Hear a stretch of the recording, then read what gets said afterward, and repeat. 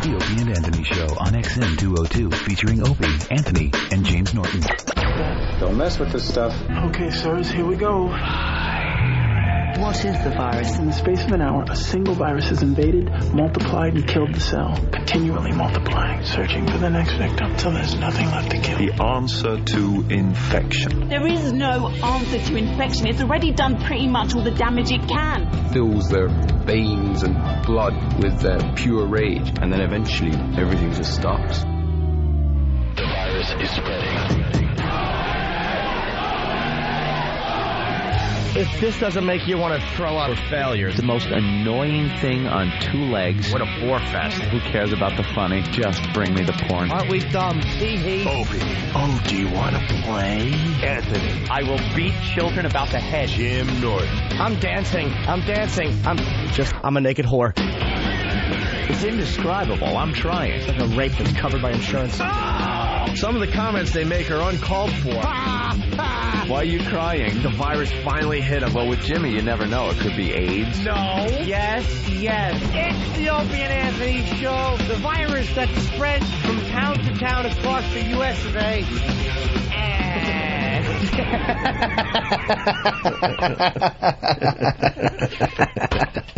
I hate you. But enough of this palaver. Let's get the show on the road.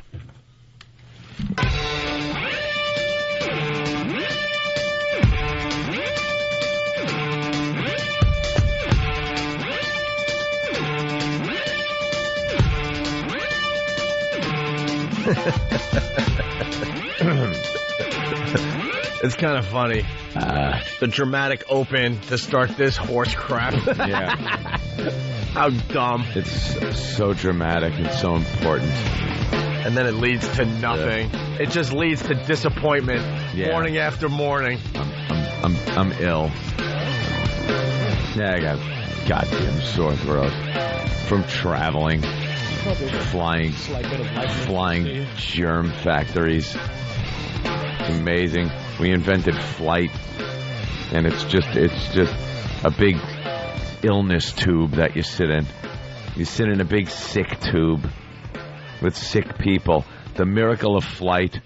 Isn't it possible you got sick just being in West Palm Beach by somebody else? No, I didn't see anyone coughing or sneezing on the plane. I didn't have contact with anybody. It doesn't matter. And you're the only one that got sick on the plane. Animals you on and the Jimmy. plane. Animals. That's what flies these days. That's what gets on the planes. You ever hear that? It happens all the time. 20 people were sickened by some Ungaga Gugu disease because somebody in India got on with it. Right, wait a minute, dude. What? Are you delusional? Are you on like some kind of cold medicine? I took the same flight with you, and I didn't see any Google people on our flight. He just made up a group that was on it. The Apocalypto people. I saw nothing but white people coming back from West Palm Beach. I'm not talking about my flight in particular. I'm just talking about. Oh, you're saying some Google people left something for you on the white people flight? They left it. But what does that have to do with? Maintenance couldn't vacuum it up. But what does that have to do with you being sick today? Because there's always sick people on the planes. Yeah? Always just sick people. Coughing. Hate them. You really do sound vulnerable. I just try. He's all trying his best to be up with a soldier. I'm the same way. I'm sick bathroom. I wash my hands. I try to be, courteous to people. And they're just hacking in your face and coughing in their hand and grabbing doorknobs. And what a bunch of friggin' animals. You didn't get sick on the plane, though. Yes, I did. No, you were getting... so you're... On the way there. On the way there, all right. Because I know you were starting to feel the sore throat and stuff when we were broadcasting from West Palm Beach. You sound like a jazz DJ. Yeah. Can you dig it? I knew that you could. Shut up, Billy Crystal. Oh, yeah, baby bird. Yeah. Yeah, Patrice goes, by the way, let's set the table here. Patrice O'Neill in for Jim Norton. Jim Norton's out there in L.A. getting ready for the Porn Awards. I guess he's got some rehearsals or something. I don't know. I don't know how they prepare for the Porn Awards, but he's doing that today. And this is the Opie and Anthony Show. And Patrice sits down and goes, what's this baby bird all about? I'm like, thanks. Thanks for the support, Patrice. It's only the biggest thing we've done in the last 2 years. We think you're kind of close to the radio show, but I guess not. Dude, you up at, if I don't have to get up at 6, it ain't going to happen, man. It ain't going to happen. I can't get up. I understand, but there is, websites. This thing is all over the place. That's why, at least I asked you. At least there's enough people that love you guys to tell me. There you go. Just keep an eye on that monitor. Well, I wanted to set it up, so could you pause before he sees what he sees? Because we still got to try to do this and make this make sense for radio. And there's maybe a few people out there that still haven't heard about this. What? I'm trying to figure out. Patrice, we do the eggnog drinking contest every year, okay? There you're looking at Pat from Menaki. The champion. He won again, and I think he was attempting his 76 shot. I'm not sure, but he set the record. Okay. It's double shots of eggnog. He did at least 75, okay? And then he was ready to just get rid of all the eggnog, and he's a diabetic, so he's got to get the sugar out of him. Oh no! And by the way, he's a professional because he doesn't stick his fingers down his throat. By the way, he just drinks until his stomach can't even hold any more liquid. Okay, so we had Joe Rogan in here, and Than is important to this as well. Joe Rogan goes, I got an idea because people were puking like crazy during the contest. We had this guy Pat Duffy.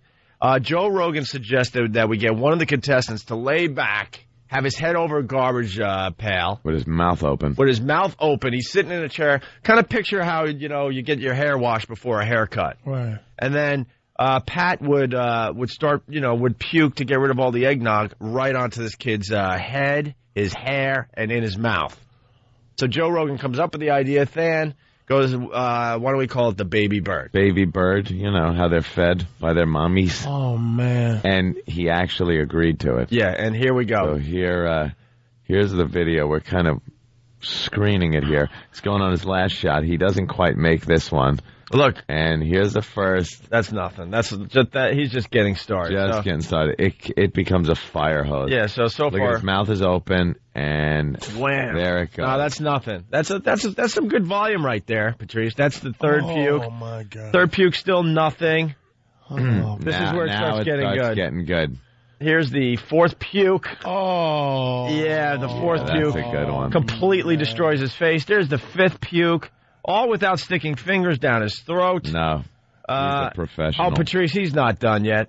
He's puked 5. There's 6. Look at the volume on the 6th puke. Just amazing. Almost looking like a bucket of eggnog just being poured on the guy's head. Oh, my God. Just covered. I think he's got one more in him. And he's got the 7th and I think final puke to get rid of the eggnog from the eggnog drinking contest. Yes. Yes, there it is, Patrice. Man. The baby bird. There it is. 7 pukes. That beat the mousetraps? Oh, please. Oh, yeah. Please.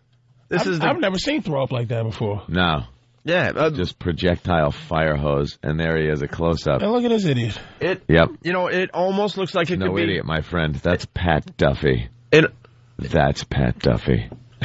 Yeah, say his last name, too, to help his... Pat Duffy, the idiot. Well, the kid was a real trooper, and now he's going to intern for the show in January, so...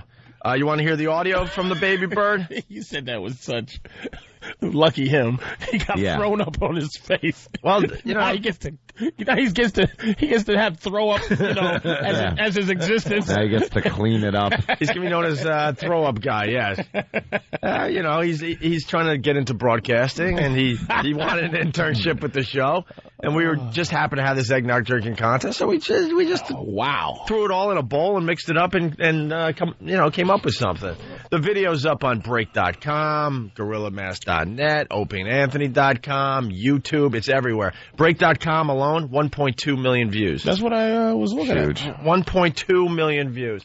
Here's the audio, because the audio is just terrific, too. He's just drinking now. He's up to 76. Uh-oh, here we go. Here it goes. Oh, God. The baby bird is going down. The baby bird is happening. The baby bird is happening.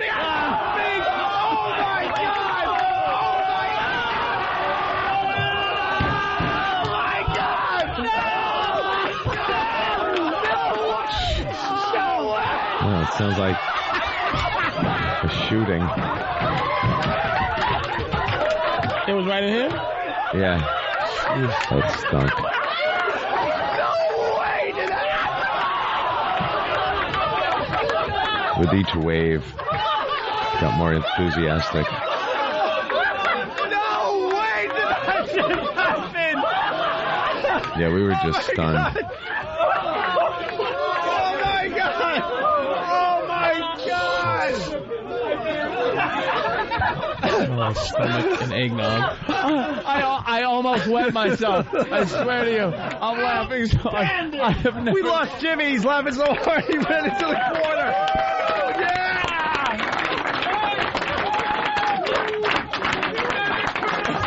A thunderous round of applause. Down goes Pat. Down goes Pat. He's wearing puke blackface. That was the greatest moment in radio history, period. Yeah, it's impossible to top that. Yeah, that's impossible. That's going to be really tough to top. We had, Patrice, at least 30 people in this room, maybe more. It sounds like a lot of people. I started looking around again in this empty studio, like just picturing. I mean, we had like 10 or 15 guys only on, back here alone, and then we had like 10 contestants and guys with cameras over here and people on the couch. It was Rogan was there? Yeah, Joe Rogan. He brought all his mass murders with him too? No. He didn't have the hit squad with him this time around. No. But he's done the Fear Factor. He said he's never seen anything like that in his life. So we impressed Joe Rogan, which is pretty cool. Wow. Yeah. Hey, can I get a password for this? Does somebody have a password so I don't have to stare at a blank screen? Yeah, can somebody get Nancy Grace her password, please? It's some goddamn... I know. No, Rita Cosby. Rita Cosby. Oh, my God. I need a password. Jesus, Scatman Crothers. Somebody get him a password. It's Scatman. Yeah. Actually, I was a jazz player all sick and dead. in New Orleans. I was a jazz artist in New Orleans. Just relax there. I got my saxophone. Be off. Yeah, let's be honest here, man. Ant's miserable. He's got a sore throat. Oh, I'm so miserable. He's convinced some goo-goo people or whatever got him sick on a plane somewhere. Yeah, it's always something. He wants to not look at a blank screen, and he's not going to take his coat off today to do a radio show. Because it was cold. I get cold and I'm sick. It's getting a little warmer in here, actually. Yeah, I'll take it off. I take it off like after an hour of the show. All right. I do that. All right. So there's somebody's going to crash their car this morning. There's somebody in the car like, listen to me. Can I get my password, please? Yeah, I just need my password. It's just miserable. Oh, yeah. Give me my password. It's that funky time of the year. Suck it up, soldier. I do. I show up. Yeah. That's it. That's all I got to do. Is it getting better or worse? It's worse today than it was yesterday. What kind you got? Like a sniffle one? It's sore throat where you wake up in the morning and it feels like a porcupine is in your throat. Oh, just sore throat, no stuff? Sore throat. Not really stuffy, but... You all right then. It's just like, yeah, but I do radio. Talking helps. Hey, don't get sarcastic with me, man. The ability to speak. I'm trying to care a little bit. I know, he's miserable. He's going to take it out on us. Radio, fat boy. Jeez, I'm trying to just be friendly, no password. Sit there with your fire throat and burn. I can care less about your inflamed Adam's apple. You're right. He was just trying to be, a nice guy and feel for you a little bit. I got my own problems. Yeah, we all do, right?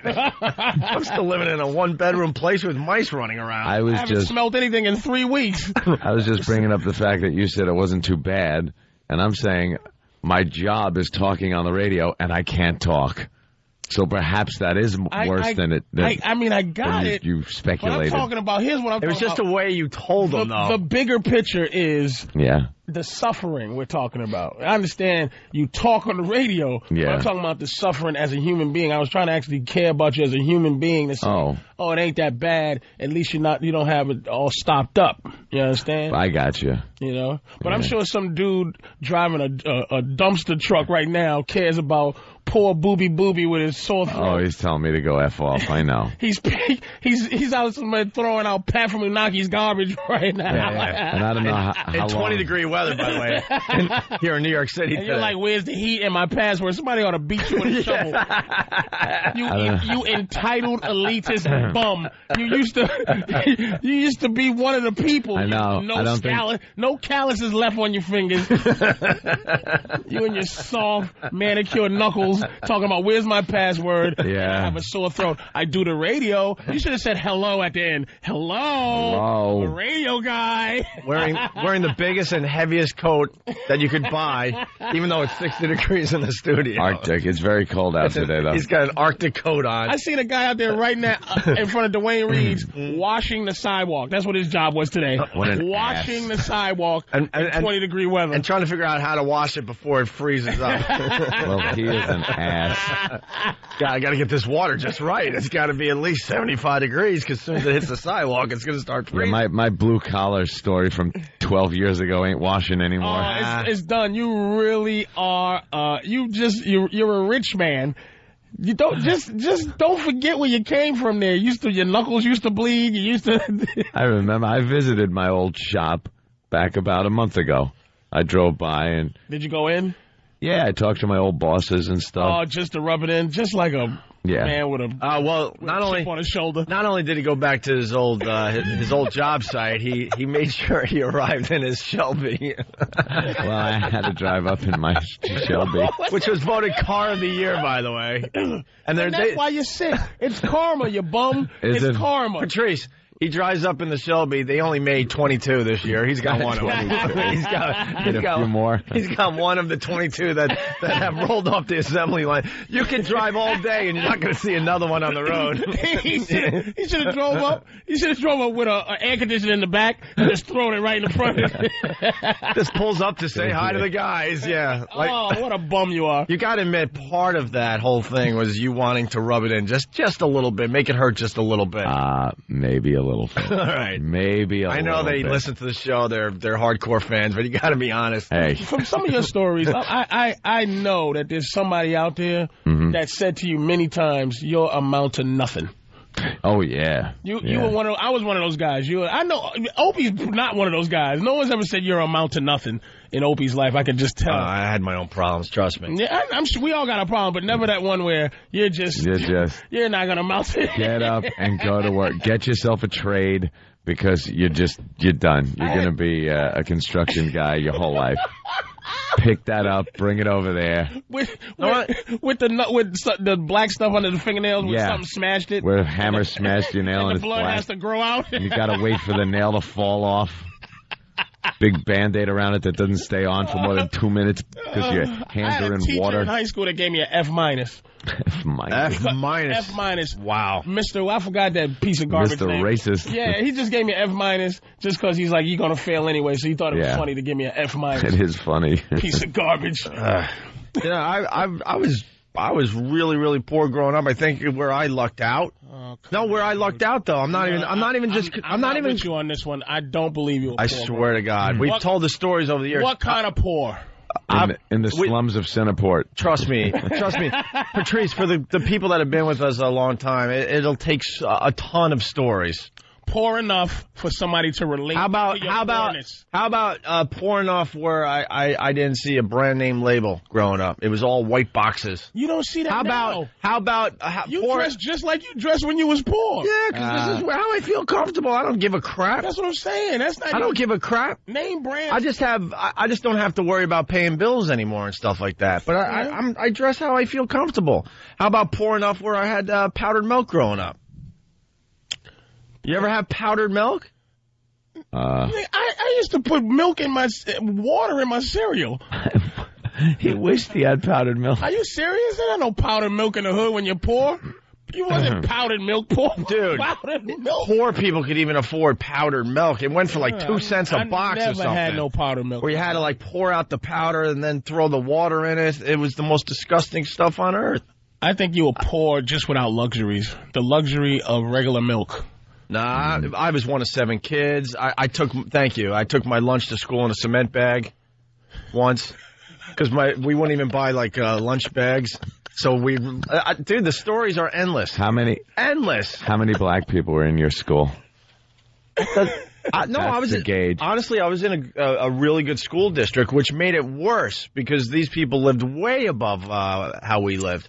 They were driving to school in these ridiculous cars, and I think I finally got a car when I was a senior, but it wasn't a brand new one or anything like that. It was a Dodge Aspen wagon that was about 20 years old or something like that. Dude, the stories are endless. But the point I'm making, where I lucked out was I went and caddied and made like ridiculous money as a kid. Golf caddy. Yeah. And I was able to, get, enough money to pay for my own college, and then, got into broadcasting and all that. Oh, poor baby. No, I'm not crying. I'm not. Sound like you beat the Nazi concentration camp. Yeah. No, dude, I'm not. I don't want anyone to feel sorry for me today. The point I'm making is like, Aunt and I probably grew up about the same, level. But he went into it like you had to do all these crappy jobs, and I lucked out because I probably would have had to done the same type of jobs. But there was a golf course close, and I took a shot and went up there, and I just lucked out because I lived close to a golf course. Well, as a kid, that's all I'm saying. As a kid, my mom was able to bring us up. We only had the three of us, 3 kids and her. So she was able to bring us up with, name brand Del Monte, Del Monte cans in there, not the regular labels that just say Beats. Oh, no, my label, Ours said Peaches. We had Green Giant stuff. Peaches and Elio's Pizza and all kinds of good stuff like that. Mine said Peaches and black lettering and the rest of it was the white label. No, my mother would never buy that. It was a big thing growing up. Yelling for you outside the window for the spaghetti commercial? And always Ronzoni Sonobuoni. Always Ronzoni spaghetti. She always made sure, like, we had the best Christmas. I don't know how the hell, what the hell she was doing. Yeah, we had good Christmases. To make the money. But, boy, we had great Christmases. You ever asked her how she made ends meet? No, she was a waitress at a disco out in Long Island. Cocktail waitress. She looked. My mother used to be hot. She looked good. Still is hot. She made a big tips. It was all on tips. Oh yeah. Aunt's mom is still hot at her age. She was doing. Seen his mom. His mom was a cutie pie. She was doing the cocktail waitress thing back in like the disco days. So it was all just like these coked out businessmen and everything. And hey, Rosie, and they'd slip $100s. She wasn't doing no like drug mule stuff or nothing. I don't think any drug mules. I don't think any prostitution or nothing like that. Jesus, I wasn't prostitution. Aunt's mom has an unbelievable personality. She has an unbelievable personality, and it was probably known she's got some kids at home she's trying to raise, and then these guys did the right thing. That. They just trying to get in her little cocktail really? Cocktail waitress outfit. You think they were working it that way? Oh, they were working it that way. Yeah, What'd your father That's how they did it. My father went out to California, got away from the whole thing. Yeah, he went out there when he was, I guess, in his 30s. He just left the family. You want to be a cowboy. Yeah. I think I'm. It's like family. I might know about you. Went out to be a cowboy, but I went out there and lived with him for a while too. Oh well, that's. I was almost with you. Yeah. No, I actually grew up 10 blocks from my father and never met him. Yeah. Wow. I found out some dude that I didn't like growing up was like half brother. Are you kidding? Yeah. Just a guy you hated? Just some dude that I hated, right? How bummed out were you when you were like, I'm related to this guy? I almost did some old white soap opera stuff. Yeah. My mother was, she was young, 21. And I think my father was way older than my mom's. And she was like, I saw your dad today. And I go, who's this person? I don't know no dads, So she goes, yeah, a guy named, Wiz. I got to change his name. A guy named Wiz. I go, they call him Fat Wiz. I go, yeah, I know Fat Wiz. I don't really like him that much. Well, he's your half brother. So my father's living with the family of Wiz, older than me, and doesn't know that my mother was like side, that he was cheating on his family with my mom's.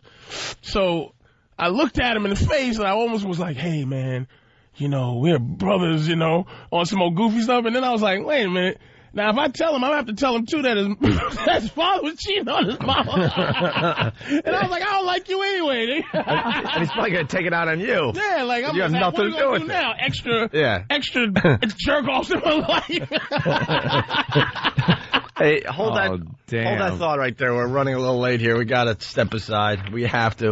We have lots to do today. Patrice O'Neill in for Jim Norton. It's the Opie and Anthony Show. The 2006 Eggnog Challenge will replay on Friday, December 22nd, the day after Opie and Anthony's appearance on The Tonight Show. For video of the 2006 Eggnog Challenge, including the infamous Pat Munaki Baby Bird video, go to opieandanthony.com or foundrymusic.com. Hear what everyone else is talking about. O&A Uncut and Live, continuing the show on XM Satellite Radio starting at 9 a.m. Eastern. Visit xmradio.com to subscribe.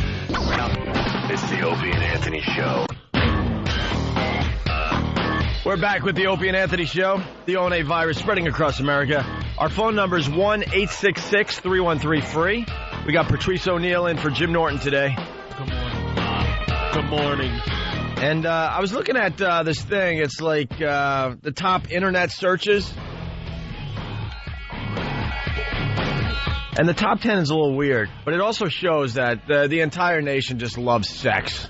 We just love sex. Oh, yeah. We love sex on the internet. We love sex on the radio. We love sex on TV.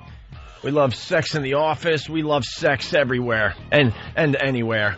I love that, the number one. I don't know if you, number one. Yeah, we'll get into that really fast. I just want to quickly do the list. I don't want to. Number 10, top internet searches, the word Christmas. Of course, holiday season.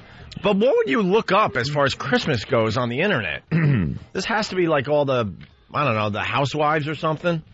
Just Christmas? Yeah, that's like one of the top internet searches today. Probably, you know, recipes, Christmas, anything that, you know, Christmas, holiday cooking, holiday ideas for decorating, probably just covers an entire... But I guess what I'm getting at is, like, dudes are not throwing Christmas into a search engine on the internet. Well, what do dudes search? That's why, read the rest and you'll see what dudes are looking at. I know, I understand That's why Christmas is number 10, because look at what's number 1. All right, so Christmas is number 10. Then you got the Nintendo Wii. Do you got a Wii yet?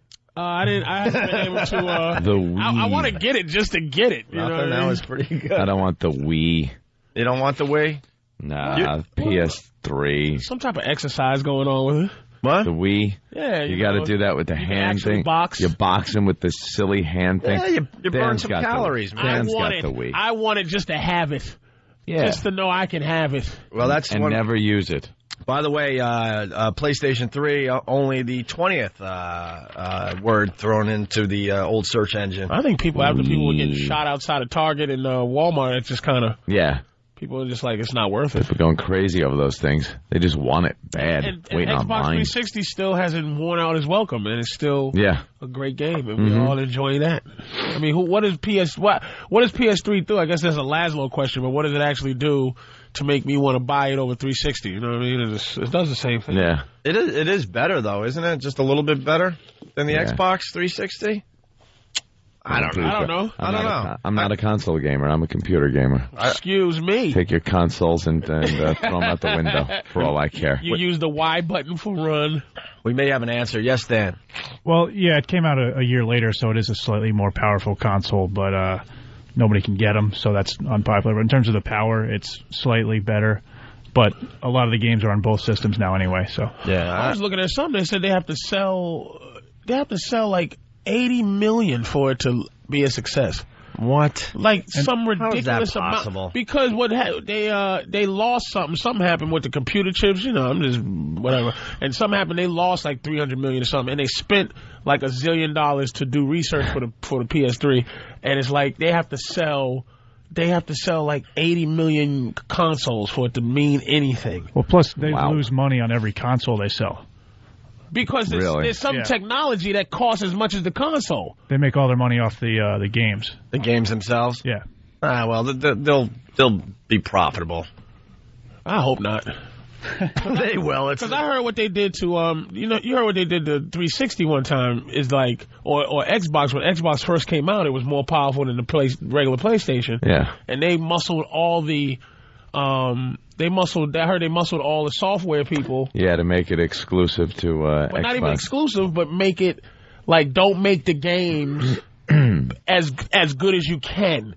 That's why Microsoft games and Bungie games were so much better. Like Halo was a Bungie game, was so much better because PlayStation was like, all right, look, if we let you have same titles and all that, you can't make it better. as good as you can make it. And ever since I heard that, it could be a urban legend, I was like, good, I hope PlayStation flops. That reminds me of the biggest disappointments when you used to, play Pac-Man when you were out, or Asteroids, and then like Activision came out, and they offered those games, and you'd pop them in at home, and they were different, it was the worst version of like Yeah. Pac-Man, like this big dopey Pac-Man, and it wouldn't work the same with this stupid controller. It looked different. It moved different. Was that a copyright thing? Because Atari did the same thing. They just couldn't put that kind of software that's what it comes in a out home of? system. Yeah. And, your home television was pieces of crap back then. Right. So you didn't get the resolution. I used to get the big dopey screen, this slow-moving Pac-Man. How come they it was can't horrible. make, you talking about the console, how come they can't make what you play on? Why don't they how come they just can't just put a joystick on that and then that's what we play with? Call it PlayStation 4. PlayStation 4. Like, why can't they just do that in a console? It's the upgradability of computers that are great. Like, if new games come out that use new technology and you need a new video card, instead of having to go out and buy a new gaming system, you open up your computer, you pull out the old video card, you throw it away. Or if you need more memory, you go out and you buy more memory, and your game runs smoother. You can just update your own system. And you do that up until the point where your computer can't take it anymore. Then you throw that away, and you buy a brand new computer and start the whole system over again. You should, Anthony, his system is so ridiculous. He's got these massive fans and stuff that are cool. He's got a cooling room. It sounds like a power plant in my house when I kick over my computer. There's like turbo fans. Anthony loves his computers. I love that that's one of the things I like about being a dude. Like, the one thing is that we have so many void fillers. Oh, yeah. It's like, my birthday was yesterday. Happy birthday! Thank you. So I'm 37. In white years, I'm 90. I was gonna say that was. I'm 99. I'm glad you did it to yourself because I was going right for it. That's horrible. I'm a 99-year-old white man. Isn't the life expectancy for you guys like 33? It's like I really am. I should have a cane right now. You're an OG. I really did live. Past where, whatever. I don't want to die yet, too. No. Credit. I would have. 2 years ago, I'm like, baby, I'm ready to go out, man. I'm standing on the thing with two guns, like, come on, kill me, baby. But it's like I still sit there, and you figure, how you're immature, grow up. Yeah. And I'm just sitting there on my little chair playing. Fear or a Rainbow Six. Exactly. It's just you sitting there. I was talking about how I was talking about on stage how guys. One of the good things about guys that people just don't understand is that we have no shame. We have so much fun that means nothing. Like right. I daydreamed I was a Hall of Fame running back. The other day for 4 hours, for 4 hours, and I wasn't asleep. It was a daydream. I was completely up, and I just was looking in the air, and I was shaking people, and I dreamt I was this dude named remember the dude from Road Warrior, the villain from the Road Warrior, Humongous, the Humongous, yeah. And I'm Lord of the Wasteland, Humongous. The Ayatollah of rock and roller. And so I'm thinking I'm this dude named Humongous, right? Playing football. I don't talk. No one knows. I don't speak. Someone found me, and they just unleashed me on football. Right. I was this football player named Humongous, and I'm putting people in the hospital, and they trying to interview me, and I don't talk, and I wear a mask just like the Humongous. And it's just a daydream. For 4 hours, man.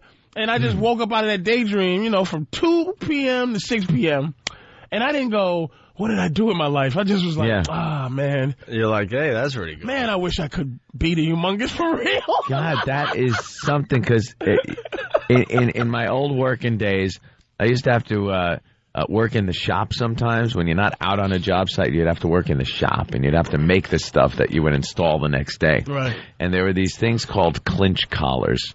They're little round things that you cut into the ducts that you then connect pipes onto. Right. It's like a little branch line. So to make these things, they're flat. And you got to take them and roll them through a roller to curl them, and then you stand by a stapler, this huge Bosch stapler that we work with your foot, and all day staple these round tubes together. Oh, man. Your mind does not have to be there. Doesn't even have to be there. It's purely a part of your brain that is like breathing or heartbeat and or there's something. No way to staple your hand. There's no way to do nothing wrong. You really have to work at it to screw yourself up because the space that the metal goes in is very thin. So, and the thing loads up with like a day's worth of staples. You don't even have to change staples. And you got a pile of this crap next to you, and you know what your entire day is going to be. So I would stand there and just do exactly what you would do. I would daydream, and mine was that some alien like race came down to Earth and gave me all this really cool alien technology, and because there was this war going on, but they couldn't, and these other aliens were going to take over the Earth. Right. So, but these other aliens couldn't get involved with the aliens that were going to take over the Earth because they didn't want war with them. Like so Russians. they gave us all this. Cold War. Right. It was a Cold War alien right. thing. Okay. Exactly. So they gave me all this good, like, space crap. Like the Koreans. And I got my buddies, and we would, like, go up in our spaceships and, kick some alien ass. And there I am. Stapling, but I'm saving the Earth at the same time. I'm in my spaceship. Anthony Rogers in the 21st and a half century. Click, stapling away metal. You gotta do what you gotta do to get through the day, bro. And I think a girl would shoot herself in the head if she really knew what was going on in her head. She had to do that. Like everything that they do is based on like actually having something tangible to do. Dude, 8 hours. Read 4 hours. I was humongous, the non-talking football player that the NFL had to figure out what to do with me because everyone would get hurt. Right. So they got to change the rules because you're that damn good. I was not only good, like anytime I hit you. Yeah. A stretcher had to come out. The helmet and the shoes would fly off. And the announcer, ladies and gentlemen, you must hit another one. Like, then, just flashes going off in the stands. And then one game I was playing, I was playing a team, and I was the captain. I would just go out, and they had a bunch of guys, and this guy was psyching himself up, really like, yeah, you think we're scared of you, Among Us? And he slapped me in the face and spit on me. And I looked back at the team, and his team was like, oh my God, and my team was like, messed up. Thank God you're on our side. Not humongous. You just slapped you. Oh no, you didn't. Hey, Bert from Philly on the instant feedback. Anthony and Space Hitler building the Fourth Reich. And you had so much time that you'd have to get every detail in your head right. Like the smallest detail had to actually have some type of realism to it.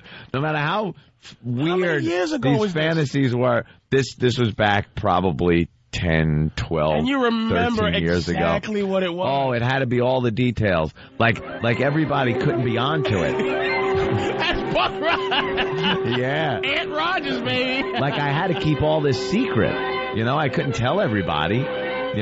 So everything was in my... You said you had... Yeah, you said you had... just my closest buddies. It was you and like my close about buddies. 3 dudes. Yeah, 5, 8, just people I knew, like buddies that I could trust. And that's all you needed for the mission. But everyone else, it had to be a secret. So I'd have to go about my daily business. But, when the crap would hit the fan, we'd have to hit some secret tunnels and get to the ships and, launch and kick some ass. And you play this out in your mind. All afternoon long. This would go for 8 hours. 10-year-old daydream. This would go for hours and hours on end in my head as I just chickung staple, chickung, and I'd be annoyed like when lunchtime would come around and I'd have to stop stapling and talk to people because I'm like, dude, I'm kicking aliens. Wait a minute. What did the aliens look like? You know what they look like. What they looked like your typical kind of hack aliens. They were like long, your typical big head, big eye dudes. They call them the Greys. The with the big eyes and stuff. Right. The Close Encounters face. Yeah, that kind of stuff. And they had some kick-ass, equipment, and they would like hide, on the other side of the moon and stuff like that. And I gotta go zip out and kick ass and come back in time for dinner. Who were you in your daydream? Did you become better than you were? I was a tin knocker. No. You didn't By day, I upgrade still from Tim Knocker. I still had to go to work. I had to keep my cover. It looks like you had like a Superman thing going on. Yeah, I had to keep my cover. You were kind of like a Clark Kent Tin Knocker type dude. Not only was it a spaceship. If you expose the aliens, I mean, if you expose, why didn't you expose this to planet Earth? That would destroy our whole way of life. And how did you? you build? Where'd you get the materials for the laser beams and everything else? The aliens. The Cold War aliens that were against the aliens that were attacking Earth, they gave me all this stuff. They built all these underground bases. I'd have to eat the details. Oh yeah, underground bases that were like deep below the Earth and take elevators. Anthony. Wait a minute. So when you was thinking, right? So when you're doing the stapling, right? You're like in your head rationalizing every little detail. Make this logical. Like, okay, where would I? So you were saying, where would I hide the ship? Yeah. And it goes, underground. Underground. But they built the underground thing for us. They did everything for us. They're the coolest guys. Those aliens, and they built everything. And they told you we can't get involved. Yeah, we can't get involved. Why couldn't they get involved again? Because then it would make war between the two, and they didn't want that.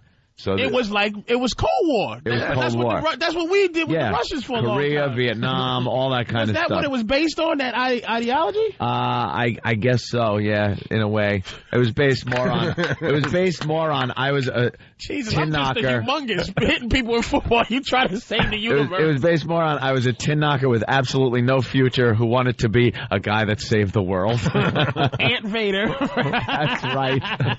That's amazing. Oh, man. Hey, we're going to get back to the internet. I haven't thought of that in years, though. That's very funny. You bring up humongous. We're going to get back to the internet search list here after the break. So far we got fag. How old are you? 10. Yeah. You got to get your imagination rolling. Come on. Ann has an unbelievable imagination. We know that by now. Top 10 searches. So far in 10th place we got Christmas, and we only got to 9 Nintendo Wii. It's the Blu-ray technology that's screwing up the profitability of the PS3. By the way, yes. No one knows which way it's going to go yet. Yeah, but Sony's got the Blu-ray. But that's that came in a million times, and that is correct. That is why it's going to be tough to make a profit anytime soon. By the way, I can't upgrade Pal Talk because I need an administrator permission. Which these computers are, come on. I flew spaceships against alien races. I can't get into this computer. Where they at? Maybe they can help. Maybe that password's underground.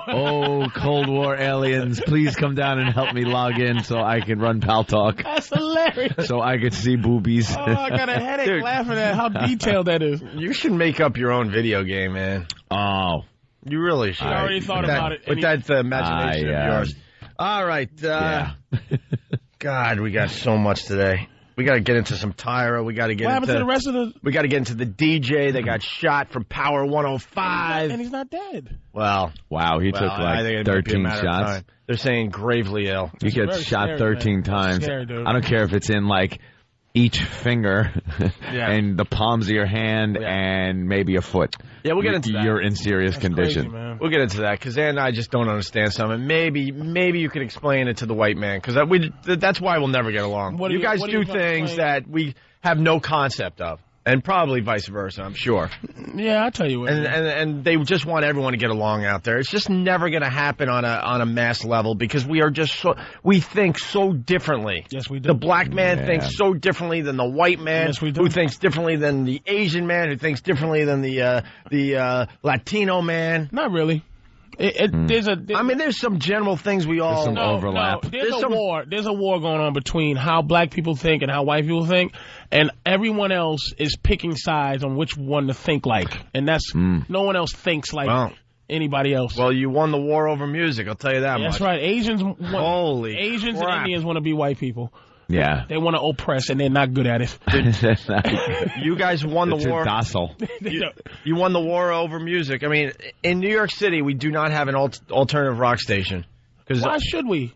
Well, because alternative rock used to be huge. Rock in general used to be huge. Like Freebird and all that stuff. But now, like, the hot music for the 18 to 34-year-old males out there is the good old hip-hop. Well, yeah. To dress hip-hop, to listen to hip-hop? Because it's a music that you can actually, you can do something to in terms of dance. You can't really, like, I love the song. Stop thinking too deeply into it. It's a trend that is happening. It's all going to hip-hop for now.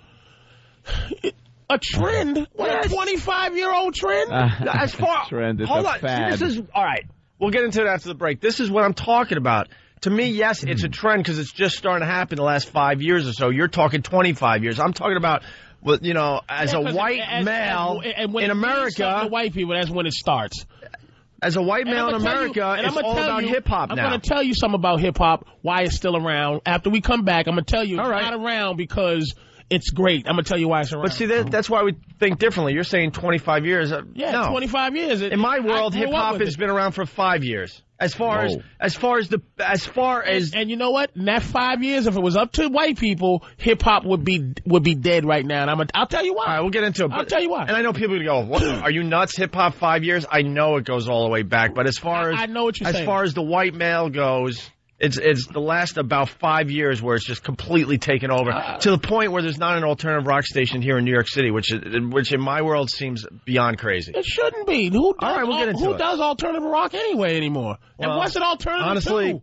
Honestly, there's not a lot of great bands out there these days, but as far as the rock bands, but I don't know. We'll get into that. We'll get into the internet search list because there's some really, really good things on here. A lot of hot pieces of asses are being searched every day. I know about why a couple of them, but All right. It's the Opie and Anthony Show. Patrice O'Neill in for Jimmy Norton. Oh, jingle bell, jingle bell, jingle all the way. It's the 2006 Homeless Shopping Spree, only on the Opie and Anthony Show. Coming soon to a snooty mall. Maybe one near you. Whoa. The Opie and Anthony Show will bring a busload of homeless degenerates shopping for Christmas presents. And you, of course, are invited to watch and shop along. Golden Buns is gonna get busy. Immerse yourself in a time-honored tradition. Enjoy the holiday spirit and the stench of booze and vomit as we partake in another homeless shopping spree on the Opie and Anthony Show. Bye! It's the Opie and Anthony Show. Yeah, we're back with the Opie and Anthony Show. We're looking at the trailer for this new movie, 300, that's coming out soon. And Patrice is losing his mind. Anthony's losing his mind. Saw it on Fark this morning. That could be the best trailer I've ever seen. It's amazing. Saw it on Fark. It said, best trailer you're going to see. It's amazing. Clicked on it and was like, watched it 5 times already, the trailer. It just looks really cool. It's the guy that did Sin City, Frank Miller. He wrote, he didn't write it. He wrote it. You write it? I know he directed it. Did he direct? If this movie is bad, I won't go to movies anymore. I'm telling you right now. You'll retire? I'll never go to another movie. Because the trailer looks so damn good that if the movie is bad, I'll be pissed. I have to see it right now. Yeah. I have to see it right now. Where's a print? When's the movie coming out? Yeah, when is it coming out? November of 2018. Actually, March 9th, 2007. All right. We got, 4 months? Yeah. Oh, it has beautiful women that it's magical and it's real. Yeah. Like when you were saying it was Spartan, I was like, some Spartan thing, 300. I'm like, oh, yippee. But it's like ogres. But yeah, there's some of that weird kind of, ogre and... It's like Sinbad-y. Yeah. Oh, but then there's these Spartans, 300 Spartans that are doing some... What about this rhino ass-kicking battle? Giant rhino. Battle rhinos. Battle rhino. Look at this, dude. Some this great exciting battle sequences. Hey, can I ask you... It just looks fantastic. Can I ask the obvious question? What is the movie about, 300? Who even cares? A bunch of Spartans? I think it's 300 Spartans against like 1 million just ass kickers. Against the aliens, Ant. Well, no, that's my gig. Don't hone in on my gig. I'm saving the world in space. I thought these maybe, guys are firmly grounded. They stole your idea. They twisted a little bit and made a different type of movie here. Directed by Zack Snyder, who directed Dawn of the Dead. Oh, okay. All right. Which Dawn of the Dead? The last one with the Ving? 2004. 2004 version? The 2000... I like the one with Ving. That wasn't bad. That was a good one. But still... That just looks great. Why don't we move on? Where can we see this trailer? Fark.com, you said it? Yeah, Fark's got it up there. It's called 300. 300. I'm sure if you go to apple.com also, they got a whole trailer section. See it in high def, full screen. All right, we got to talk about hip-hop. We got to get back to this internet search list. Y'all should have never showed me 300. Now you just want to go right now. I don't want to know about hip-hop at all. I don't want to know me that movie. You just want to talk movies now, right? I need the 300. I need 300 in my life right now. Yeah. I got to have it. I kind of said to Patrice during the break that, you're kind of a geek. You don't like to lead on that you're kind of geeky. Nah, but you are. My childhood or growing up, I'm very hood, but I'm very. You're hood geek. Oh, I guess it is. Like when you're in the hood, are you allowed to show your geekness? Or is that a sign of weakness? Like I don't know. You can now. That's the resentment you have because you can now after you get close to being 40, and it's peer pressure. When you do things. But I love everything that I like. I have a visceral reaction to things. Yep. And I don't let it stop me from enjoying it anymore. I don't. It's like the Kramer thing. Like you asked me, it's like I tell you exactly what I feel. Right. I'm not going to figure out a way to not tell you how I feel. So I'm very into a lot of stuff, man. Yeah. And I'm not ashamed. I like knowledge. I like to know. Pop culture is my strength. I just like a lot about a lot of things, dude. Useless things and just that's fun stuff. So when I see something like this, man, it just I just get mad and happy to say I just wish I could have been a part. Like I'm in show business. Why didn't I know this existed? Yeah, how did you not know until right now? Someone's making maybe the greatest movie I've ever seen. It kind of just hit the internet, though. I mean, if it's on Fark is usually on top of things. I'm sure Roland will offer us the gaffer. Oh, where's Roland? Movie. No kidding. Where's Roland? He'll offer us best boy or one of the lighting techs. Dude. No kidding. We got to do movie reviews with Roland today because you got the Mel Gibson movie coming out and a couple other... Apocalypto. Couple other they just look like bombs. Abominable movie. Hey, so hip-hop. Yeah. Been around for 25 years. Yes. As far as the white man goes, in general, because we talk in general terms here, I say 4 or 5 years. 4 or 5 years. I know what you're saying. To the point where now there's no alternative rock station in New York. And someone on Instant Feedback said, well, the reason for that is because all the white boys are buying iPods. What does that mean? They're buying the iPods and they're programming their own freaking, radio station. Music got to come from somewhere, though, right? I don't think that's affecting, white people always try to figure out a way why they're ahead of black folks, but no. Nobody, grassroots stuff never dies, you know what I'm saying? That's like saying no one listens to talk radio because blah, blah, blah. It's like, why aren't you guys dead? Alternative rock is dead, but you guys ain't dead. Yeah. White people can do this magical pod stuff. Forget about it. Well, we keep reinventing ourselves. You got to kind of... You don't. Yeah, we do. White people, this is what white people do. We keep as far as a talk show, we do. As the white man, we don't reinvent ourselves? No, white people don't reinvent themselves. But as a talk show, we certainly do. You talking about you guys? Yes. Yeah, in general, I'm not If you keep doing the same radio show day after day, eventually it's going to catch up with you, and you're going to be, pushed out the door. I thought you were just talking culturally. I'm about to say, get over yourself. But in terms of the show... I get it. We steal from the black man. I don't know. Whatever. You guys come up with all the good stuff, and then we take it from you. Well, I mean, look, hip-hop... I know. Hip-hop would be destroyed. I'm going to tell you something. The only reason hip-hop... Because if you notice, hip-hop really... There's 5 elements, or 4 elements. One, graffiti, breakdancing, DJing, and rap. Right. 3 of those is almost... You don't really see anybody breakdancing anymore. Extinct. Yeah. And graffiti not anymore. DJing is not what it used to be. You don't see guys, rappers don't have a DJ like they used to. No. Rap was on the way out too, but the only thing that keeps rap going, and no offense to the guy, he's a big star, but say a Will Smith, right? Yeah. When Will Smith makes music where white people think that they know black people now, like when he makes music getting jiggy with it, Yeah. And it's like something that white people go, oh, we don't need black folks no more because we now know it. So we don't need to have you around. So we're going to take it and we're going to commercialize it and we're going to destroy it because now we like it. But that's why people, as long as young black angry kids are growing up, man, and that's the only way you'll destroy hip-hop is if young black kids become happy and we tap into our happy part. But as long as there is a happy part, you guys just there is a happy part. You guys just ignore that. As long as there's anger and as long as there's somebody where a white person goes, I don't understand. As long as there's a kid that's angrier than white people's understanding, where you go, yeah, Jiggy, I get it, yeah, and then some kid just, some new violence they invent, right. new violence, just new anger, and that's why rap still lives, because there's constantly some kid who's just under the gutter, who just is hungry and angry, and that's a way. So I'm gonna tell you, rap would have been gone, but 5 years ago, when you heard it, it's because getting jiggy with it. No. That works both, but that works both ways too. I can't touch this. That crosses racial boundaries. Yeah, too, you're kind of insulting the white man with the Will Smith thing. I mean, we understand that is completely commercialized hip hop. We're not stupid. So what about Deep or Young Jeezy? You know who Young Jeezy is? No, I understand. Exactly. But to use Will Smith as an example, I use Smith is the song. You're intelligent by saying we learned rap by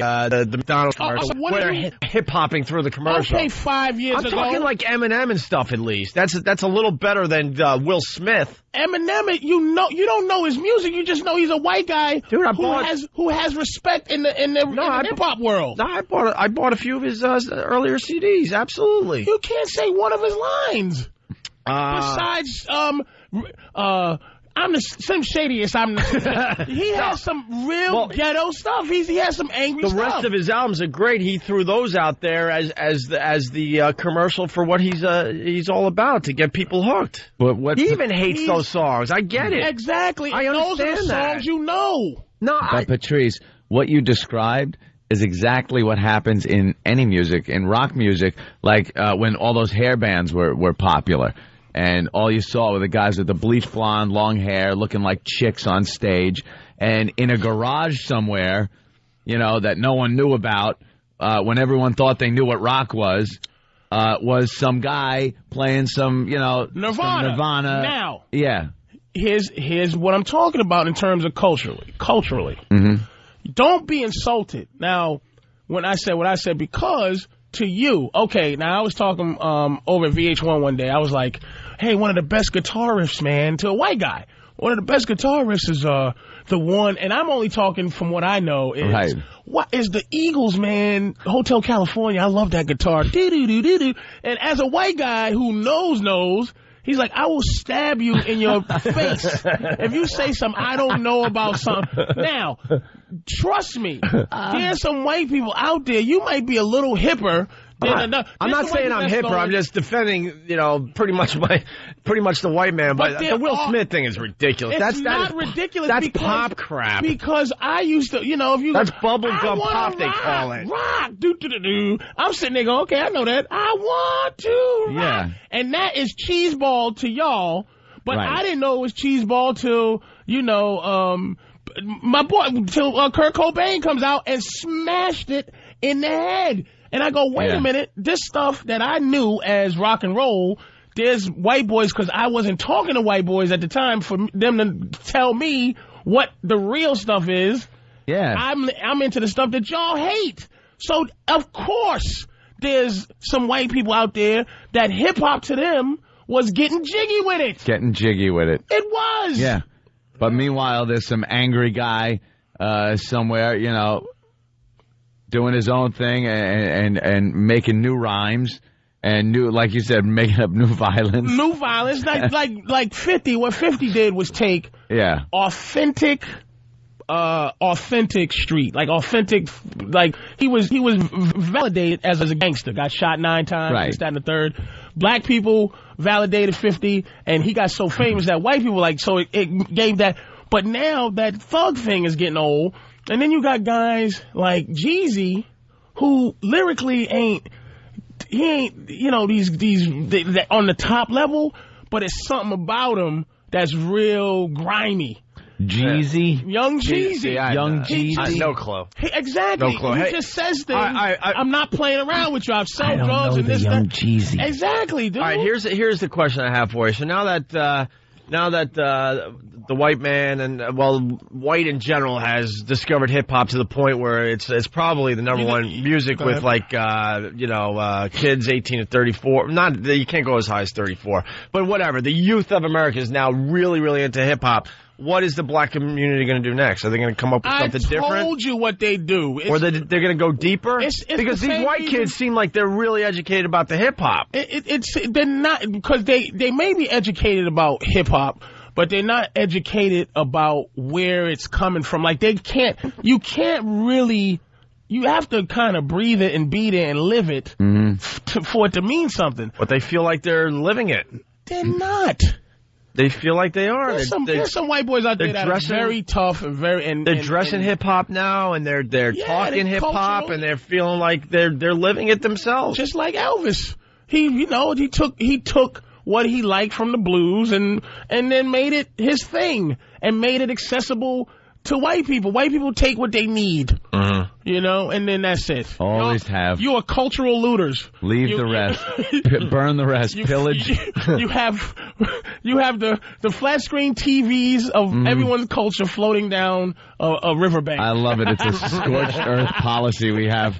Take what we need and just leave a swath of destruction behind. I love it. Day. Just come on out and do your thing. But I'm telling you, if you don't know. I mean, there's some white guys. Again, I'm generalizing because Eminem is really like a redneck kid, but he got accepted by the black community because he can really rap. Because he was really good. Not many white rappers getting accepted by the white community. I can't think of another one. Bubba Sparks got accepted. Paul Wall is accepted. Paul Wall, a Southern guy. I couldn't tell you. Vanilla Ice was for 10 minutes. For 10 seconds. Before Suge got a hold of him and hung him over a balcony and said, there you go. Pay up. And that's pay up, white boy. That's how you know Eminem probably is legitimate, because no one's really hanging Eminem over a balcony. No, it's sad. The top 10 songs in America, I'm looking at the list. I like to think I'm hip when it comes to music. I've been doing this, freaking DJ thing for a while now. Yeah. We Fly High by Jim Jones. No Clue. Shorty Like Mine, Bow Wow, featuring Chris Brown and Jonta Austin. No Clue. These are the hottest songs in America. Lips of an Angel by Hinder. No Clue. How to Save a Life by The Fray. I've heard that song. Wait, isn't Hot 100 something like... This is like pop songs. Different than... No, these are the pop songs, eh? And even the pop songs are R&B. Wind It Up by Gwen Stefani. I heard that on the Billboard Music Awards. My Love by Justin Timberlake featuring T.I. That's a black song. I haven't heard that. Fergalicious. Unfortunately, I've heard that by Fergie. And that's a complete ripoff from Supersonic from J.J. Fad. Who? Exactly. Get me a little rascal. Exactly. Get me a little rascal scooter. Exactly. Smack That by Akon featuring Eminem. But this goes to show you're not reaching out. You're not reaching out. I Want to Love You, Akon featuring Snoop Dogg, and then Beyonce with The Irreplaceable. You're not reaching out? I got to change some of my presets. No kidding, man. And the reason I will say this. Growing up, when I was a teenager, I knew a lot about white music because they used to play it. Where do you go to find white music? It's gone. Yeah.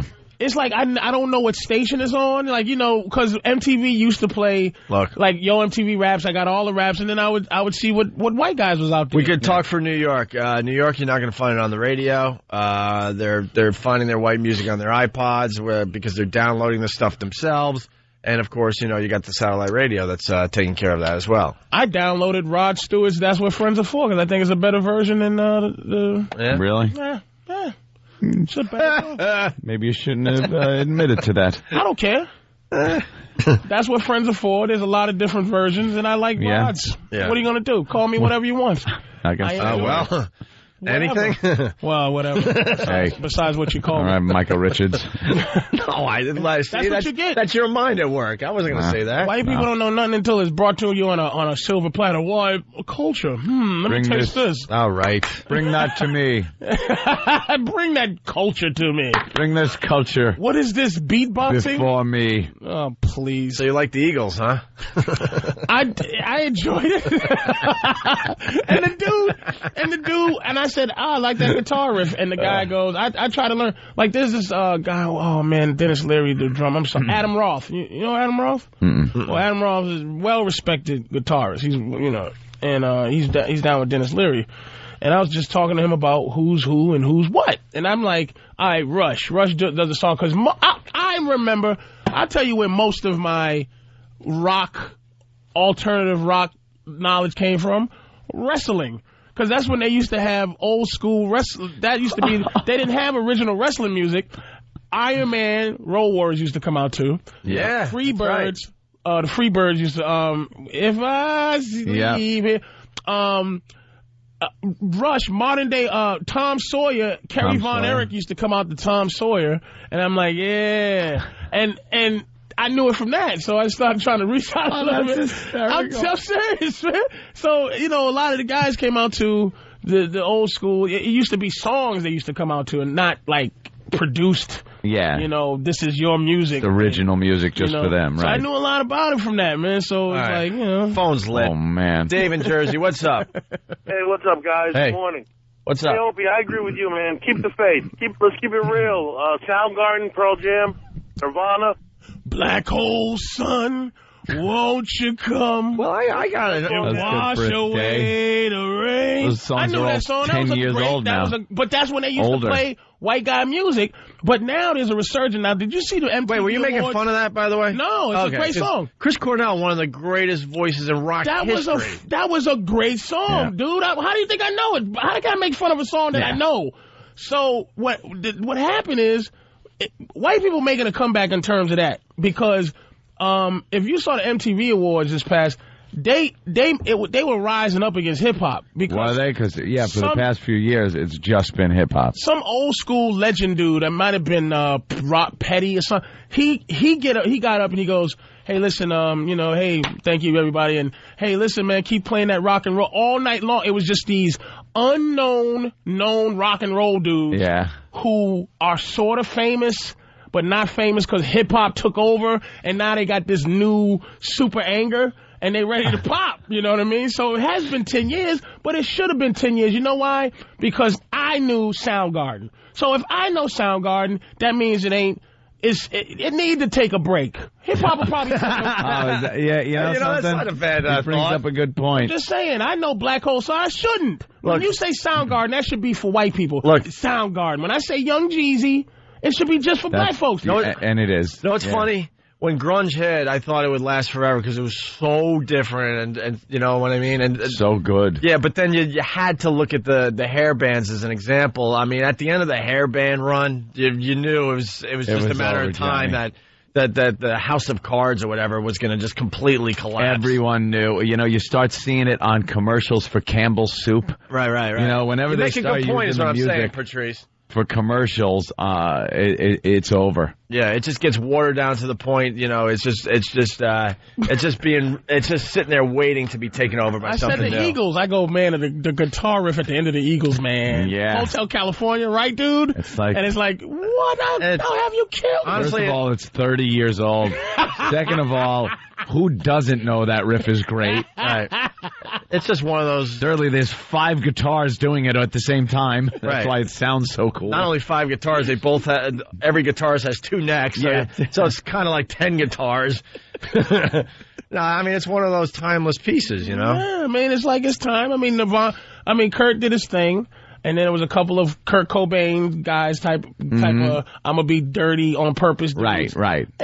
And then now it's You know what though? Amazingly, because I'm a huge Nirvana fan, there wasn't a lot of copycat Nirvana bands that happened during when Kurt was alive and after Kurt was alive. Couldn't pull that off, but the whole grunge thing. There were a few. A lot of bad grunge. Puddle of Mud, they say is a Nirvana ripoff, but in general, I thought the music market would be just flooded with Nirvana sounding like bands, and there were a few, but not as many as I thought. Why try to hit that mark when you could, do subpar and still make it in that whole grunge time? Because that's what happened. So a lot of bad bands What's your came music out. now, though? Now there really isn't it's emo. A lot of whining guys. It's whining emo guys. That's what it is. Love is a lot of crying. A lot of white boys are crying now. Oh, they're just crying their eyes out. I'm not too happy with it. It is just I'm not too happy with the white rock music scene. Wussy music. Not You're too right. happy with all the makeup coming back. I woke up this morning. have you? And a guy in the video, he's always walking slow and everybody's moving fast, and he's like, ba-ba-boo, ba-ba-boo. It's short hair and makeup. God damn. What's that guy's name? If you're going to wear the makeup, you might as well grow the hair out, because... Oh, James Blunt? James Blunt. Well, what's the song? Well, Coldplay's got a song where they're walking through the woods. That love... It's so famous. It's the Bye, my lover! No, just... the other one. You're beautiful! You're beautiful! We were just talking about this with Jimmy. Ant and I were talking in the office. We were talking about James Blunt, and Norton gets angry on such a level... Like, we were talking about James Blunt. He was so angry, like 9/11 happened again. I'm like, dude, it's just James Blunt, man. Because that is representative of white music now. That's what I know. Yep. So if I know that, then that means that we're in deep trouble. We're a bit wimpy these days. You're beautiful. Yeah, well. Beautiful. You got James Blunt, you got Coldplay, you got Snow Patrol, all taking over the world with their emotions. Yeah, My Chemical Romance is it's on the cover of Blender this month. It's called emo. It's emo. Well, they're wearing a lot of makeup. A lot of makeup. But yeah, they're all right. They're all right. You're beautiful. All right. That's true. That's so funny. They're moving in slow motion. Everyone's moving fast around them. I just can't keep up, man. I can't keep up with the world, man. You know, everything's going so fast, and I just want to live my life. I just want to slow down a bit and think about myself and my emotions, man. And just cry a little bit. It was all yellow. What? The whole world is moving past me, man. It's so fast, and look how they're kind of in black and white, and I'm the only one in color, and no one's paying attention to anyone else. The beach tide is going in and out real fast. Yeah, It's light as dark, Because no one understands me, man. I got to slow down a little bit from this hectic world. It was all yellow. What? Oh, do I want to reach in and smack him in the head? Wake up, get a job. Song. It was all beautiful. It's all the same song. It was all yellow. Oh, is that funny? White people finished. Y'all will be back in another 5 years. All right. Yeah, we'll be back. It's tough to argue that point today. We are a little wimpy, but we'll figure it out there, Patrice. Between your music and white guilt, I will be leading soon. I will be your leader. Stupid white guilt. We did a whole show on that yesterday. White guilt and beautiful will be the downfall of white downfall of Whitey. That stupid white guilt. Ugh. You're so right, man. All right, we got to do something. I don't know. We got too much to do. I don't know. All right, we got to do the internet search list because there's some interesting ones on there. Got off on a music tangent. Tyra, oh God, John Lennon. How many years ago today was it? Do the math. 26 maybe? 20 years ago today. No, that was Sergeant Pepper. Today? No, it was 20. It was 1980, right? The big anniversary was last year. 26 years ago today, John Lennon was shot. Yeah. Wow. So the rock station here in New York, wow, this is just terrific. The headline is, imagine there's a day of John Lennon's music. Oh, see, they got to fit in there. Q104 here in New York City, we'll give them a plug. We'll mark the anniversary of John Lennon's death today with a heavy dose of his solo and Beatles music. Maria Melito will feature Lennon on her noontime workforce block. You're so not important. All the jocks over there should do an ultimate tribute and just go out like him. If the paper has to write that you're doing a workforce block, that's the best they could come up with after they say your name. You're just not important in this business. Sorry, state. Wow, you mean you're going to play 3 Lennon songs in a row today? Wow, wow, setting the radio world on fire.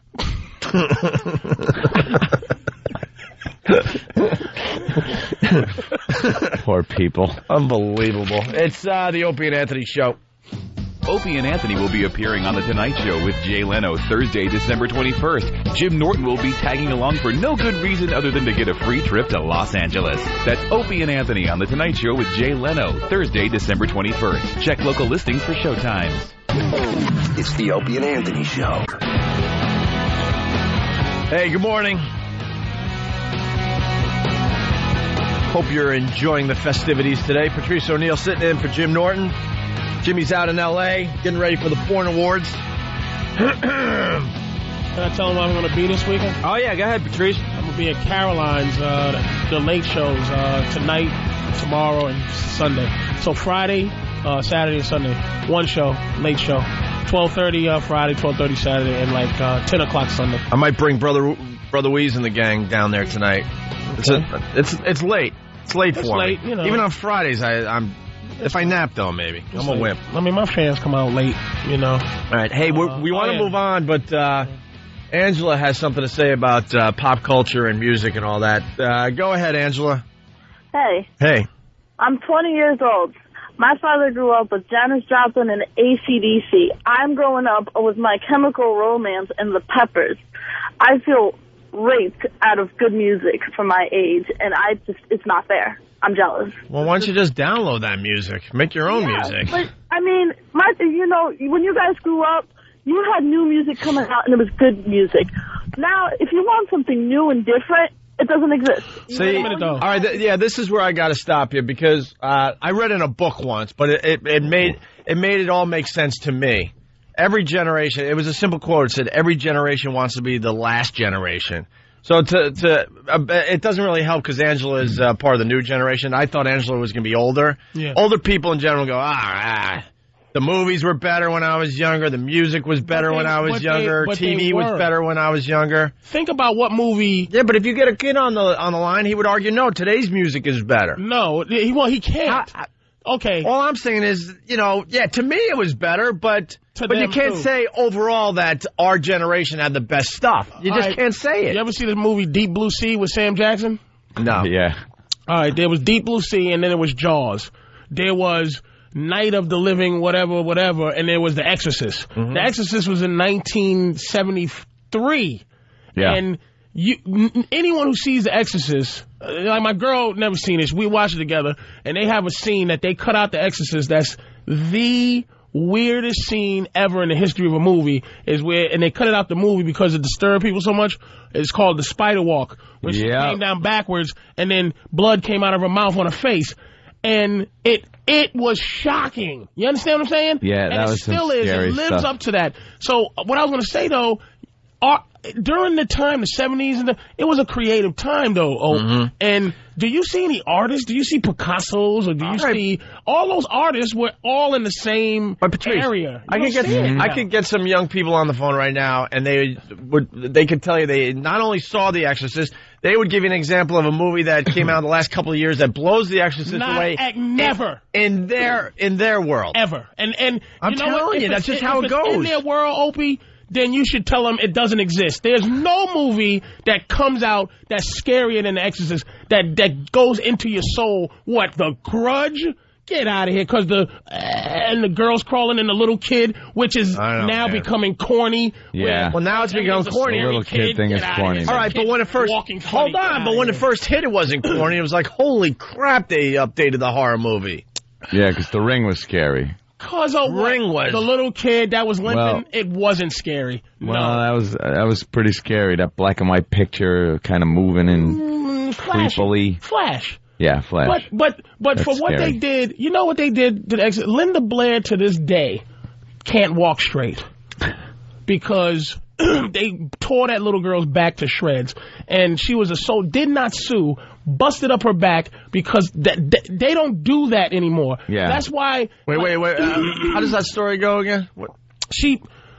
All the convulsions and stuff that they just were doing messed her back up. All that flipping and people would get pneumonia because the dude William Friedkin would actually make the place as cold as it had to be. Yeah, so the steam would come out of their mouth. They CGI cold breath now. Yeah. So now you're actually in Hawaii on the beach with CGI cold breath and okay, The Ring comes out, and it's like, it's squiggly lines, and she's limping, and she comes out the TV. Yeah. But in The Exorcist, man, it was real, and you felt it. You know what? She did? That daughter? It's like, oh, man. Nothing is that scary, dude. It's love in these movies. Jaws, they had to figure out how to make the shark exist because it was broke.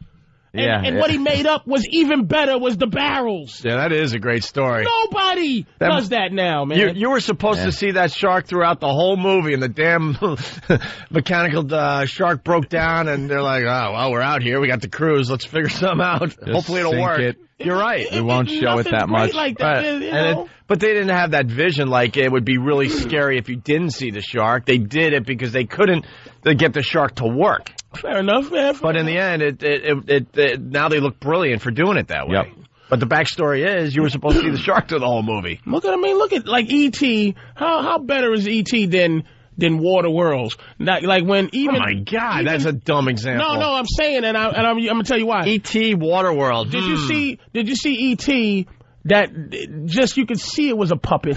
You could see it was a little midget in there. But it has some soul. But like Water Worlds, what I'm saying is when the aliens came out, the things you can do now almost makes movies bad. I don't like CGI. Some people really don't. Clash of the Titans, man. Just some dude. The claymation. All right, listen. I just enjoy it. You don't like CGI, but eventually you're going to love CGI because they're figuring that out every day, too, in every movie. Like that 300 trailer we just saw. Lord. That was CGI'd up the you-know-what, and it looked a lot better than some of this CGI from only a year or two ago. This sounds like I'm backpedaling, but I agree with you. Because the computers are getting better and But that has something to it. Yep. There are some CGI situations that it's love. The CGI is love there. Like that somebody sits there and it's like, this is love. Well, like the dude from Lord of the Rings, the Gollum. What they did to create Gollum. You don't like the CGI in Lord of the Rings? No, I was going to say that has some soul. It did. They used the guy became a character. You know what happens though? Like when there's a new technology, probably in filmmaking in general, it's like, oh wow, this is cool, new technology, but you don't really think about it having a soul or a personality. You know what I mean? It's just cool to go, wow, we can make a million aliens and not hire all these actors. We can just do it on a computer. Cool. But then what happens? The technology, people aren't impressed with the actual technology anymore, and now you got to give it a life of its own. And that's what I think is starting to happen with like that trailer 300. Yeah. That's all CGI, but like you said, it has soul, it has a life, it has personality. Look what Star Wars did when they got a hold of CGI. It's like, this is what we can do with it. And you go, oh, really? You made Jabba the Hutt move. Who cares? Wow. Right. Wow. But look, if you're there's a bunch of ships out the window behind you. Right. Fantastic. But if you're living back in that time when that first hits and you're seeing it for the first time and they're little models, you didn't care because you're like, wow, this is so different. It's cool. But then you had to make. I understand. You had to make the models look better. You had to give them make them look more realistic, and I'm not disagreeing with you about what it is. I'm just saying, like, of course, like, okay, this argument's almost like saying, Pac-Man. It's like, boy, I like Pac-Man better than I like Dead Rising. Or it's amazing to watch these things, but I'm saying some of those games that you have less heart. When it has some heart, when somebody takes advantage and they go, man, I can make something really good, and they make something really good with that their situation. It's like that 300 looks it looks like somebody said, I am going to do something special. Yeah. But then you get... Well, it's just showing that it's developing, the CGI. It's getting better, and people are using it more effectively.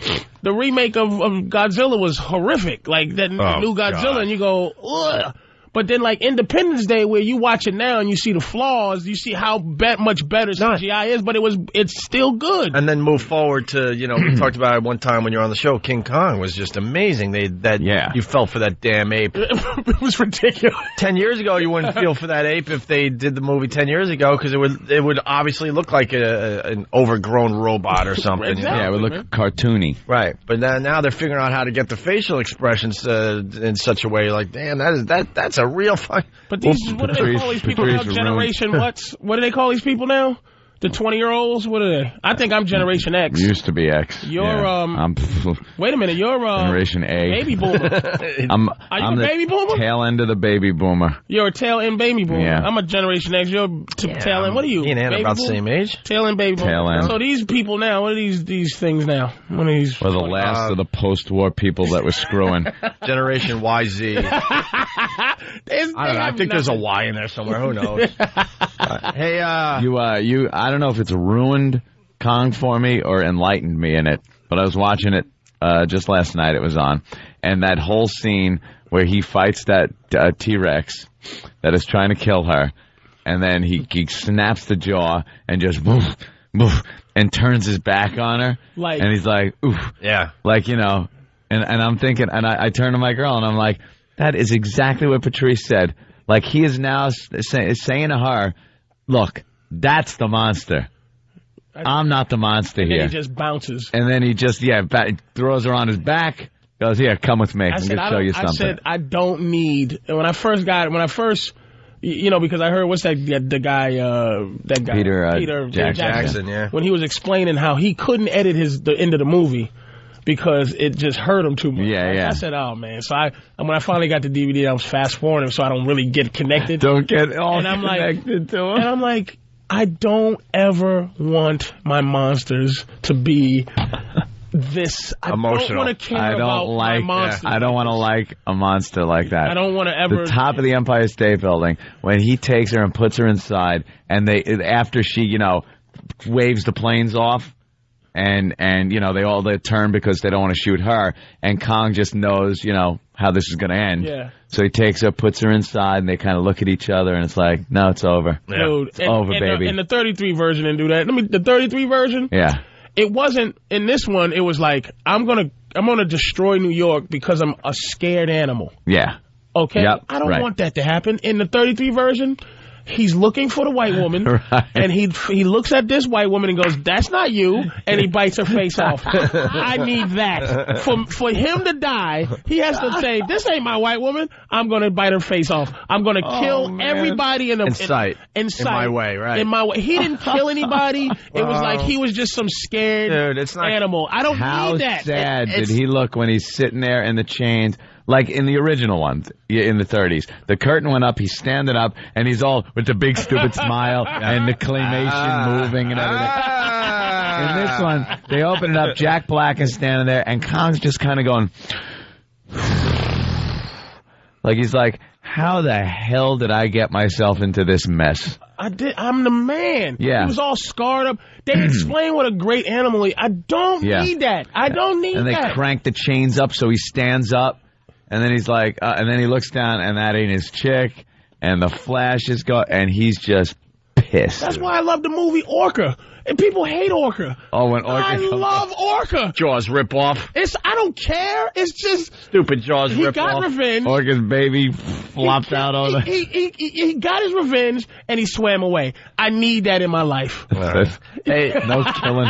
Don't hurt the monsters we care about. Hey, let's go to... makes us sad, damn it. Let's go to Patrick in East Rockaway. Patrick, what's up? What do you have for the show today? Hey, guys. Patrice said that Linda Blair can't walk straight anymore because of The Exorcist.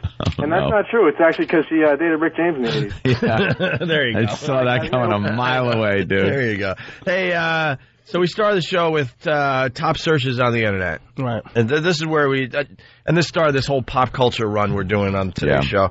Top 10, like, Internet searches. Number 10 was Christmas. Number 9 was Nintendo, the Wii. Number 8 is WWE. That's a surprise. It must be something specific, though. Just no, that's what you're throwing in the search engine. WWE. Just and then push enter. Yeah. You sure there's no extra context to this? No. This is it. This is what you're popping in your search engine. The top 10 today. There must be a big match going on or something. I don't know. You know, we talked about. We used to love the wrestling, and it's coming back a little bit. I'm starting to take a peek again. It had its complete. All its biggest stars. It was huge. Like what? 7 years ago, 8 years ago, 3 years ago when The Rock left. It was. Vince McMahon was feeling the pressure as far as being PC and stuff because his storylines were beyond ridiculous and over the top, which we loved. But then, the PC police got their grubby little hands involved, and he had to kind of change things up a little bit, unfortunately. Yeah. And it hurt him, and he knew it was going to hurt him. But it looked like he was losing advertisers at the time and stuff. He had no choice. It sucks. We know what we like. The ratings should mean something. You know? Well, I think I said this before at some point.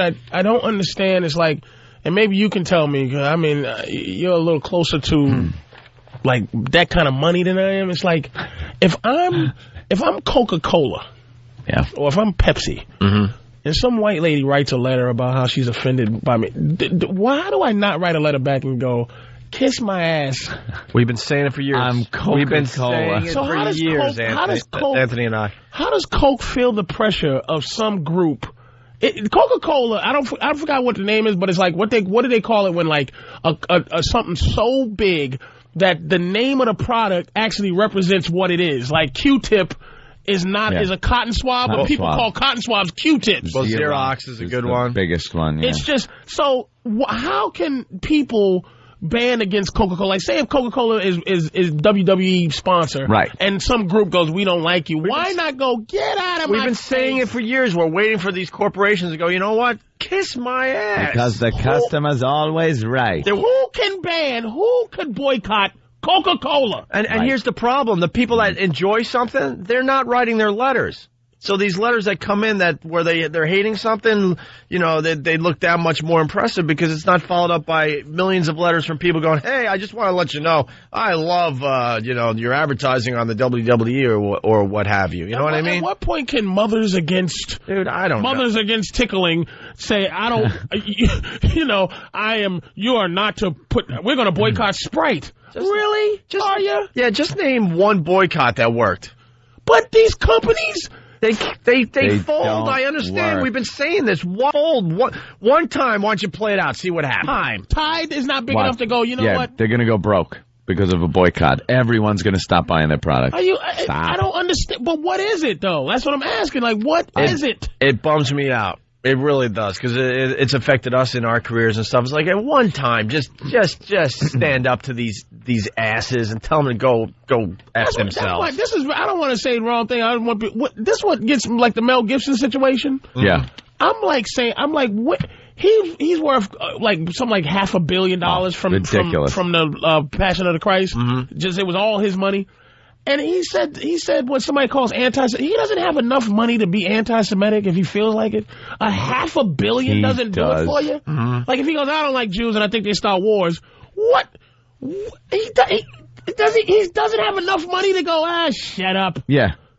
I'm going to make Apocalypto. There's nothing you can do about it. Yeah, I got enough money now to finance my own movies. Go screw. Coca-Cola doesn't have enough money to say, you know what, we don't need any more. It's mind-boggling. Maybe we could get like some kind of marketing expert to explain it, because I don't get it. All right, hey, moving on. So the list continues. WWE, 8th place.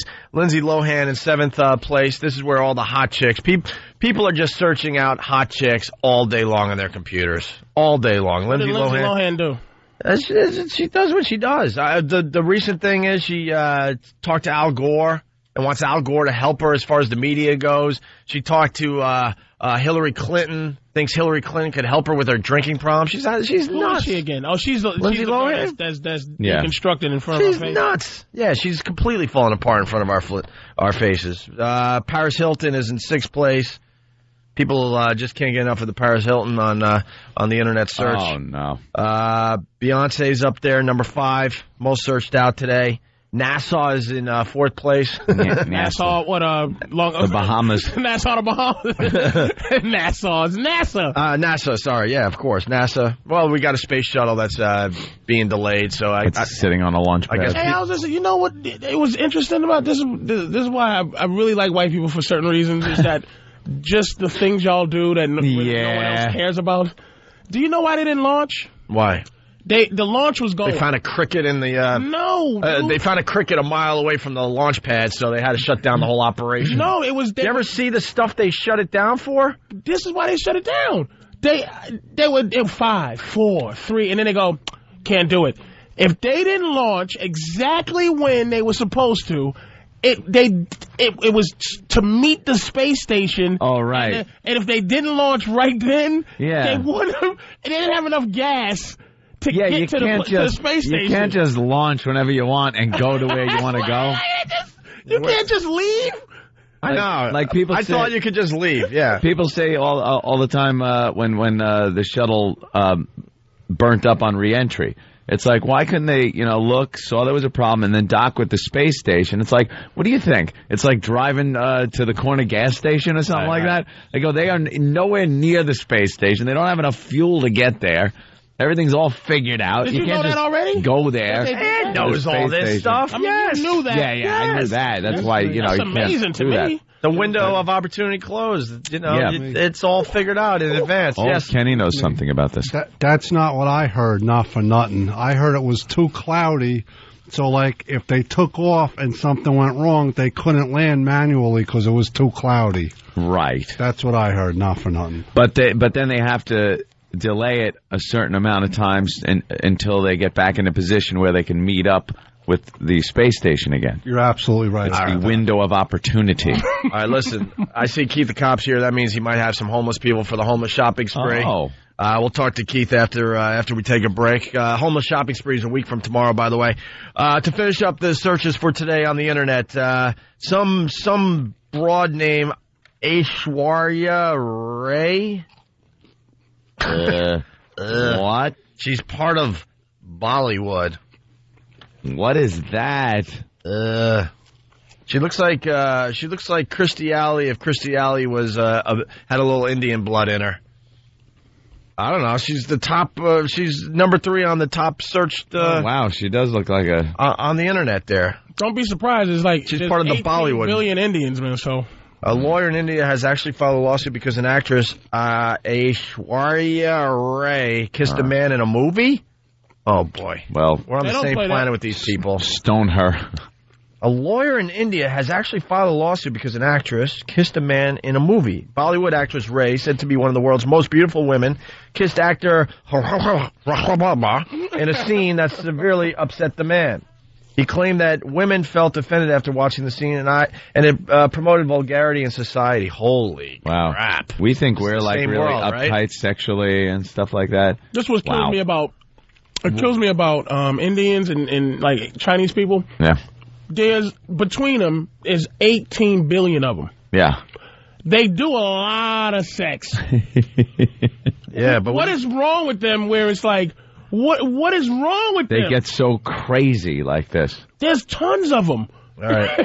I'm talking tons. Wow. He claimed that women felt offended after watching the scene and it promoted vulgarity in society. Bollywood actors are conveying vulgarity in the society. These films cannot be watched with our families, they are so vulgar at times. So that's why she's on the list. And then the list ends with Jessica Simpson in second place and Britney Spears. That's what we're searching for on the internet today.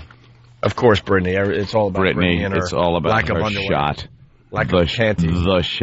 All right, we got to step aside. We got Keith, homeless shopping spree. A week from Saturday, he's got some homeless dudes that we're going to say hi to. 4-year-old kid sexually harasses female school employee. We got Tyra stuff. We got Mark David Chapman audio. God. We'll try to squeeze it all in. It's the Opie and Anthony Show. The 2006 Eggnog Challenge will replay on Friday, December 22nd, the day after Opie and Anthony's appearance on The Tonight Show. For video of the 2006 Eggnog Challenge, including the infamous Pat Munaki's Baby Bird video, go to opieandanthony.com or foundrymusic.com. Hear what everyone else is talking about. O&A Uncut and Live, continuing the show on XM Satellite Radio starting at 9 a.m. Eastern. Visit xmradio.com to subscribe. It's the Opie and Anthony Show.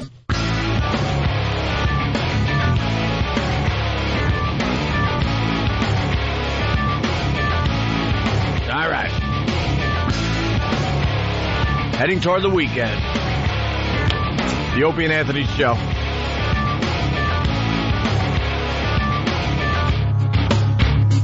Really fast, we're doing the MacBook karaoke thing. You go to 923freefm.com. That's 923freefm.com for all the details. They're coming in. We got like 4 or 5 that are worth playing on the show. I don't know if we're going to get to it today. You can win the new MacBook, sleek and sexy. It has everything you need to explore all your creative possibilities. Head to the Apple Store or apple.com to check it out. It's the MacBook karaoke contest. Getting some good entries now and some bad entries, which are worth playing as well. Go to 923freefm.com for all the details. All right. Yeah. Getting into some other things. We got a 4-year-old kid sexually harassing a female school employee. Is this even possible? Is this even possible? Maybe he was just hungry. 4-year-old. Maybe he was just hungry. You think he was hungry? Hungry for what, man? Well, let's just keep it at that. Maybe it was lunchtime, you know? Boy. We read these stories every once in a while. It's like, hey, I mean, come on. The kid's 12. Will you stop? 4 years old. 4 years old. Damn. DeMarcus Blackwell's 4-year-old son was lining up to get on the bus after school last month when he was accused of rubbing his face in the chest of a female employee. The principal of La Vega Primary School sent a letter to the Blackwells. It said the pre-kindergartner demonstrated inappropriate physical behavior interpreted as sexual contact and or sexual harassment. Sexual harassment. And did he do it to get a spanking? Like, yeah. I'm going to do it because I like getting spanked too. Don't you have to know what sexual harassment is before you do it? I really think you need some kind of working knowledge of it. I don't think 4? So. I don't think so. I think women are running so rampant now that they really believe that now. They're 4-year-old. They're trying to take our testosterone before it develops. Before you even have it. Yeah. No, you're not to. No. We'll be gone soon. Men will be gone. Yeah. Men will be gone. We'll just have nice cups of estrogen. You're almost close to how you eat egg whites. This girl's food you eat, the egg whites and whole cherry tomatoes and all that healthy stuff is a woman trick. I bet you pork and oil sandwiches and oil keep you alive for years. You know what I'm saying? It's like, well, they're getting rid of the trans fats, so. Yeah, at the restaurants, but I mean, it's probably keep you alive. But it's just I'm telling you, there are women scientists somewhere trying to, because it's the last thing that they have that we got. Getting paid less than the men's scientists, by the way. Yeah, good thing. Good. Because let me tell you something. Like Lisa Leslie, and kind of in the same. Lisa Leslie's not playing in the WNBA this year. Because she's pregnant. Do you understand why? It's absolutely true. Oh my God. She's pregnant, so she's off. So I didn't hear that. It's just like a ACL tear. Yeah. Donovan McNabb is out for a year. Because the same 9 months. Know why he's out for a year? His ACL. Because they had to ask the entire stadium to try to find his kneecap. Hey, the kneecap is somewhere in the stadium. Can someone please return it so we can get it's completely so we can destroyed. put him back together. The missionary position, put her out for a year. Right. For 9 months. Yeah. Do you understand what I'm right. saying? So this is it's just a plan, a 4-year-old. It's just to get them to go. It's like, we're going to stop this now so that eventually, like I said, like if you watch football, they're taking out what it is. I mean, did you play sports? No. You a sports guy. Hell yeah. It's a testosterone thing. Like, I know you talked about it was the Giants, the Kiwanuka, when he grabbed a guy and then let him go. And I'm sure you know why. It's just because you don't want to get a penalty and all that.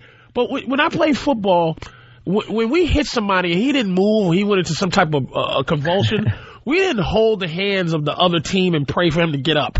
Like, we would hump over his body, do a dance, and then when they rolled him out, he didn't give a thumbs up to my crowd saying he's okay.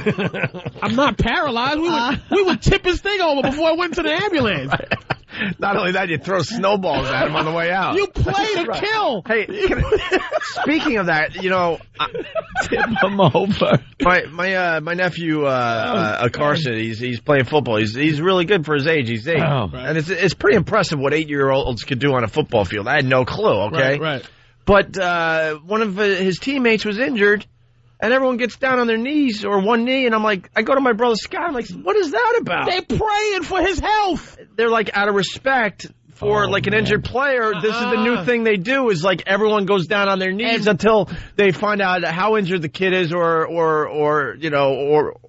wait for them to what the hell to God, why can't I talk to them? To carry the kid off the field. In 1986. If you had an open shot at somebody and you hit him he fell down and did not move, you were a hero. That was your nickname, the Paralyzer. Yeah. And Humongous. Humongous, the Paralyzer. And You were that humongous. is what you did playing football. Yeah. That's the last bastion of the testosterone to get it out. Now, when you're running, and they got this new for the wide receivers called in a what do they call it, in a position, you're in a vulnerable position. So some guy all day long is wanting to get this evil hit in, and you have to use all your ability, your speed, your anger, and then stop because you're worried about his spinal column. Because he's in a vulnerable position. There's some paralyzed people out there that's terrible. But that's why you play football. Yeah. You play to either not be paralyzed or to paralyze. It's a game of paralysis. It used to be you were a gladiator, man. Yes. Anything you win, pretty much. Now you do that, and everyone looks at you like, oh, man, what's wrong with that guy? Not Get in good some sportsmanship. prayer circle with the other team. Listen, because we got to move on to a few other things. We got the other clip here, but you jumped on football, so let's do this real fast. The football picks. We do football picks every week. Sponsored by Dish Network. More football for you. Better TV for all. Call 1-888-GET-DISH. That's 1-888-GET-DISH. Football picks. Can you do them for me, Patrice? I'll do it. Giants, Panthers.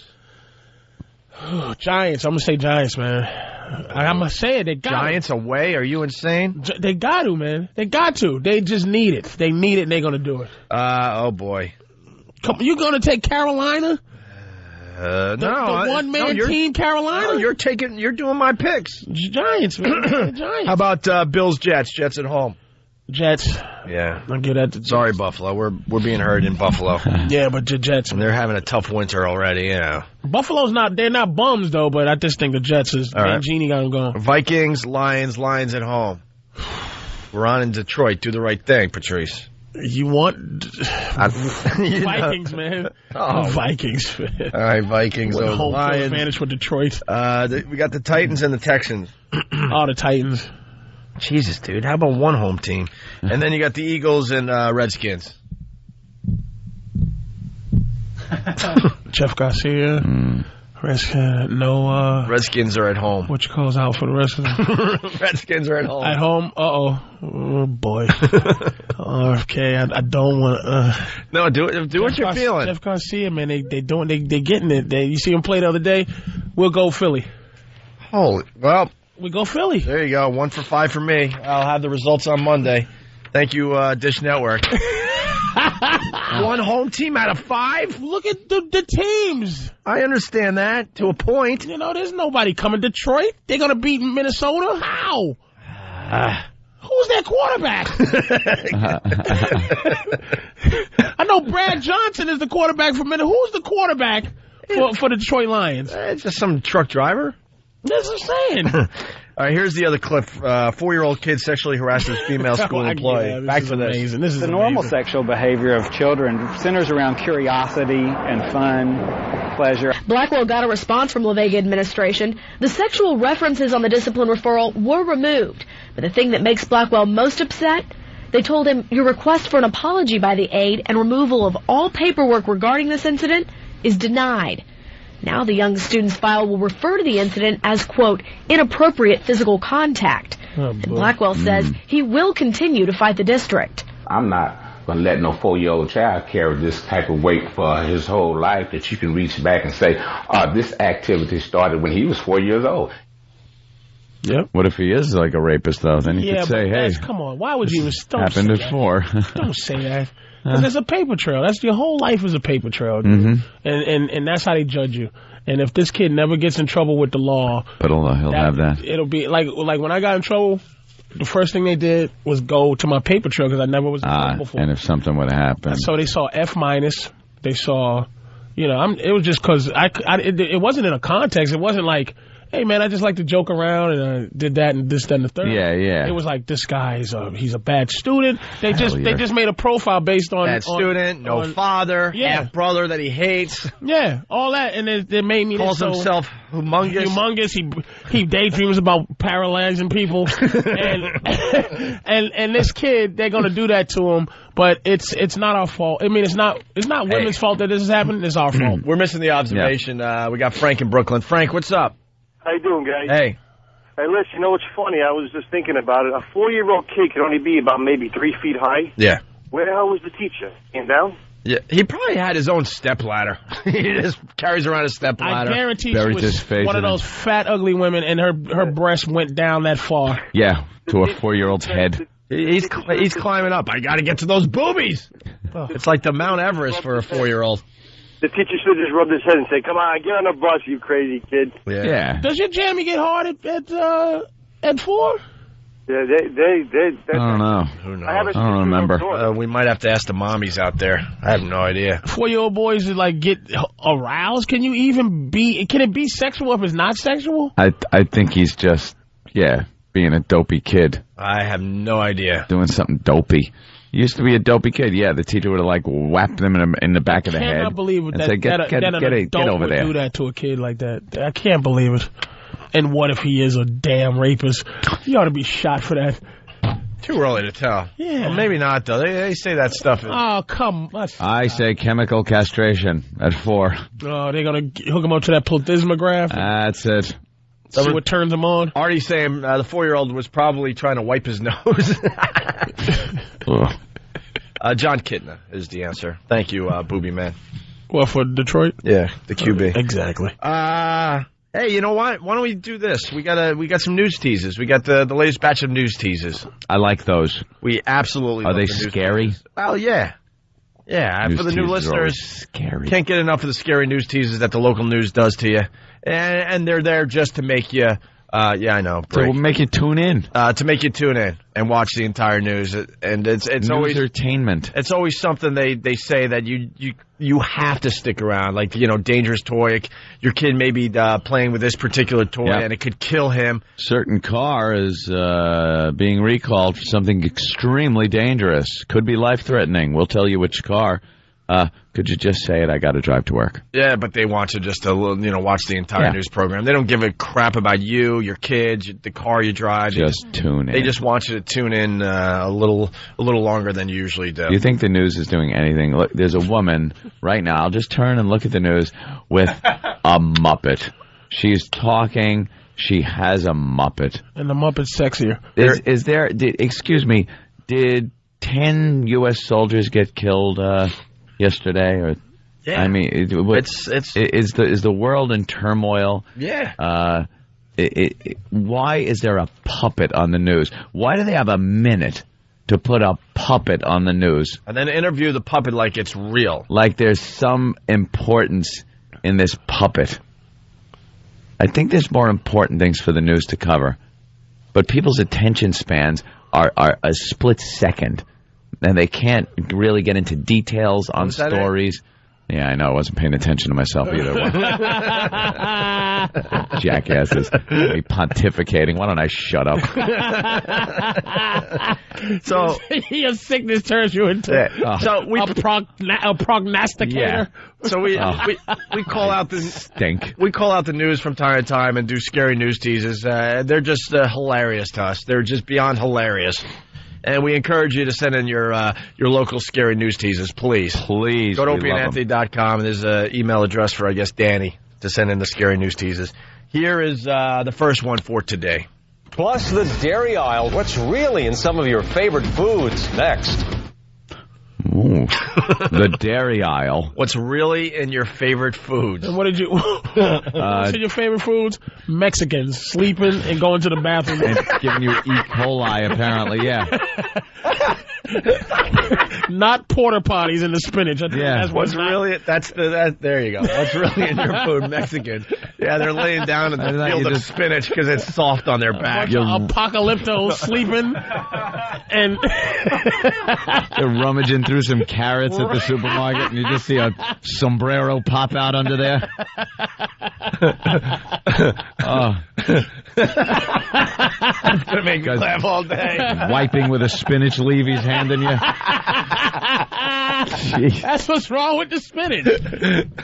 My mother was like, she just said to my mom, I was talking to my mom, she's like, she works in, she knows healthcare. She's been in healthcare a long time. She's like, Mexicans. And I'm like, what? And she just goes, E. coli is a human bacteria from I go, what? And I was like, what? The Mexicans are sleeping. They're sleeping and going to the bathroom in our spinach. That is really funny. Getting us back. What? Oh, wow, we're getting some kind of echo. That's interesting. We might want to turn that off immediately because it's really distracting. Where's that coming from? I have no idea. Hey, on the instant feedback, we got to back up a second. Big Duties Jay from Jersey. Opie, you asked, by your logic, every team in the NFL would be effing 8-8. Come on, man. The reality is home teams win more often than away teams. That's all I'm getting at. What was it, on Pal Talk or something? Yeah, all of a sudden it popped through. Okay. Okay. All right, so what really is in your favorite food? Patrice says Mexicans. Mexicans are... Hard-working Mexicans are in your food. Was it Mexicans, Danny? Yeah, Danny, what's the answer to that one? No, it wasn't Mexicans. Are you guys done? You done guessing? Yeah. I'd like to know what really is in your favorite food? Dirt. The dairy aisle? Yeah, probably some dirt or... milk. You got to think milk. Yeah, I'm thinking dairy. They did say dairy, right? Yes. A chopped up 4-year-old? And I'll give you a clue. I'll give you a clue because on the visual of the teas they showed yogurt. Oh. The cultures. Bacteria. Bacteria? No. Okay, hold on. Rotten fruit? Nope. A finger? No. Let me think. It's yogurt. It's dairy. Who gives yogurt? Crap. I have no idea. What is it? It's actually the artificial flavors in some yogurts. They actually used crushed beetles to color the artificial flavoring. And, of course, on the ingredients, it just says artificial flavors, so you have no idea that you're eating crushed beetles. Who cares? Did they actually use crushed beetles? Yeah. Why would they do that? I don't know. Insects they get a bad rap. I'm sure there's a lot of insects out there that Why taste don't we good. eat more insects? That's what I'm saying. We eat a lot of stuff in this. There's enough of those bastards around. Flies look delicious. Plenty of them. Yeah, bring some insects in. I'll eat some insects. I'm gonna try some insects. Yeah, like why do I have no problem eating those like king crab legs? Right. You're but chloroseptic, sir. Dude, those are giant insects. Those are big giant like bug-like things. They're giant bugs. I'm sure some not fried literally, but yeah, something like that. A praying mantis sandwich. Dan's gonna beat you over the head with the break sign. I know. All right, we'll take a break. We'll continue with news teases, and we got to talk to this homeless dude. Homeless shopping spree right around the corner, a week from tomorrow. Are we going to announce the mall soon, or what? Or are we going to announce the mall day of the homeless shopping spree? I think we got to announce or get the word out to maybe the O&A Pest where we're going to be, so we get some people showing up at the mall. How about the day before? Maybe we'll what? How about the day before? All right, the day before? All right, next Friday we'll announce what mall we're going to for the homeless shopping spree, and we'll get into all the details about the homeless shopping spree next week on the Opie and Anthony Show. Right. That's your cue, but you're too busy eating. Jingle bell, jingle bell, jingle all the way. It's the 2006 Homeless Shopping Spree, only on the Opie and Anthony Show. Coming soon to a snooty mall. Maybe one near you. Whoa, whoa, whoa. The Opie and Anthony Show will bring a busload of homeless degenerates shopping for Christmas presents. And you, of course, are invited to watch and shop along. Golden Buns is gonna get busy. Immerse yourself in a time-honored tradition. Enjoy the holiday spirit and the stench of booze and vomit as we partake in another homeless shopping spree on the Opie and Anthony Show. It's the Opie and Anthony Show. Coming Saturday, December 9th at midnight, The Fan and Sam Show. One's a comic genius, the other has no concept of what works on radio. Wait, so which one is... It's a meeting of the minds as extreme intelligence meets mental retardation. Who's the retard? Our phone screener? One is reasonable looking, the other is a dog-faced freak. I thought we were both pretty handsome. One is on the tall side, the other is average, if not slightly below. What, you mean in height? Than, am I the... Just let the man finish. The Fan and Sam Show, Saturday, December 9th at midnight. Sunshine, lollipops, and rainbows. Everything that's wonderful is what I feel when we're together. Nothing gets you motivated to do a radio show like seeing the guys you're doing the show with lounged out on couches, completely tired and sick. I'm just... And then they slowly make their way Back to the microphones. Oh, what a buzzkill. This is the Opie and Anthony show. I got to tell you, really good show today. Really good show. They don't see that crap out there, but I gotta be the eyes of the people sometimes. Man. Bring him into what's going on in studio. We got Keith the Cop. He's here. You got someone for the homeless shopping spree? We want to get another news tease in here, but tell us real fast who you got. Yeah, we have... he's kind of like Bizarro Tippy Tom, this guy. Yeah? He's a guy I've been mistaken for Tippy Tom. Oh, really? Times when I'm out there picking him up. He looks like him? Yeah, he gets pissed when you call him Tippy Tom, too. Oh, he knows Tippy. Oh, he knows Tippy Tom. They go at it. So I tried to get Tippy Tom today, too, but I think the homeless outreach was out there picking these guys up. It's pretty cold here in New York. What do they do? Take them to shelters? Take them to shelters. They force them to go to shelters. Most of these guys don't even want to go to the shelters when it gets cold out. So I think they were one step ahead of me this morning wherever I was going because every place I went. All right. Damn. All right, all the details for the homeless shopping spree next week. Bogart the homeless. Next week on the show. We'll tell you them all. We'll tell you what we're doing. Usually, last year we were only on XM and we still had close to 1,000 people, I think it was, show up at the mall. This year, I can't even imagine the numbers. It could get a little crazy this year. Because we encourage the listeners to go to the mall as we do the homeless shopping spree. Help out the homeless. Help out the show. Tell us what's going on. Videotape it, whatever you do. Where's it going to be? We're going to announce it next week. Okay. So we don't want them pre-planning out there. We usually surprise the mall at the last minute because they don't want us there. They don't want our listeners there. They don't want the homeless there. They just want their peaceful shopping. All their nothing snobbery. to disrupt that. Right. Want snobs to come in and spend a lot of money. What's wrong with the homeless coming in? Their money's just as good. Smells a little the cash bad. limit this year? I don't know. I don't know what they figured out. I think we're doing $200 American Express. No, and you gave the look, but let me tell you what happened. So each homeless guy gets $200, but the listeners, it's unbelievable what they end up doing. Some of these guys will spend $1,000 on the homeless. Yeah, they'll pick a guy and then just completely shop take with care him of and buy shoes for him and everything. Yeah. Andrew, our buddy Andrew, he needs glasses. Yeah. So I'm sure there's some kind of a vision center or one of those kind of places.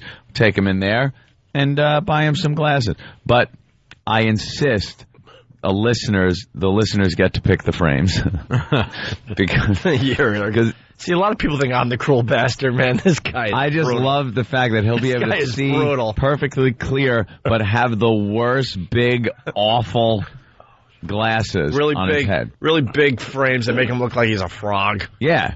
Something horrible. I earned these glasses. But some advice to the listeners that are going to help out the homeless this year. Can you buy them stuff they could fit in pockets so they're not easy targets when we throw them back on the street? Because then we get the update. Because we all feel happy about ourselves that we did something for the homeless. So good. And they come back from the mall with brand new coats and shoes, and they're all just styling, some of these guys. And we get a report from Keith a few week days later. Oh, yeah, the next day. The guy we had last year, Jose, remember the little Spanish guy with the beard? Yeah. The next day, he had all beat-up clothes on again. He was missing his new sneakers. He was just a mess. Just got rolled. How about a homeless home spree? Why don't you guys... What's wrong with you dudes, man? They pull him apart like he's a cricket. All of a sudden, they're like, I'll take that, I'll take that.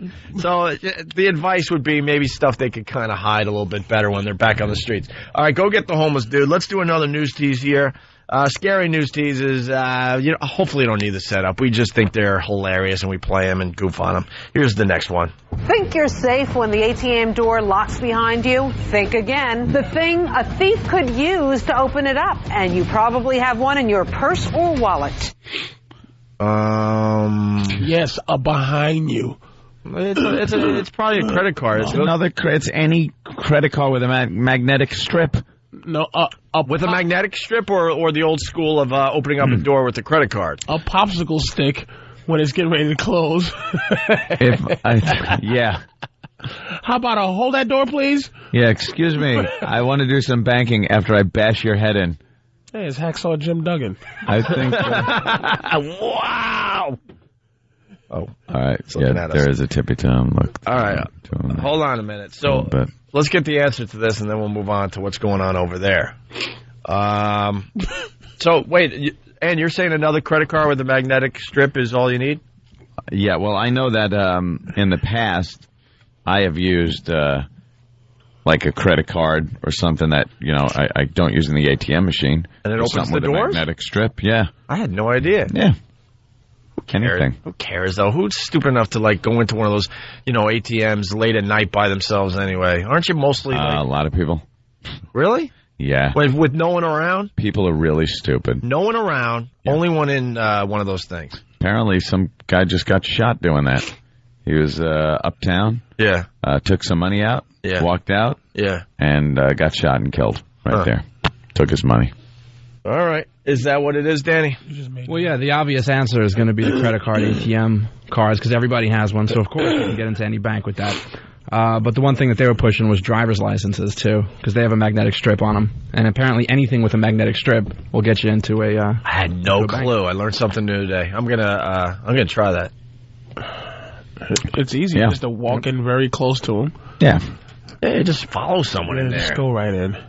Or you sit there and wait until they finish getting their money out and rob them. And you wait till they come out. Yeah. Right. We'll try to get there's no cameras. We'll try to get one more scary news tease on before we head over to XM. But who's this guy again, Keith? What's his name? You. Hey, Tippy Tom. I'm not no fucking Tippy Tom. Oh, Keith was right. How about Greg Allman? Hey, Al just dumped that out. He had to keep it clean. But I said, hey, Tippy Tom, and the guy cursed and said, Hi, sir. What's your name? Big Red. Big what? Big Red. Oh, Big Red. Hey, Big Red, what's going on, got bro? Got some red hair there, so he's Big Red. There you go. All over my body.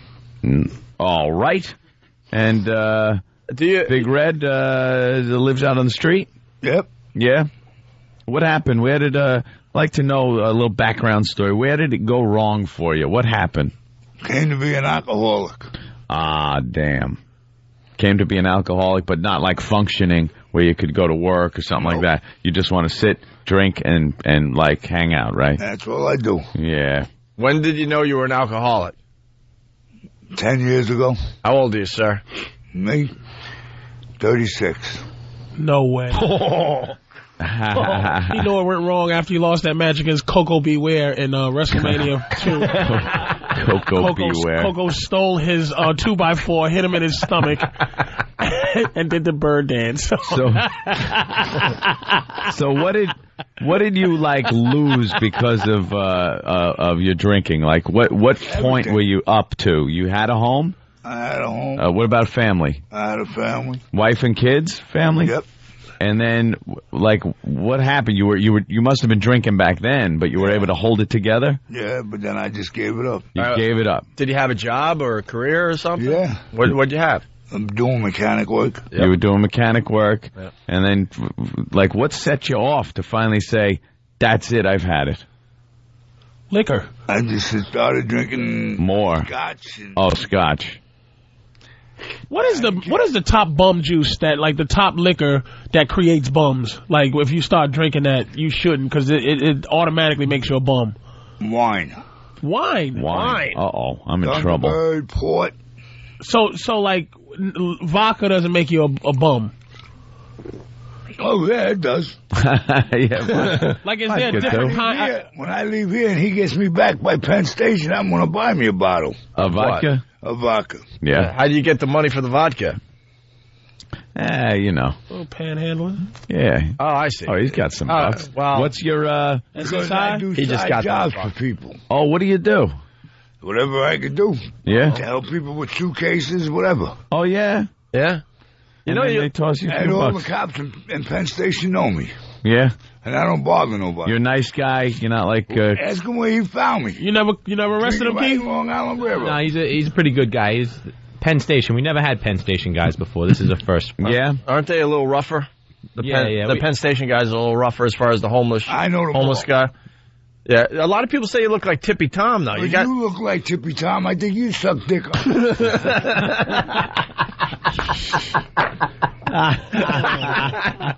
Wow, they're dumping out. You really don't like when someone says you look like. You do look like him, though. You got to admit that. It doesn't mean you do what he does. What? It doesn't mean you do what he does, but you look like him. That's all. Me.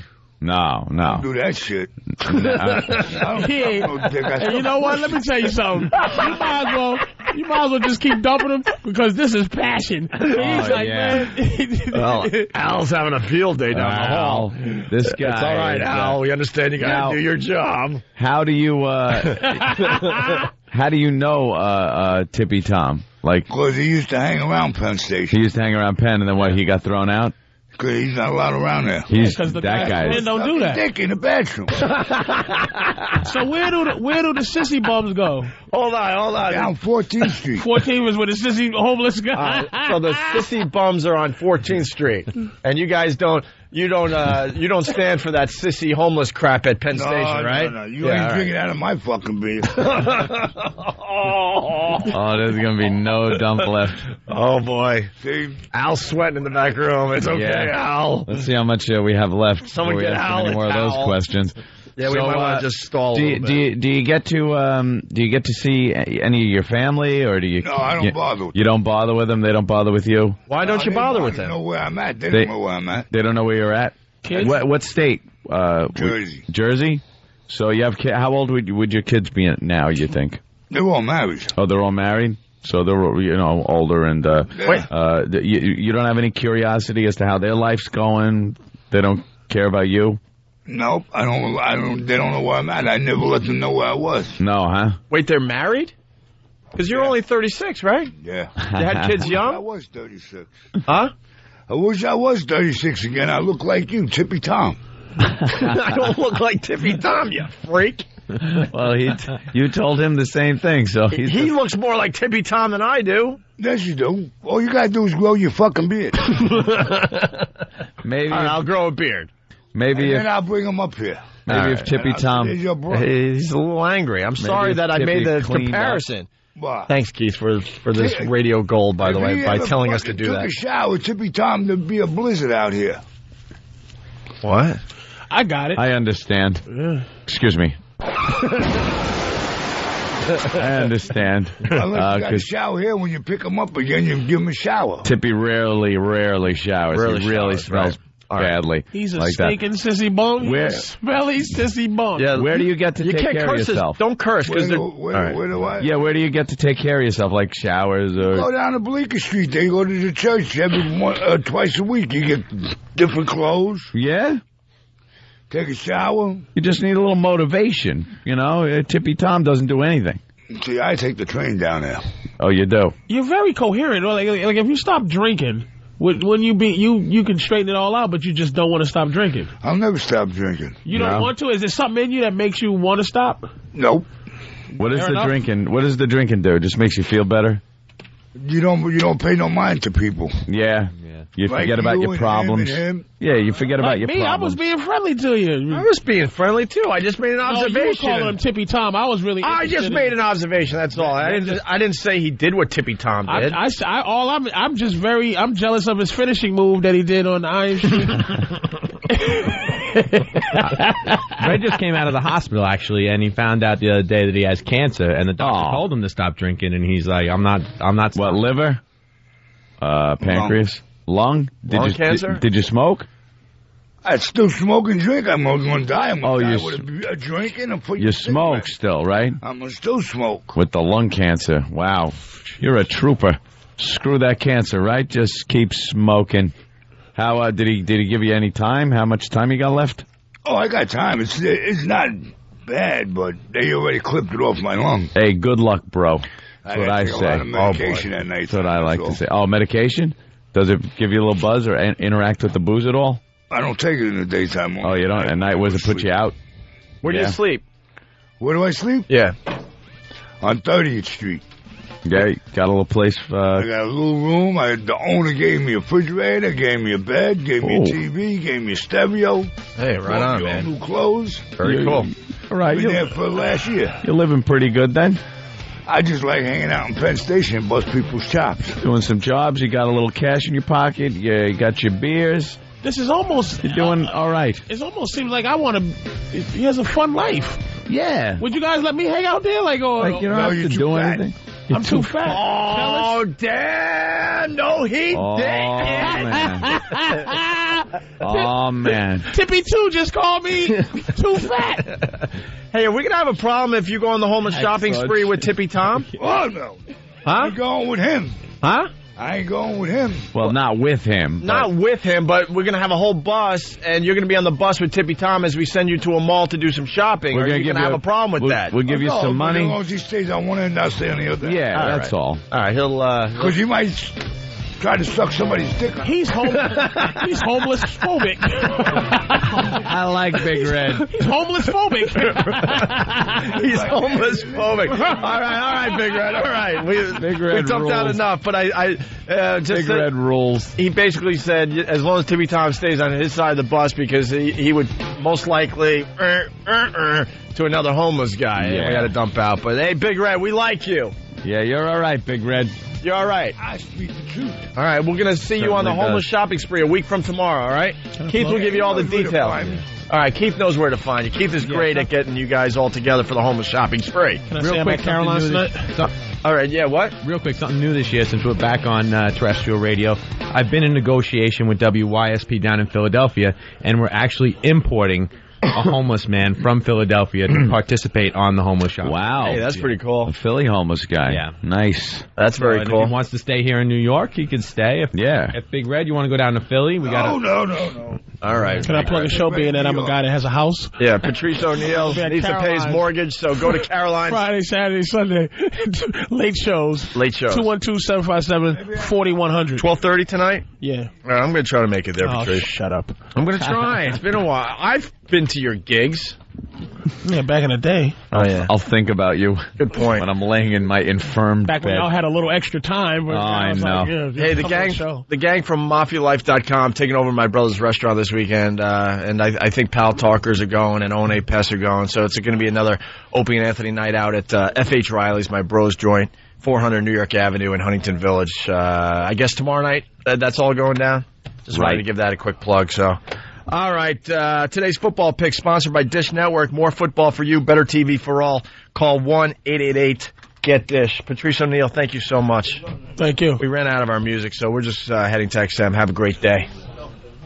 Opie and Anthony will be appearing on The Tonight Show with Jay Leno Thursday, December 21st. Jim Norton will be tagging along for no good reason other than to get a free trip to Los Angeles. That's Opie and Anthony on The Tonight Show with Jay Leno Thursday, December 21st. Check local listings for showtimes. It's the Opie and Anthony Show. The Opie and Anthony XM walkover begins now. Holy shit. Okay, fuck this. The walk is officially over. This is the last walk ever. Fuck this shit. Come on. It is really cold today. Come on, let's go. I got to at least, I got to even admit it today. Come on. Now, this is stupid. Let's get out of here. All right, we're going to make poor guys moving drywall. Let's go. We're making a decision right now. This is it. When we go on vacation... The fucking walkover. The All right, walkover. enough. The walkover is over within. All right, enough of this walkover shit. Within like 2 weeks tops. 2 weeks. Fuck that. Are you shitting me? What is this, a job we're giving 2 weeks Nigga, notice turn this for? into the motherfucking drive over, bitches. Yeah, this is going to be the drive over. Nigga, the motherfucking flyover. I don't even know how we can do a drive over every day. Motherfucker, fuck it. We talk about let's do a get the fuck out the cold over. I'll still walk, but it's just stupid to broadcast it. Just it's over, so period. Cold. Yeah, Look at no, your we're gonna fucking Geraldo's dumb face on his. We're gonna be parking the walkover in the very near future. So you got to come out and check it out before I don't know we where park you're going. for a while. All right. I'm crossing the fucking street. Fucking okay, we get it. Just let's go. Let's discuss it inside, nigga. Oh, enough with this fucking walk. Oh. What's the temperature today? 50 below my asshole. With a fucking wind chill factor of my dick in your head, nigga. That didn't even make sense, Patrice. I don't know, but fuck that's that. cold. It's too cold for me to even say this girl looks fine. It's got to be cold if you're not making any sense. Oh, nigga. With a slight chance of my ass on a porch. The guy's beeping. He's got a wow sticker. He's beeping. He almost hit somebody. He almost did a little rear end action. That would have been good. It's even cold for white people. He almost pulled a Tippy Tom. What is she taking a picture of? Oh. It's just a building, man. Lady. It's cold. Get out of here. Oh, okay. I've had it. Oh. Oh. What? I'm bundled up like I'm Son of a bitch. climbing fucking Everest, It's and I'm cold as freezing. It's 18 degrees. Shit. 18 fucking degrees. We also got a little wind chill happening today, though, too. Yeah. So the it's real probably- feel There's Young temperature. Jeezy right there, by the way. Which one? Where's that? Where? Really Yeah. fast. Oh. Good for you. All right, Wow. continue. You don't care. It's too cold to give a shit about other cultures. I don't think I'd Yeah, care if it fuck was other 85 cultures right out. now. If it was 85 degrees, I wouldn't give a fuck about Jeezy. If it was 100 degrees. Young motherfucking Jeezy. If it was 100 and he was bringing the drinks in the Caribbean, then maybe I'd care. All right, everybody. Thank you for joining us for the walk. We're the going walkover. inside and go fuck yourself. I'm done. Oh, warmth. Oh. It's the Opie and Anthony Show on XM 202. XM 202. They are the most vile, despicable human beings in the country. Creeps, ankle biter. Obviously, the strength is their ability to turn mistruth into something people would believe. Wow, how long is this guy going to continue to babble and say nothing? All day long. Shut up. All right, here we go.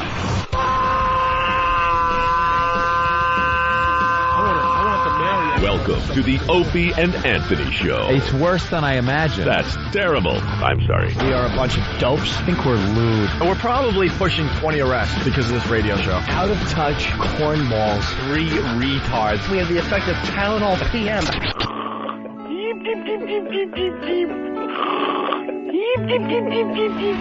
Opie. You know I could have been a model. Anthony. I'm gay. James Norton. I like yogurt. Robert Reed.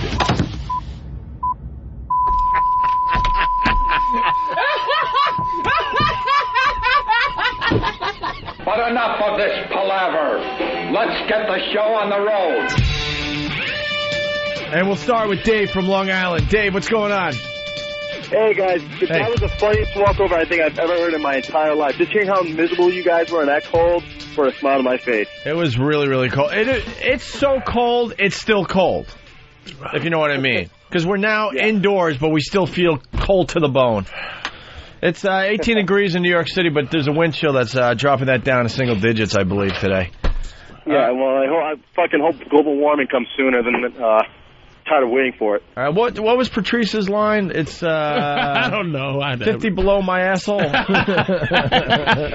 didn't even. My asshole. That's not a line of the day. Well, we'll see what line of the day is a little later on, but that's got to be up there. And we had a real clean show until Big Red showed up. 1, 2, 3, 4, 5, 6, 7, 8 dumps today. All Big Red. And one in his pants. Yeah. I mean, no, I don't feel like talking about that today. Stupid. Yes, let's go to John in Missouri. John, what's going on? Hi, guys. How you doing? Good morning. I really like listening to your show. I just got my XM receiver lately. Can I just ask you a quick question, if you don't mind? You had a promotional thing you were running earlier this morning for one of your past shows this week, and Jim Norton was on there talking about punching little dogs in the stomach and stuff like that. Do you remember that? Yeah, it was hilarious.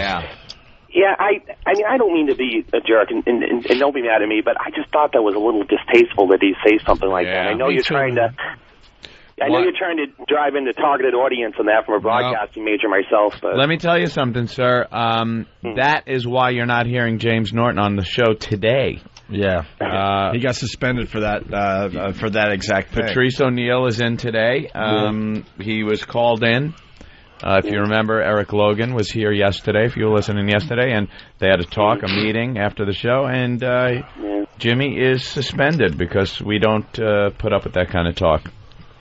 I just kind of it made you feel a little hurt when you heard that, you know? Yeah, I know. I know what you mean, and so does the rest of the staff, and you won't be hearing Jimmy on this show. I know you guys like animals a lot, so I didn't think it would, you know, but all right, well, thanks, you guys. You're doing a good job. No keep problem. Going forward. Hey, John, I got to ask you something. Yeah, go ahead. Are you for real? Please. Yeah, of course I'm for real. Broadcasting major here at UNKC in Missouri. I just heard it on my XM receiver this morning, and so I do a lot of volunteering with the local ASPCA, and I like animals a lot. When I hear that, you know, it kind of just makes your heart feel a little broken. So, I mean, I guess I'm not your typical listener on the radio, but I do like listening to some of the stuff you guys say, and most of it's really cool and funny and kind of get you in the mood and all that. But to hear something like that, abusing animals, is just sort of kicking an animal, a doggy, in the stomach. So hard that his asshole pops out. You ever have is what Jimmy was saying. Yeah. His little pink asshole pops out. Was so distasteful that he had to be suspended for the week. John, let me teach you something about broadcasting, because you're going down the wrong road. Do you understand that was so ridiculous that it was funny? I just didn't think it was that funny. I mean, do you understand there was no real hate there, or the graphic description was so ridiculous that it makes it really funny to listen to. That it makes it funny. It's called dark comedy. Yeah. It's so ridiculous and out there, and so, oh my God, that you feel compelled to be disgusted yet laugh at the same time. And then you feel a little guilty because you're like in your car going, I can't believe I would actually laugh at this, but it's funny. John, you're heading toward doing weather or farm reports for the rest of your life. You know that, right? Yeah. Because you don't really understand farm reports because you like animals. You don't really understand what an audience is looking for from a broadcaster. You could talk about the cows that are going in to get the bolts shot through their head. Right now, and they get hacked up so we could have steak. Yeah. Now here's I know you guys are trying to get a target audience. It's just that John, here's the difference. If we actually invited dogs in and had a kick the dog contest, then maybe you might be onto something. Yeah, but just talking about it. But to realize, you got to realize how ridiculous. You got to realize how ridiculous Jimmy was with his description of that, and that's what made it really funny. We're not promoting cruelty to animals. This is promoting cruelty to animals. People, if you see a dog on the street, kick it if you enjoy the show. There. That's promoting. How can you say that? XM ought to take notice of what you guys are saying. You shouldn't say that on the radio like that. I'm not buying this guy. His acting is so bad. What are you doing with your hands right now? I bet they're dangling by your side. I'm a college student in Kansas City. I just happen to be listening to you guys, that's all. You're also a homosexual, aren't you? A what? A homosexual. I can hear it in your voice. No, I don't think so. I'm married. I just got married last year. Hey, Big Red, we got a cocksucker on the phone. You want to talk to him? Yeah, get him a mic. Big Red, we'll talk to you. Why do you guys have to be so negative like this? You already got kicked off the air once. We're not negative, you fucking cunt. Look at what you did in my Catholic church there in New York City. Maybe that should happen again to you guys. John,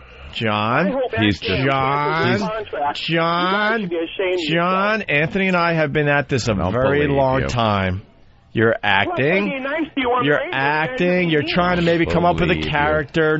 We're not buying into this. Didn't like the bit guy. This is more like Morning Zoo type stuff. They would eat this shit up, but we could see right through it. You're acting. College student. So why don't you at least admit you were trying to pull one over on us? He just got married and he's in college. I'm a college student and full-time student in school. I mean, John, we're gonna hang up on you. Admit it. You. Admit it. We don't need you to do a good show today, but at least you can. I just called to leave a comment with you guys. That's all I can do. So, admit it, John, be honest. That this is a big thing, a goof, and you didn't really care about the dog. It's not a goof. I do care that you were talking about punching the little dogs in the stomach. I think that's extremely mean. Until their assholes popped out. Come on. Until their assholes popped out. Right. Their little tight pink little doggy assholes. But they're little animal. How can you be mean like that to little dogs? John, are you a hairdresser? No, I'm not. I told you I'm a student in college. Yeah. John, we're not buying it. Will you just let us off the hook now and go, all right, you got me? You got me. Because we got to hang up. It. Okay, I'm just telling you how I feel. That's all. It's no big deal. It is a big deal, but whatever. Is that your final statement? Because it'll have to live with your conscience. That's all I can say. God bless you guys. Have a good day. See you. There's no way that's real, right? Liar, liar, pants on fire, I say. All right, let's go to Anthony in Connecticut. Anthony. Hey, guys, I'm a little disappointed you're not going to do the walkover because I wanted to see what it's going to be like when it snowed, seeing you guys throw snowballs at cabbies and stuff. No, I shan't be walking in the cold like this. Anthony, I got a question for you. Did you see Christmas Vacation yet? Because Opie's right. That's one of the funniest movies of all time. You have to see that and give us a review. Yeah, you said you were going to see it, Ant. I did. I've been busy. You have to see that movie, Ant. All right. Later. I have no problem doing the walkover because I think it would add to some silly conversations, but we'll figure it out. But I think it's going to end soon anyway. Just How can you talk when you're just shivering? I don't know. I wear long johns. I prepare for the weather. But isn't getting dressed in the morning just a big pain in the ass in the winter? Isn't it so nice to throw a T-shirt on, jeans, and you're out the door?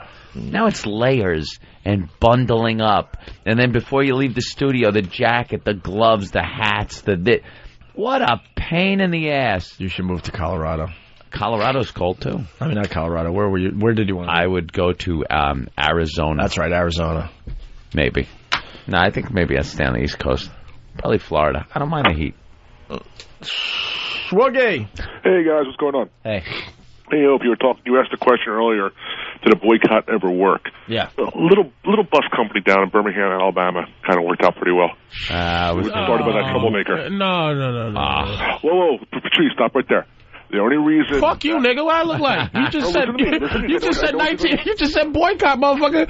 That happened so that motherfuckers like you can't say, whoa, hold up, Patrice. We're talking about big companies. The context is different, man. Ease up. I know. All right. We really are talking... The only reason that they were allowed not to ride in the front of the bus was economic. They were going to go out of business because they were being boycotted. Yeah. All right, but I know your point. It affects... No, we're talking more about like... I know, I'm busting. Punch it down. Okay. Me trying to get serious with him. All right. Did you hear him? Yeah, a little bus company, a little thing that happened in a little town. Yeah, okay. Yeah, bless you. Bless you. All right. Boy, Patrice is a sick motherfucker too, huh? Yeah, because you were supposed to come in yesterday and you weren't ready, huh? You look like you just watched Ghost. All crying and shit. Oh, it's just horrible. And I got something in my left nostril that just won't... Oh, it's tickling? It won't dislodge or itching? It's just making me want to sneeze every 5 seconds. You should probably go to the bathroom and really blow your fucking schnoz. Oh. Before you start I hate being dripping. sick, dude. You look miserable. Being sick sucks. Oh. Hey, this could be kind of fun today. We just got our latest packet from CBS. We did the whole show on. We did it yesterday. The Words of Hate pamphlet or whatever it's called. Being racially sensitive yesterday. Today we got. They followed up today with. Yeah, go ahead. Sorry. Yeah. They got this FCC stuff. Policy statement on obscenity, indecency, and profanity. This is handed out to everybody that works for CBS. It is pretty thick, and it is the same shit we have been given for years and years and years. I've read the transcripts in here over and over again. Are there any new ones? I haven't seen one fucking new one in here. And it's an insult. It is an insult to be sent this, to read these transcripts that were fined by the FCC, to think that we don't know that this is not acceptable. We always knew what to do on the radio. We really did, because even the Sex for Sam thing was a legal broadcast. Yes. They had actually come up with new rules to fine us because it was such an outrageous and over-the-top thing we did. But as far as a radio broadcast goes, we didn't break any rules. We didn't break any of the current rules at the time. No. So the stupid lawyers in Washington, they send all their personalities examples of shows going too far and breaking FCC rules. And like Ant said, we read the same examples 5 years ago. They're insulting us by throwing this at us, thinking that we're actually going to learn something from these examples. Yeah. You know? But they're kind of fun to read through because it just shows you how ridiculous, radio in general's gotten. When I first got this pamphlet years ago, I expected to read some really obscure gray area things where I'm like, wow, I'm glad I read that because I thought you could get away with that. Right. There's that gray area, double entendre thing. But these transcripts are so blatant that any idiot would know you cannot say this on the air without getting fined. Right. If somebody wanted to turn you in. Well, they're just justifying their big salaries and trying to show the company they work for, which is CBS Radio, that they're doing something behind the scenes. Yep. Like this first example, let's Let's see.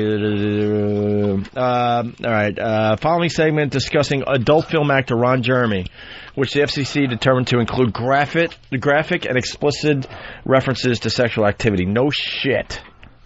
Who wants to do the female voice? What page? What page are we on? Oh, I'm sorry, page 4. Sorry about that. Page 4? Yeah, well, we don't need to talk about... Because they explain what's indecent. Yeah. We don't need to explain that to people. They'll page be bored 4 to death. of the actual... With this lawyer jargon thing? Yeah. Ah, there it is. Well, I see... What? You got to go to another page 4. There's another page 4. There's 4 pages of explaining, the rules of the FCC, which are so fucking boring to read through. I can't even tell you. Okay, you want to start with female voice? Yeah. So the female voice goes... I masturbate with Jeremy's video every day. Not every day, but every other weekend. So there's a conversation going on the air. So the female says that.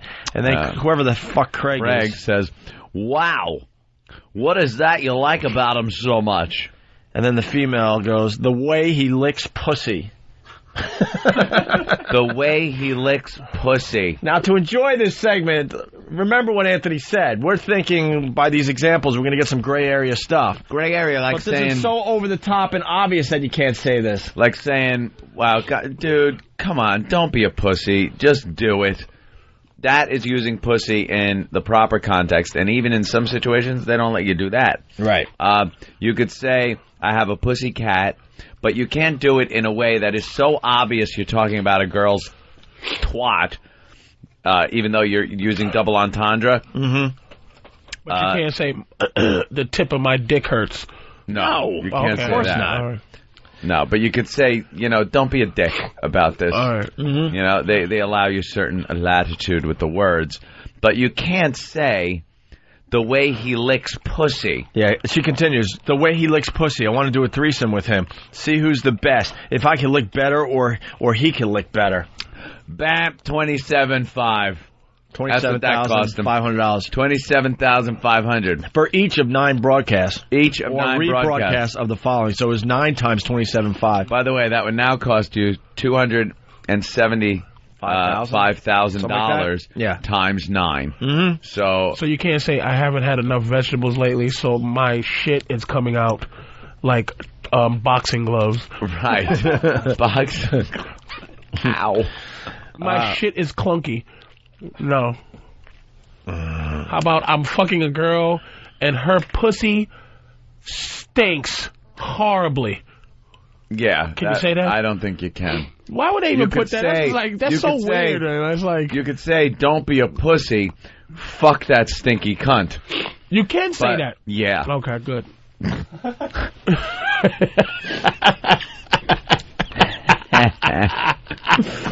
Brother. Lots of fines. Which one you want to go to next? You can't say, I like to etch a sketch my girl by coming in her face, and when she complains, I just try to shake it off. Yeah. You can't say that. All right, let's see. A lot of unintelligible in that, but I guess it was good enough. That's about shaving. Then there's why did they find that one? Which one? 2 female high school students. Where's that one? Elliot. Where's that one? Page 6. Okay. The opportunity to audition to dance in a cage at a rock music concert. During an on-air interview, the students were asked provocative sexual-related questions. As a consequence of the interview, the students were suspended from their high school the following day, which prompted the show to conduct on-air discussion that same day, which repeated references to the students' sexual activities, and which included telephone calls with several other high school students. The FCC concluded 2 broadcasts targeted the very segment of the population, the children, including teens under 18, whom the government had recognized and compelled interest to shield from indecent material. So that's where you better watch your ass what you say to people underage. What's a forfeiture notice? I don't know. It's all lawyer shit. That's where you are obligated, not obligated, but obligated to pay that fine. You must forfeit $55,000. Out of whose pocket? The station. The company. Company that owns the station. When was the last time you guys got fined? We got fined for the Sex with Sam thing. Wasn't really a fine. Yeah, true. It was part of a settlement. It was a lot, though. It was so they can, we made the top 5. Business. We made the top 5. I don't know. It was like a half a million or something. You've never lined like 4 or 5 guys up against the locker, have you? No, not 4 or 5. 1 or 2? 2 or 3. Let me ask you, you better looking than Lauren? And Bridget says, I don't know. I think we're both pretty hot. Right. Have you ever hooked up? And Bridget says, no, but we've been known to do our little show at parties and whatnot. What do you mean? Well, your little show. Like we dance together, Like with your boobies out? And that's why they got fined. I think this is a scene. That's a scene from the OC. Yeah. On the latest OC. It's because he's talking to like teenage girls underage and said like with your boobies out. That's what got him fined. I want to get to the really good ones. We should do it during the breaks instead of searching for it here on the air live, because there are some really, really good ones. Yeah. Are you guys in there somewhere? Blatant. I don't think we're in here, are we? I don't think so. Maybe. I'm not reading through all this shit. And then we have to sign a paper to say we read this. We got in trouble once because of a remix that was put together by Drew Boogie. We had nothing to do with it. It was some girl, and she was talking to Jim Cook from Sam Adams about beer, and talking about the nice creamy head on the beer, and how she wants to put it in her mouth. Stick the long neck in my mouth. Long neck bottle. It was very, very close to the edge. But when it was taken completely out of context and just cut into a song, it sounded like she wanted to suck her father's cock. We got so screwed. And we really kind of got in trouble for that one there. He took out all the Jim Cook stuff that kind of made it sound loosely that they were talking about beer. Yeah, and then it was just beyond explicit. They got really, really mad at us on that one. I think we got fined for $37,000 on that one. How about this quickie? Mm-hmm. The FCC found actionable indecency, a brief joke delivered on air by an in-studio guest from MTV's show Jackass. The FCC was not persuaded by the license claim that the host was unaware of the joke's sexual import, and noted that in any event, a license is responsible for the programming of the station. So the guest said this, but it doesn't matter. If a guest says it, you're still responsible. Boy, this one sure hits the gray area. Guest. I've got a joke. What do you do when you stick a butcher knife up a baby's ass? Host, I don't know. What do you get? A mean hard-on. Whew. I would have thought that would have skated right through. I thought that was in the gray area. Like dummies. All right, enough. Who gives a shit? We'll get some better. Maybe someone can go through that and highlight the really over-the-top ones. Her box had some cheese, so I nicknamed her Swiss. Her box. Smell my finger. Smell my finger. Come on, smell that stank finger. You can't say that. Stop it. I mean, you can on XM, obviously. All right, here's an interesting story about what's going on with the good old war there. And you're not going to believe what they're using and what they need us to donate to the troops in Iraq. Right. In New Jersey, a woman says that you can help the troops in Iraq by donating silly string. Well, it turns out the soldiers actually use silly string to detect wires that may be connected to explosive booby traps. And it sprays up to 12 feet of a foam-like substance. Silly string, of course, donations and cash are being collected. St. Luke's on Warwick Road in Stratford, New Jersey. That's interesting. Let's do it. Yeah. Hey, listen, you know what? If it helps them. Easy to find and not expensive and certainly worthy when you consider it could save the lives. Absolutely. No doubt. Coming right back. Could someone explain that? What? Silly string? I guess silly string, being used for what? Crime fighting? What was that? I don't know what the silly string's being used for. Wait a minute, I gotta hear the first part again. Silly strings are spraying it on what? Mines or something?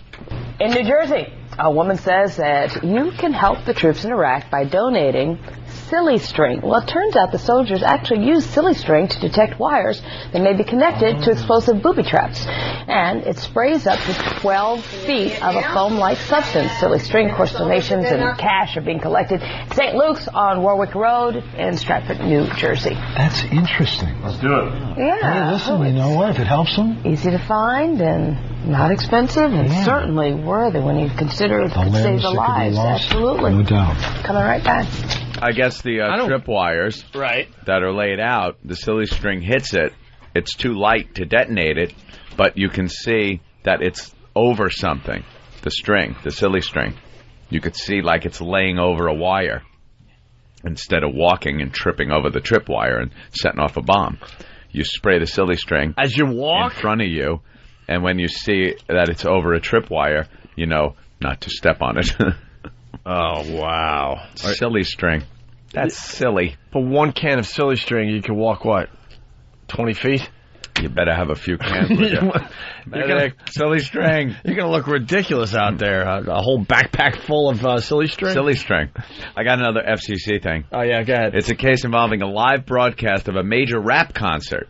The FCC rejected the licensee's position that, get this, the cultural significance of the concert precluded the FCC from drawing a distinction between the concert and material it believes may be of greater artistic merit.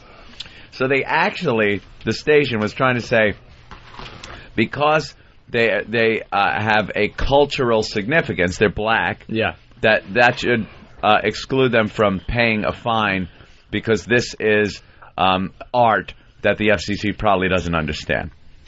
Here's what went out over the air. The GM was fired immediately. This was a CBS GM. I remember this story. Go ahead. Goddamn, where are my pussy-eating niggers? Any of my niggers into eating pussy? Y'all make some noise.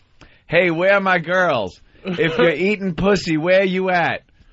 That's it. Oh, they all like it. I ain't eating no pussy tonight. If y'all don't like it, fuck it. I ain't gonna beg you. You like it? Where's the problem? And then we're trying to say, look, excuse me, these are black gentlemen, and this is a whole cultural thing. This is how they talk in the community. Art. Right. So could you, get my checkbook. I'll just write that. Actually, what they're trying to say, you can see the lawyers behind the scenes. What they're really discussing there is the potential merger between XM Satellite Radio and Sirius. What pussy means is... Oh, my God, there's another one. But really fast, how stupid are you if you're like the GM or whatever of a hip-hop station and you decide that it's okay to broadcast a live hip-hop show? Hip-hop show. You got to be insane to think that would fly with the FCC. That's, that's insanity. Well, this is during a time when silly radio people thought that just because you had a sex therapist on, you could discuss sex. That didn't work. Sex therapist. She should go up and down the shaft about 5 times, licking and sucking. And on the fifth, swirl her tongue around the head before going back down. And then the show host, show us how it's done. Evidently, the guest had some sort of prop. Yeah. Well, if it was a real penis, it would have a... And then it says blank ridge. I guess a head ridge or dick ridge. I would lick around the ridge like this. Laughter and comments such as, oh yeah, baby. They put that in parentheses. What a dope. And they got fined. You can't do that on regular radio. Mm-mm. Let's say hi to Fatty in Oceanside. Fatty! Hey there, Fatty. What up? Yeah, I can't say what field of work I'm in, but my job title is the same as Brian Cashman's. And I was wondering if you'd do me a favor and tell me the end of the story where if the girls dance with their boobies out. Yeah, I think they would dance with their boobies out. Stupid FCC. They give that example and they take the hotness out of it. Come on. The question is, do you dance with your boobs out? And we don't get the answer. The high school girls. The lawyers, the buzzkills, they decide, all right, enough of the example. You don't need the answer at this point. Yes, we do. We need the answer. All right, sir. Thank you.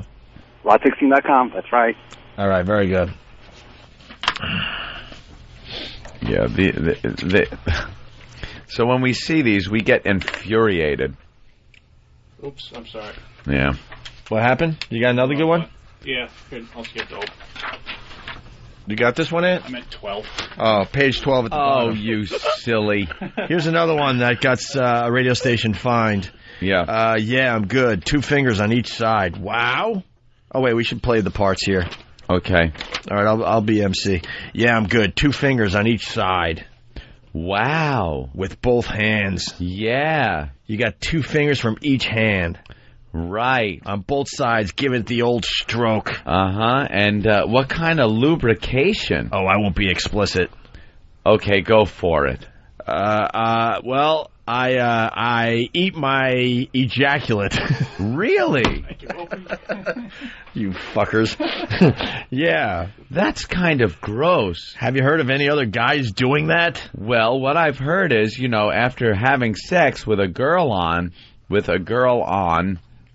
straight intercourse, what I've heard of guys like then, having oral sex with the girl without cleaning first. I mean, I never thought that was particularly weird. I just think that, as an appetizer or something to actually be nutritioning. What? This woman should be fined for her fucking grammar. No kidding. I don't know if it really works. I mean, it's pure protein from what I understand. Eating your own ejaculate. Yeah, that could be a no-no. But someone has to be told you can't say that gotta be on told. regular radio. Gotta be told. This shit the lawyers send us is just amazing. I'm still laughing at God, yo, where my pussy eating niggas at? Yo, Put my pussy any niggas I ain't pussy.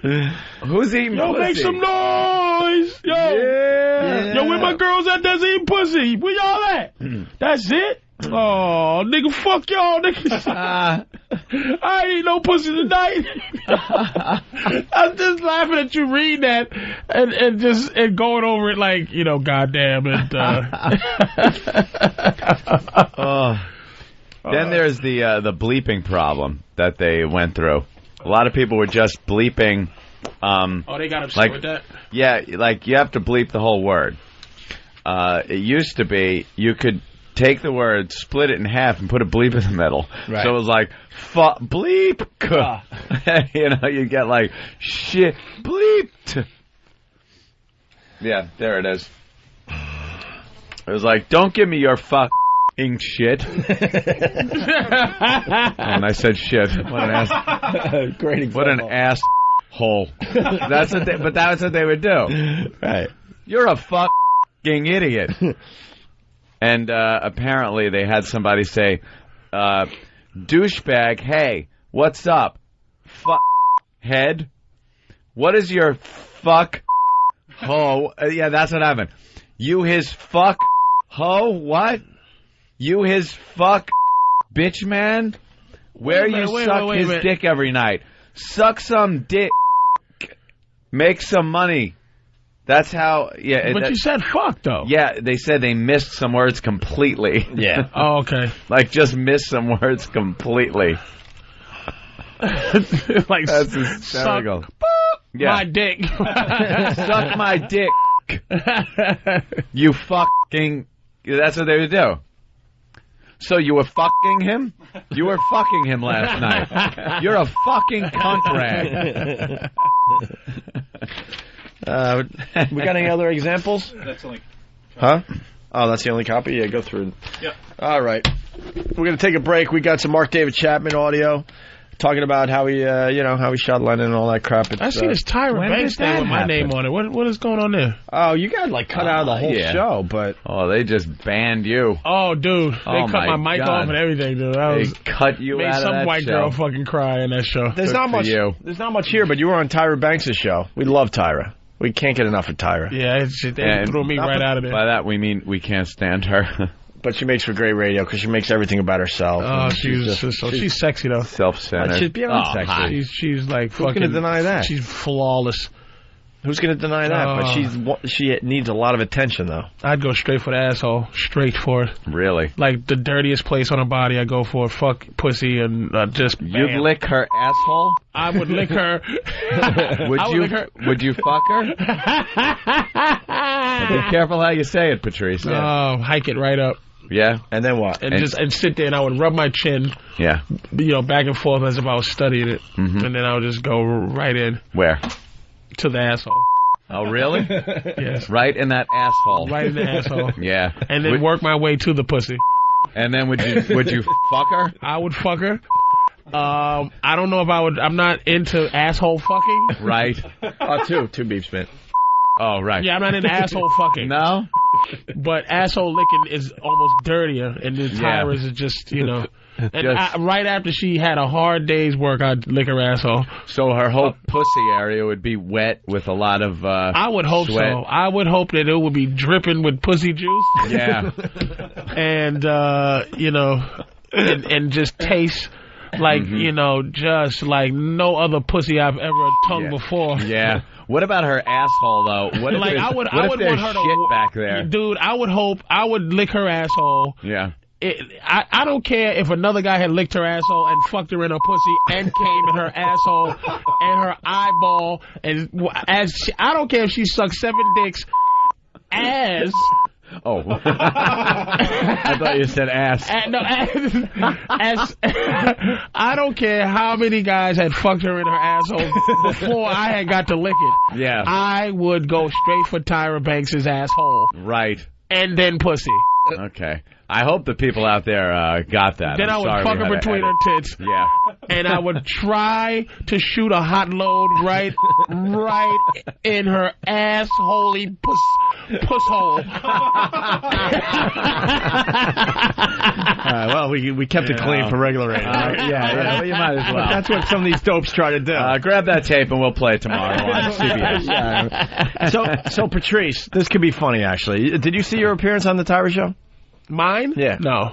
All right. So why don't you explain? You went on Tyra's show to do like kind of a web junk thing, like a video, and a viral video contest. I was just doing? Disruptive, and I don't know what happened. You were on the whole hour. I just sat. Yeah, I was somewhere there. And how much did you talk during the hour?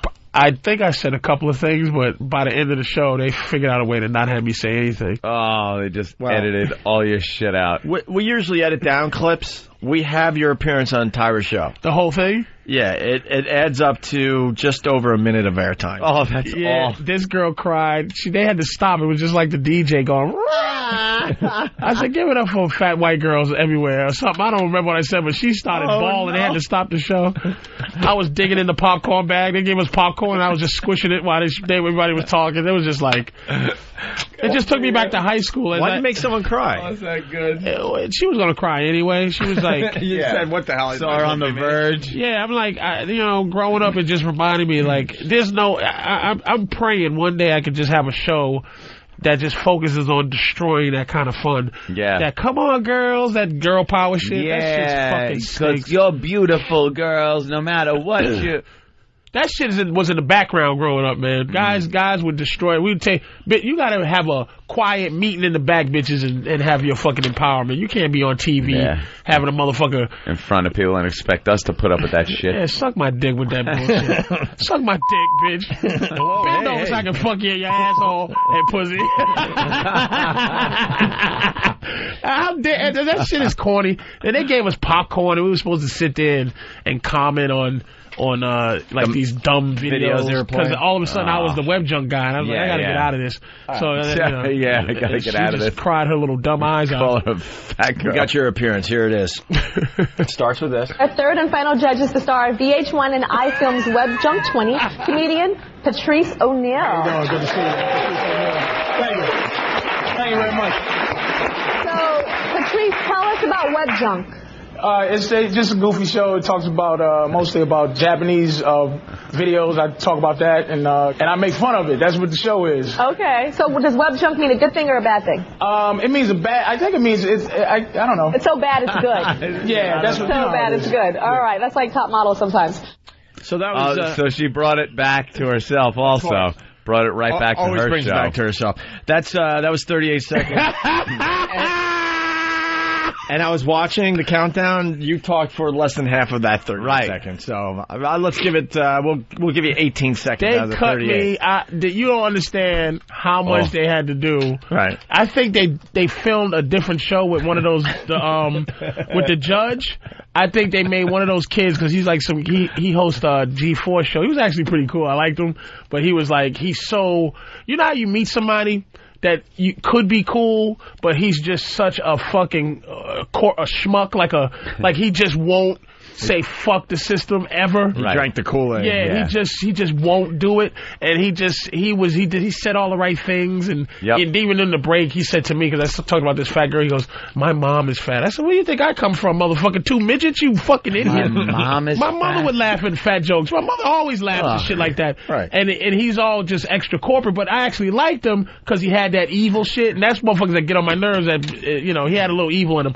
But I know how to destroy women fun, and they gave us popcorn, right, and in bags to watch the films. So anytime somebody would talk, I would just they get the popcorn. I would do this to the popcorn, and they'd be like, well, it took me a long time to figure out how to and everybody's looking like this guy's a dick, right? And so she says, Patrice, what do you think? I go, you know what? Because the girl's like, I used to be fat. It's one of those things where she was she would blink on a roof and then say, I used to be, and then blink on a field somewhere, and then fat, but boom, and then she was on the moon. I used to be fat, but now I love myself. And they go, Patrice, what do you think? I go, you know what? I say it's courageous for any fat white woman to be on TV announcing that she's fat. Give it up for fat white women. Give it up for this pig. Oh, shit. And she just started crying. And I go, what? She said she was fat. Oh, shit. And what did the audience just turn on you? No, but you know who was laughing? All the black women in the audience. Because you know why? Because fat is a white girl's phenomenon. They just don't know how to be fat. And she wasn't even that fat. She was like a size 10 or a size 8. Yeah. And she's like, I'm so fat. And all the black women were like, I'm fat so happy. Black women don't care. They're like, I look good. Exactly. And they were I like, look good. Fat bitch. And Tyra was just like, and then Tyra started doing the whole, you go girl, you do. And I said, what the fuck? And then the warm-up guy, what's that nigga name? He's like, he says we don't like to point out any different creeds or color or anything like that. I said, I go like this. I go, oh, really, nigga? I really was really disruptive and unruly on that stupid show. Well, let's get back to the tape. So just sabotaged your entire appearance. We got more Patrice on Tyra. The first clip you talked maybe 18 seconds. Let's call it. Here's the second Patrice clip from Tyra's show. And then that brings us to Ginger, who we spoke about before. And I don't know, Patrice, what did you think? You thought courageous? Oh, courageous. Brooke? Courageous. And you lost weight. That was good. I think we have to hand it to Ginger. You gotta understand. That was the reason they did that. That's courageous for sarcasm. Yeah. Because what do you think, Patrice? Courageous. Courageous. Because everybody kept saying how courageous this fat bitch was. Courageous for what? What courage? So I stood up and go, give it up for this fat white girl. She's courageous. And they were just like, what the fuck is going on? Yeah. So they asked me again. I said, courageous. Courageous. It was courageous. Oh, they hustled me out of there. You've never seen anybody get hustled out of a place that fast. That was 2 seconds. Dude. 2 seconds. And you sat there for an hour, and I'm sure you gave her some good stuff. That's the sad part, but... But that's like Ellen cut me out. I had a good conversation with Ellen on her show. She came out and I said, Ellen, you got a great room or whatever. Your guest room is great. It's the best guest room I've ever been in. Great fucking stuff in the refrigerator and pretty good. She goes, I said, but you got the second best gift basket, right? And she goes, well, who was the first? I said, D.L. Hewley. Had the best gift basket I've ever seen in a show. She goes, what was in it? I said, wine, cigars. It was fantastic. And she goes, well, maybe he should have used some of his money on his show instead of his gift basket. And I said, wow, that was a good one, Ellen. I didn't expect that from you. And they cut that all out. They cut it all out. And because of the nature of these fucking bitches that, come on, girl, and do the dance and all that fucking girl power shit. And girls don't even know how to really have fun. They're really useless at it. It's like, go, girl. Women are supposed to be watching men have fun and be jealous. That's what their job is. And finally, this clip from Tyra.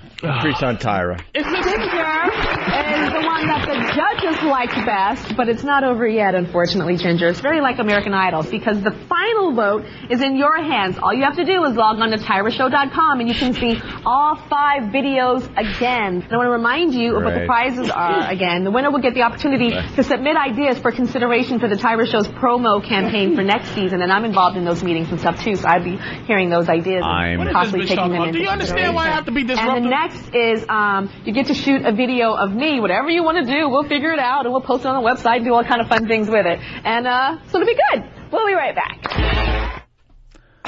Oh, God. It is all about her.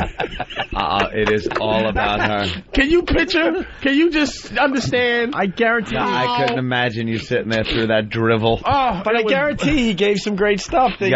They ended up cutting your appearance down to 20 seconds. They just would not have me. You could see the scramble going on as... Yeah. I think they cut my mic off, too. I had a lapel mic, and they cut that. They just was no talking for you. No part of you. God forbid you brought some funny. God forbid.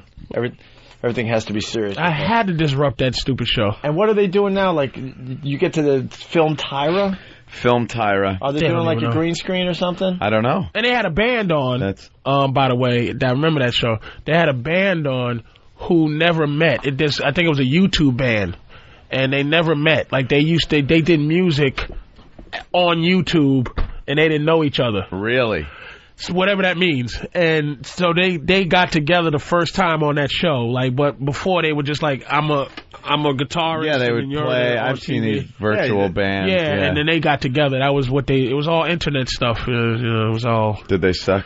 Of course they did. Some guy that was, he was a frustrated guy that thought he was too good to be there. Yeah. But this is what he's been boiled down to, because he's a guy like me who I'm trying to straighten that out. But this anti-system motherfucker, and you could just say, you're not even good enough to be anti-system, fuckface. It's just like, be happy with your horse shit. I could barely listen to what you're saying. Are you all right? I think I'm dying. Your eyes, there is water pouring out of your eyes, and I really feel like you got a massive runny nose. I look like a basset hound. What happened between the other show and this show? I cold water brought it back on. There is water pouring out of your eyes. I'm just trying to be a trooper. You really are. Yeah. And I really you're losing the battle. I know. I feel your pain. I'm just over medicated. I got a different cold than you. My shit is here somewhere. You got sinus. Did you take anything for it? I'm drinking diabetic tussin. Yeah. As if it's apple juice. I'm diabetic tussin. Well, it's coming out of your eyeballs. And that useless airborne. That airborne can suck my dick. That stuff stinks. Take it before you get sick. How the fuck? What sign of that? What the fuck are you talking about? Take it before what? Take it before I'm ill? You have to guess. I have to guess when I'm gonna get sick. You hunk of shit. That is so right. You have to guess. Like, all right, well, get out of my face. You know what? I haven't had a cold. You know what? I'm gonna start taking it today. Yeah, I think tomorrow or next week or sometime I might get sick. It's like Alka-Seltzer candy, dude. That's what it is. It's candy Alka-Seltzer. It tastes like Jell-O, and it's tasty. Dude, the people that came up with that are brilliant, though, man. Brilliant. Because of the little kids thing they have exposed. It's nothing but a vitamin C tablet. And it just doesn't... I mean, my immune system's not bad. You know what I'm saying? I usually like to not take anything. But I'm working. I got to do shows. I got to come to radio. I'm trying... So I'm like gulping... I ain't going to tonight's show. Oh, God. There's nothing worse than last night. I'm sitting there sniffling. And any joke I did, it was a slight bit of snot would fly out. And people in the front, sometimes I'll spit a little bit or something will fly out. And they just won't move. And I just go, I said, did that hit you?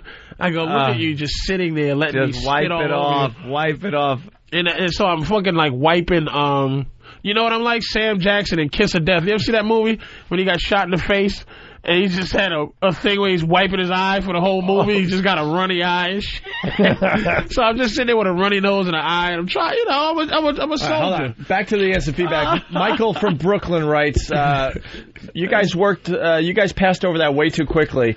Here's the deal. Tyra's having a contest where first prize is that you get to take video of Tyra. Yeah. A whole contest, and if you win, you get to videotape Tyra. That's the first prize. It's all about her, man. What a self-centered seed. I think I can get Tyra. Huh? Yeah? I think I can get her. Really? Yeah, you have to just take her up to an emotional level. Just dismiss her and be arrogant, like if she's talking. Wait. Walk us through how you get Tyra. You have to get her. You have to get her to be emotional because she's about as dumb as a unlit candle. Oh, so it's like if you dismiss Tyra, she's the type of girl that is she thinks she has something to say and she has emotions and it just goes straight for her mind, but she doesn't have a plan two. Our plan B. So all you got to do, like when she's talking, you just go shh. If you shush Tyra, she will get livid. And if she keeps screaming, you just go, shh. Tyra. Just keep going. Yeah, you just go, shh. Tyra, you're not saying anything. You never have, and you know it. You're just an idiot. Listen, let me talk. Let me run this for you. And she will scream and get mad, and all you got to do is take that passion of the hatred. It's easy to take passion, women's hate, and turn it right into love. I'm telling you. Because an emotion is an emotion for a girl. I'm telling you, I could get Tyra. As long as it's strong. I just Tyra. The emotion is strong. I believe turn that around. I can tell that you're serious about this. I tell my girl all the time, don't you ever let a fucking guy get you mad. Because that means you have passion to spare. That means you got passion that you could be using with me to spare. You don't fucking let some guy say something to you. That means that I'm not giving you enough. Enough emotional fucking shit to feed on. And she has no emotion. No one says anything to her that challenges her. She's an idiot. If she called in, I would say, Tyra, let's be honest, you are a fucking idiot. And she would scream and she would be emotional, and I would laugh at her because she really wouldn't have any logic behind her emotions. No, I'd be like, stupid. I'd be like, Tyra, look, sweetie, if you was a fat, ugly girl, you wouldn't exist. Yeah. And you're lucky that for some reason modeling has made tall, goofy, big head girls like you to be pretty. I'm not going for it. There's this African model. Wow, you're good. She's the worst looking person I've ever seen in my life. She's a little short hair, crispy little mess. And I'm like, I refuse to let you tell me that this bitch is a model. Tyra in high school got teased. Her head is big. She's tall. She's not needed. She's probably skinny. Somebody decided that a girl like that is cute. But Tyra was a big, long-headed idiot in high school, and now her whole life has been pampered. But Naomi Campbell's another one. She's got beluga whale Just forehead. dismiss her existence because it's never been dismissed. It's that simple. Wow. I'll get her. What the hell? You want to continue with Tyra then? God damn, he's got a great point. I'm telling you, dude. She has no options in her life. Oprah would be harder to get because Oprah had to have options. Yeah, she had to work through her fatness. Yeah, she had to have plan B's in her life. She had to have plan B, C, and D. Yes, and no bullshit. But Tyra, all about her looks. Yep, she is legitimately amazing looking. Like you stand next to her, man. She's about 6 foot tall, and she's gained a little weight, so she just got all the meat in the right place and these sexy dress, fat ass. I would just really going out on a limb there. I'm picturing what I would, but I'm not saying I'll just fuck her. I would ravish. Oh yeah, that's right. I'd lick her underarms. I'd do something creepy. It's the only creepy place you're supposed to lick. Come here, let me lick the corner of your nose between your cheek and let me. Yeah, smell her underarms. Smell behind the ear where the ear meets the skull. The skull. Let me lick that meat where your ear. Just all kind of creepy places. Give me those elbows. Give me those rough elbows. Oh, no, don't lotion them. Don't lotion them. No. I like it. I like it all cracky. Yeah, man. Tyra, she did a show recently called Tyra Helps Sick Kids. What's great about this, Sam, one of Sam's jobs is to just watch Tyra every day and get clips of her making it about herself. Right there, Sam? Yeah. And she always turns it around no matter what the topic is and makes it about herself somehow, some way. So she does a show on sick kids. And this first clip, Tyra has good advice for a girl being picked on for having cancer because Tyra was a cruel kid and was picked on. Yeah, Of course. Excuse me. I think having a big fat forehead in school and having cancer are very similar. She can relate. Yeah, you just don't know. What a self-centered ass. Once again, Tyra has good advice for a girl being picked on for having cancer because Tyra was a cruel kid and was picked on. How bad was Sam picked on being this crispy, niggery... black-white guy. I knew he was picked on bad in high school, right? Yeah, but Come on, Coon, say it. Cool. I've had a good sense of humor. I could dish it back. Dish it? Yes. I can dish it back. We got him to talk like with a deep voice yesterday. Want to hear it? Go ahead. Yeah. Go ahead, Sam. What should I say? Oh, my God. You know, something about your camera. Oh, my or God. Tyra. Oh, Tyra. man. Come on, fucking soul man. This next clip from Tyra. What about Why, he ran out of air already. I don't know what to say. Damn. You just need a hair transplant. He's got, it's that. We're getting you a straightener for Christmas. Yeah, do something to this. Right. Come on, Afro Eyes. Look at this motherfucker. The makeover's almost complete. If he just thinned out his eyebrows a little bit. Thin him out and do something with that hair. That fucking nappy, whatever hair it is. I like my hair. Oh, my God. That's how they wear it in Wisconsin. That's where you're from, right? No, I'm from New York. Yeah. You're from New York? Yes. Sam's a little retarded too. You know he's not well too, right? There's something going on. Yeah, he's a little like mental. You know that, right? He has that look. He looks down. His face is down, but his eyes are up thing, and that's a sure sign of psychotic. He looks down. Retarded or psychotic? I'll give you psychotic.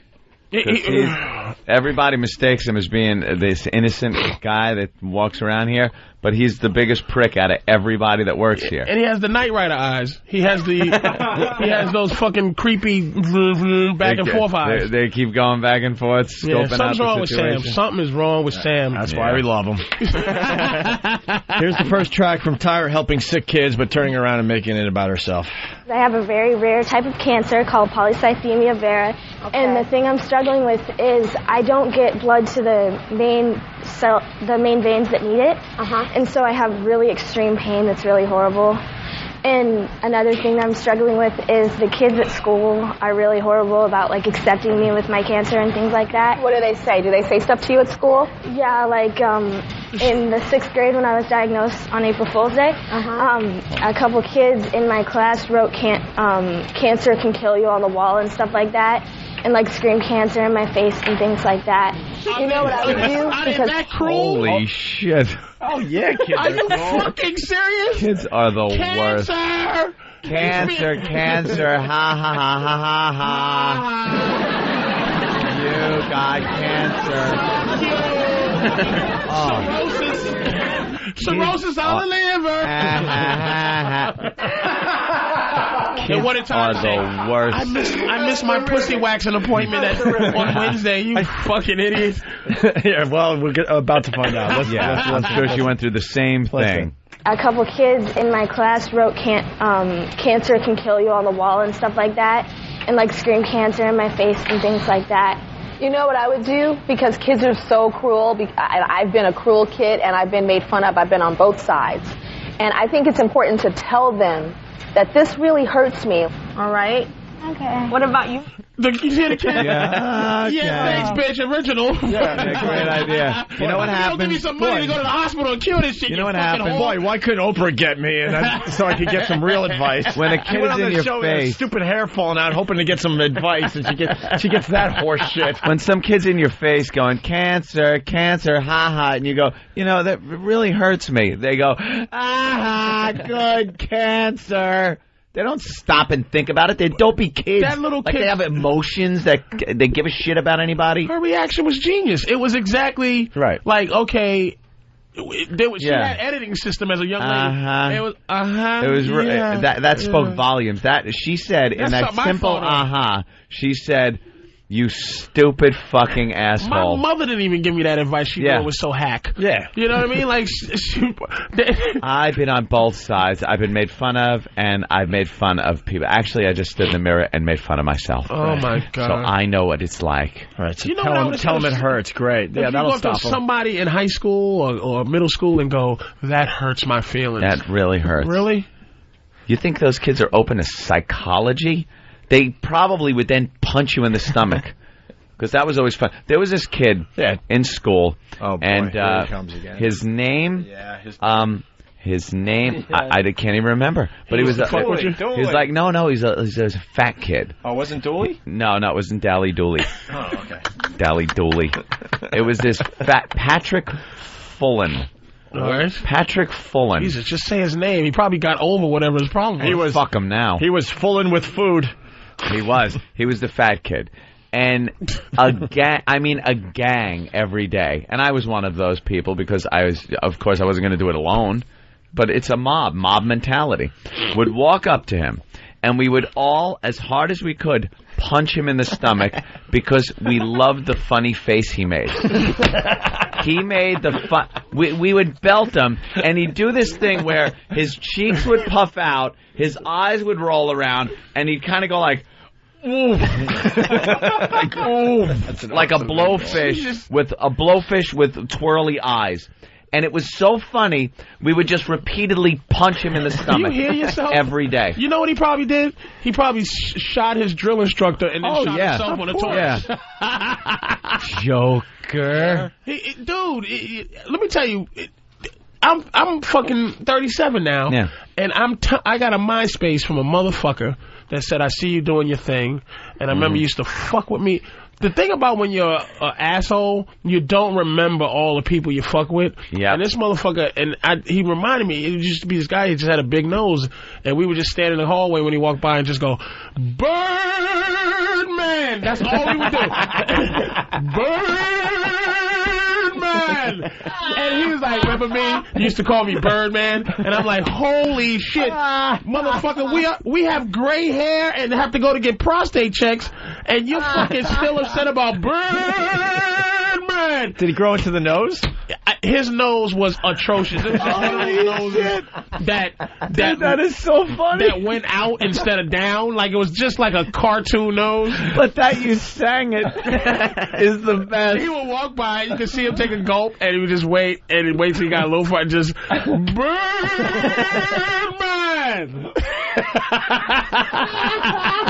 And that motherfucker wrote me on MySpace. He still heard about that, dude. He still hurt. Fucking get over it, motherfuckers. Jesus Christ. You want to hear the next clip? Or? There's another kid in high school. We used to throw his jacket in the mud. That would big mud puddle would form behind the school, and we'd throw his jacket in there, and then make him low crawl into the mud, like because we had just seen Apocalypse Now, and make him low crawl. And if he tried to get up, we'd stomp down on his back and make him low crawl. Was you one of the leaders in this evil? No, I was one of the middle guys. Not the head bully, but not one of the guys that are ready to back out. How can anybody believe in karma? In the middle. His parents probably said something like, don't worry, God will get them all back. And it's like, you're a successful radio guy. It's like, karma stinks, karma please with the karma. I don't know what the fuck it is. You are a horrible person. And this guy, but I was nice to other people. I think I equaled it out because I was nice to other people. What, the stronger ones that could defend themselves? You fucking piece of shit. People that were like me. The positive karma outdoes the. And then there were things like it was part of being with the in crowd, but I wasn't even with the in crowd. I was with the dirtbags that would, as a group, be goofed on. Yeah. We were the guys with the stupid, army jackets and the private stripes, smoking pot in the back hall. Look how cool we are. But we were completely dominated by the jocks. The jocks could come over and kick our asses. So they couldn't stand us. So we had to shit on somebody. So we would shit on the AV squad and all those nerdy, geeky people. And who did the AV squad? They couldn't really shit on each other. They had a little hierarchy. The swim team. The swim team. No, the fucking band. Did you have a waterhead section in your high school? Retards not in high school. No, and everyone left the Crips alone. The crippled people, not the gangs or anything like that. They're like Crips in Elwood. Everyone left the Bloods alone, not the Bloods. The motherfuckers used to sickle cell and used to have hemophiliacs. The blood of a blood disease. What's the one in Africa? The fucked up what I was going to say. Ebola. Ebola kids not we leave alone. The ones that had Ebola. But there was always that, you got to shit on that. But solo, like alone, I would talk to certain people that would be bullied by the same group I was in. But I would never let my friends see me talking to that person. I was never I was never a bully. I always attacked beautiful girls and motherfuckers that beautiful girls fuck. The top people I would attack. That's how I was in the in crowd because people were so afraid of me. I was good at making somebody feel bad. Yeah. There was one time I feel guilty to this day that I didn't do something. And there was this girl, and she was kind of goofy, cute, funny looking, cute kind of thing. And she was new in school, and everyone was making fun of her for some reason. And she was in her locker getting her books, like kneeling down, getting her books. And a bunch of guys came over and kicked the locker. And I guess they wanted to shut it on her or something, but her head was in the way, and it slammed smack into her head as I was standing right there. And she didn't move, but she just kind of was still kneeling down there and just started crying hysterical. And I wanted to go up and say, wow, that really sucked. Can I help you up, take you to the nurse or something? I would have fucked your status. And I didn't fucking do it. You fucked up now as a man. I didn't do it. You go, ooh, pussy time. Yeah. What they do to your head? Pussy time. Let me help you with your books. Yeah. Oh, that had to hurt. Let me walk you to the lunchroom. Let me walk you, yeah. You guys are assholes. But it wasn't even about getting laid or anything. I think it was probably 7th grade, maybe, somewhere around there, 8th grade. So, but it wasn't about even getting laid at that point or something. Right. It was just like, this poor girl, she's new in school, no friends, and these fucking assholes kick a locker door into her head, and I can't even have the balls to go up and say, are you okay? Can I do anything? And you know what? So I just looked at her crying and fucking walked away. You're pouring your little heart out, and that must have really bothered you. It did. It bothered me. You're 57, and you still remember that fucking story. How does that even happen? From Gen D. How does that even fucking happen? From Generation D. Is that what? There's a 57-year-old woman just hurt with a lump on the side of her head. With a little dent on her head. She goes, what happened one day? Anthony, I apologize ahead of time, but I can't help myself. Dean in South Dakota, go ahead. Hey, Anthony, you know Karma. You know its name. Yeah? Its name's Jennifer. True. Okay, the ex-wife. Right. There's where the karma came into play. All right, we got to take a break. I got a leak, man. More Tyra clips, and then, we got a guy on the line. He said that he used to dangle Twinkies in front of fat people at school. You know what? I'm really seeing how Sam is enjoying every one of these bullying stories more than anyone else. He's laughing. No, not really. But he loves people's misery. He is a fucking prick. He's some type of nigga half-breed, mutated. That's his X-Man power. Conglomerated mongrel. Almost nigger man. His X-Man power. I'm almost a nigger. I'm sorry, we can't use you. Magneto, I can almost get credit. But can I?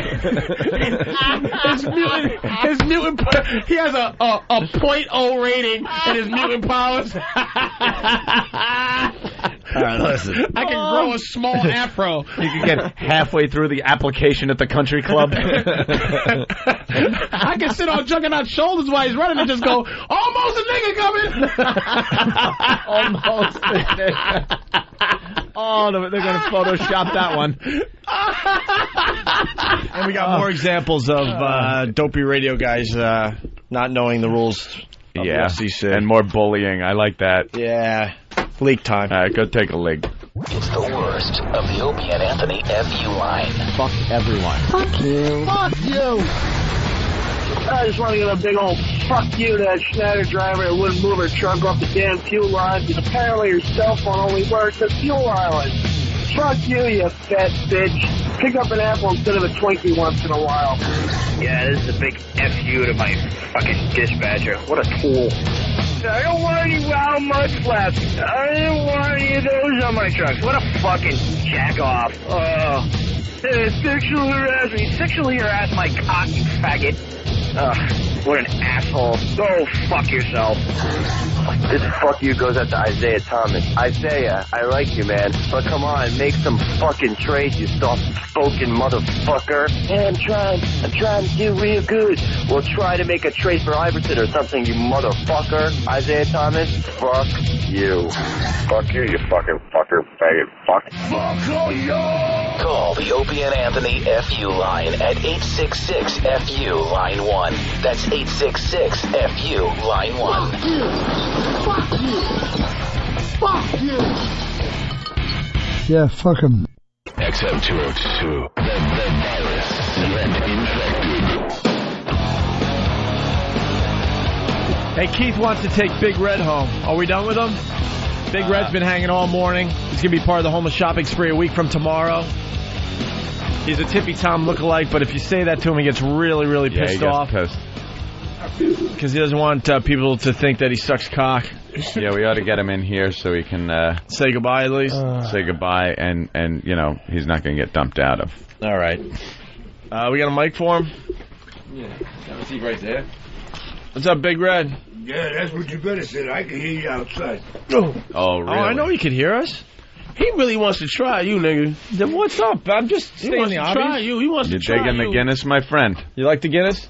Yeah, it ain't good. Yeah, Guinness is good stuff. What's your favorite beer, Big Red? Bud. Oh. King of beers? What? Oh, Budweiser, King of Beers. Knows the fucking. You think he's seen the commercial? He knows what King of Beers is. He don't know what Hey, fucking Big Red, King of he's Beers. insulting you. No, I didn't say he looked like Tippy Tom. What? When I catch him outside being a bully, I hit him with a 2x4. Oh, is that what you do to He's going bullies? back to Hacksaw Jim Duggan reference. This guy, he's with it. He's only one not drink from being good again. It's like, why don't you just stop fucking drinking, man? Why don't you stop gaining fucking weight? I'm trying, you motherfucker. But you ain't trying. All right, let's do this. You ain't fucking tried nothing. Let's go to McDonald's, I guarantee. And first of all, I don't appreciate how a homeless man can cross his legs with such dignifying elegance. Yeah, because you're here. Because you know why? Hold on. I want to hear this guy. Go ahead. You know why? What? Because I bet you your asshole is as open as a motherfucking Tippy Tom. No, nigga. What the? You out your mind? How do you know? Pull your pants down. We can play. I do know. Why don't he pull his pants down? He's really good. I'm just saying, dude, you're only a second from being not who you are. I'm a good guy. I know you're a good guy, but it's like... down at Penn Station, every cop will tell you, don't fuck with me because I'll knock you right down the escalator. Yeah, but you don't... See, if I knocked you down the escalator, you bounce and break the fucking escalator. See, he's giving you a compliment, though, bro. Yeah, He's saying you are, like, so close to not being a homeless guy. You're this close to, like, having a life and a family and a house and, you know... Fuck all that shit. I don't need it. You don't need it. I need the drink. Nah, man, you don't need that shit, Is that drink going to be there bedside with you? Yeah, come on, dude. When maybe, you know, the lung cancer really kicks in, you know, saying goodbye. The boys are going to bring up the vodka and the beer. Oh, okay, then fuck it. The boys, how you going to find them? When everybody got cell phones, you got family plan on your fucking Sprint? That's what I'm saying, man. You living a life that... He's not no motherfucker. He don't have all that bullshit mental disease. He's just choosing. Yeah. You're just choosing a drink. You're just choosing it, man. It's like you're a sharp you ever tried to not drink? Nope. You never tried to go through AA why though? Like why are you so defiantly like when you say I'm a fat motherfucker? You tell me to go to AA, I'll stay there one day till I get the shakes off, and I sign out. And then back to more drinking. Go to the first bodega or liquor store. Hacksaw, why though? Hacksaw. You look a little bit like Hacksaw Jim Duggan. No. Listen, why though? Like when you say you're a fat guy to me, right? I don't like. It's hard. But if you say, listen, don't eat pork and shit, I don't want to eat pork. It's hard not to, but I'm not just gonna go suck my dick. I'm eating pork. I'm gonna kill myself. Why do you want to kill yourself? What happened? I didn't die yet. You ready for, who the fuck says I got lung cancer, yippee? I don't care. As long as I die with a cigarette in my hand and a bottle. Why do you want to do that, though? I already live my life. And a matter of fact, why do you continue to just, struggle on if you want to die? I'm not struggling. Well, the homeless life seems a little tough. And he's smart enough. He's smart enough to have double talking answers, too. Yeah. That's you know what I'm saying? He's the double talker. You know, when the psychiatrist tries to get in his head, he's like, boo, zap, zoop, zap, zoop, zap, pow. And then it's like, they just go, fuck it, dude. You can see it. He's just fucking smart dude, but you just accepted this beer shit. Why? Why is all I'm asking? Yeah, why is a crooked letter can't be straight? Why is a crooked letter can't be straight? He's saying what he is what he is. It is what it is. It's like asking an alligator, why'd you bite that fucking warthog their head off? Fair enough. If the guy is what he is. It is what it is. So I'll go with that. Big Red, you don't have a story or anything. You just decide you like drinking, and that's it. You're not hiding anything. You're not trying to drink away some pain from the past. Of course, there's fucking pain. Every time I put that fucking that powdered donut near my mouth, what do you think? There's no pain there? They're covering up something. Something's going on? I enjoy myself by myself. When you see me this morning, who was with me? Nobody but the garbage can and my can of beer. You had a good life growing up with the folks and all that? Hey, could you get that guy? I had good lives, but... Is that a guy? The garbage can? Can we get him for the homeless shopping spree? Oh, I thought that was a buddy of yours. Call him the garbage can. That's where I stand. He does look a little like Oscar the Grouch, too. Doesn't it just come out? Pop out. Just all... Sound a little like Quint. I'm like Big Quint. Fuck you. Here's the swimming with bow-legged women. Yeah, hey, you got a little of that. There you go, Chief. Try some of this. Made it myself. Pretty good stuff. Show me the way. Don't forget your rubbers. He has yellow eyes. Okie Bar, Boston, celebrating my third wife's demise. Yellow eyes, like jaundice eyes. That's good, right, Big Red? That's a good impression, right? Big Red. Hey, we got Bob Saget on the line, a good friend of ours. Fucking Bob. You know who Bob Saget? I love a peg woman. Hey, Big Red, you know who Bob Saget is? No. You ever see America's Funniest Home Videos? Oh, here we go. Can I say to Bob? No. This is Patrice, Bob. Can I please say this before it doesn't get in? I wanted to try to find your number somehow to say that 1 versus 100 is the best game show I've ever seen. Oh my God! Thank you very much, Bob. It's fucking. Great. I'm so happy for you, dude. It's fantastic. I love 1 versus 100. That is crazy nice. Originally they were going to call it 1 fucking versus 100. I just wanted to say that, man. I love that, man. I love that show. I'm addicted to it. That's really nice. I could put you in the mob if you play for charity. I fucking would do it. I mean, I don't think I'm really a C-list, maybe D-list. I need that money. If I see a charity, if I see 60 G's, nigga, let me play that. Let me get my taste. Can I get some money? Let me get my taste. I had actually 2 mob people that are in the mob that have been convicted. They were in the mob. And the real mob. Real mob. He had Kevin Federline on the other day. This is this real hardcore mob dude, and this guy Kevin's just a nice guy that likes to take a pee by himself. But I think he sits to pee too. I was in the bathroom. I felt bad. But you guys still there? Barely, Bob. If you need to know. Yes, Bob. I got to ask you a question. Opie, is it your birthday? No, it was Patrice's birthday yesterday. I'm getting all this misinformation. I don't know. I saw it on some girl's back in Sharpie ink that it was your birthday today. Jesus, Bob. Hey, Bob, you've been seeing the commercials for a movie with your buddy John Stamos? Yes, sir. About him playing a gay gentleman?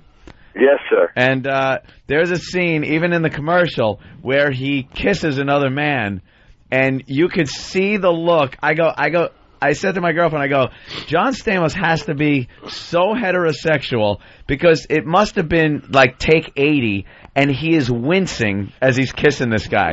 Wincing. Let me tell you something. I had my tongue up his ass once, and he hated it. See? He's hetero. We talk about this with actors from time to time. I don't get it. Why would you ever play like a gay guy in a movie or TV show? It's a you think it's going to get you a fucking it's like Emmy. playing a retard. It's retard. Yeah. Retard but you need and sissies. You need the statue that bad. You need that shit for them to go, wow, this guy's a fucking... It put Will Smith on the map. Bob, explain this to us, please. You're obviously Hollywood there. I think the trifecta is a special ed gay guy. That's how you win. Wow. That's a win-win because you don't even know where the guy's putting it, and you go, "Oh, I'm sorry, that's not my ass," and it is. You know, the guy has no feeling in his ass because he's a special kid. And you're automatically drooling when you're given a blowjob. It's just foaming, and with you can that have a big seizure, tongue. Probably, if you have a seizure while you're blowing a guy, that's a multiple orgasm for that guy. It's gonna feel great. And the problem is when you win the Oscar, you don't know who to thank. You're so fucked up. Yeah, but you could talk with both hands because you could just stick the Oscar up your ass. And believe it or not, don't you think a lot of guys or women who have won that have done that? How can you not take something so sleek? Do you think there's been an Oscar up someone's ass? Did Rock Hudson ever win one? That's got to be there. Robert Reed? Yeah, you had to be there, right? I think it is actually named. Named like a wiener was named Oscar as well. Oscar Meyer Wiener. I got nothing this morning. Bob, did Stamos? Have you spoken to him since he did this movie? Yes. I talked to him while he was doing the movie. Oh, you did. Yeah, he was like in Greenland or something. Nova Scotia is where he did the thing. He says there's nobody there, and he was in character. Your show's much better than Deal or No Deal. Wow, look at that. Look at that. That is the most on track I've ever heard a conversation. So you're saying it's the best suitcase show on television? It is. We have no briefcase. No, there's no briefcase. I was scared of terrorism, you know. I was scared of the questions are like hard, easy questions. Like they're hard and easy, and they're fun the way they do it.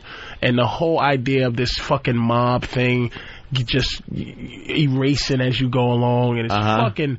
It really is good. I'm happy for Bob Saget. He's like, you can tell Bob has been in the game so long that he doesn't want to get into, because he's into probably fucking bad luck and don't want to fucking jinx himself. Well, you know, we all have, everybody has, whatever bad luck is, you know, things happen. I got a dad who's kind of been sick this year, you know, you can't. He doesn't want to go talk about how good the show might be. Right. I'm going to say, that dumb bald Howie Mandel with that shouldn't be bald head. He has the head that he should have the I went bald hair on the side. Stop with your fucking... Paul Schaefer's got that too. Paul Schaefer Paul Schaefer should have the horseshoe hair. He should have a horseshoe bald head. Yes. Right. Yeah, so you could just like take his head and throw it for luck. Is that what you're saying? Be interesting. I love Howie. Howie's a friend of mine. Howie, doesn't like to touch you on the hands because there's a lot of germs. Yeah, but he will do full frontal cock on cock nudity with me. Little known about Howie. Thanks, Bob. And he shaves his head, but the end of his penis is like a chia pet. It's covered. He's got hair there. It's like a bonsai plant. It's beautiful. Hey, Bob, they ordered a bunch of new shows, right? 1 versus 100. You're going to be doing it for a while? I think we got some more. They just put some more on the schedule, and we even have one like Christmas night. You'll like this, because you guys have been... I got to thank you, Opie and Anthony. You really supported this thing. At first you went like, well, what the fuck is this going to be? And then all of a sudden you watched it and went, I dig it. I'm sorry, I like it, which that's what I said. But I'm watching it. I go to work. They don't like to tell me too much what's going on. I'm like a ferret sensing danger, you know? So I get there, and they say, tonight's show is going to be a Christmas show. It's going to be on the night of Christmas Day, the 25th, which is a Monday. Yeah. Already I know that, we're more than Fridays now. They're just starting that thing. And they say, it's on at 10 o'clock, so try to go a little bluer. Oh. I was like, okay. All right, I'll try. I think I could do it. I started by shooting a load on the contestant, and then it was uphill from there. Hey, someone is suggesting a show, Dog Shit Sniffer from Woodside, a new show called Squeal or Don't Squeal. I think it's a great idea. I'm going to pitch that today, and that's a question of, I guess the question there is cornholing, right? That would have to be on real late. Is that your show? You came up with that show, Bob? I would so be down with... no, 1 versus 100, that's not your idea, right? Is that are you an EP on that? No. You don't get the idea money, do you? No, the idea came from the Deutsch. It came from Germany about 7 years ago. They started this show there, and I think on that version, it's not as big a set. You could actually probably parody it on Saturday Night Live with the size of their set. I'm working on a show from Germany. They did it. It aired about 63 years ago or so, and I'm trying to bring that back. What's it called? That's myself. Does it have to do with Shizer? Yeah, well, could. No, I hear what you're saying. 7 years old, this damn thing. It came out of Endemol, which is also a pain reliever, but that's the Dutch company that makes it. And they put it on, and, you know. I think, you know what, Bob sounds like he just finished jerking off. It's like 4 times. He's trying to. I've had phone things where it's like you're trying to be on, and it's just... Bob, are you fucking or jerking off or doing some type of heroin? It's like 5 in the morning there. And I'm on heroin. I'm getting blown by a pig.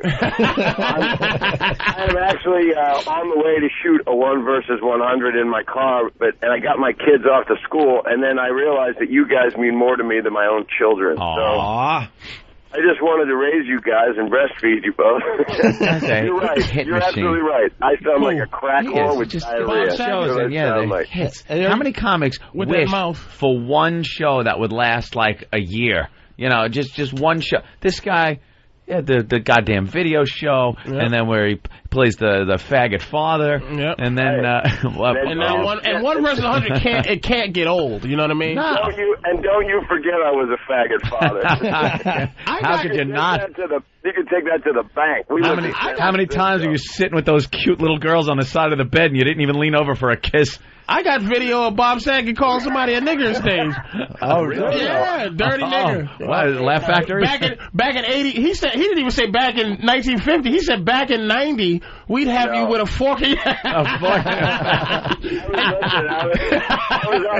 was on a press tour the other day. I was trying to talk to you guys, and I was compelled to listen. I was like, I was holding for like 10 minutes, and it wasn't appropriate for me to come in. And Joe Rogan was talking about comedy, and I love Joe. And then Jamie Masada comes in, and you say it to him, and he's like, "Buddy, be nice, be nice, buddy."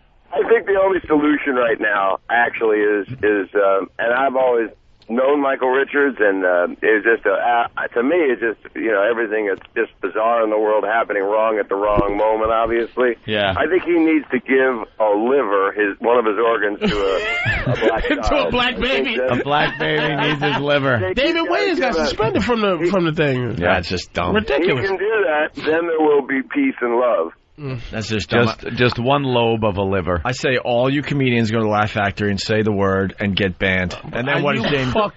And then what is Jamie going to do? Are you joking about the camaraderie of these fucking pussy ass comics? Really? You guys get together. Stop. Well, you get together when it comes down to money. Get together in a room without the fuck out of here. Comics would never make a stand. I got a problem because I was like 22, so I met everybody when I came out to L.A. and I don't know. I was there when Michael did his first spot at the Improv. I gave him a piece of my colon. I remember. What a guy. I believe you're only as good as your last organ donation. Hey, Bob, what are we promoting today? 1 versus 100. Oh, he doesn't need to promote that. It's another hit. His 3rd hit. I've opened my own pap smear business. And, all right. And it's going good, man. I'm not kidding. I'm in it. I'm tapping it. I'm Q-tipping. I'm putting it on. Is your show beating that bald germaphobes show? Not yet. You guys are wordsmiths. I am. 1 versus 100 is on tonight with an all new thing, right? And then it keeps going. I got a Christmas episode, and I got some other thing that promotes that has some NBC Grease thing, which I've got dripping out of my ass right now.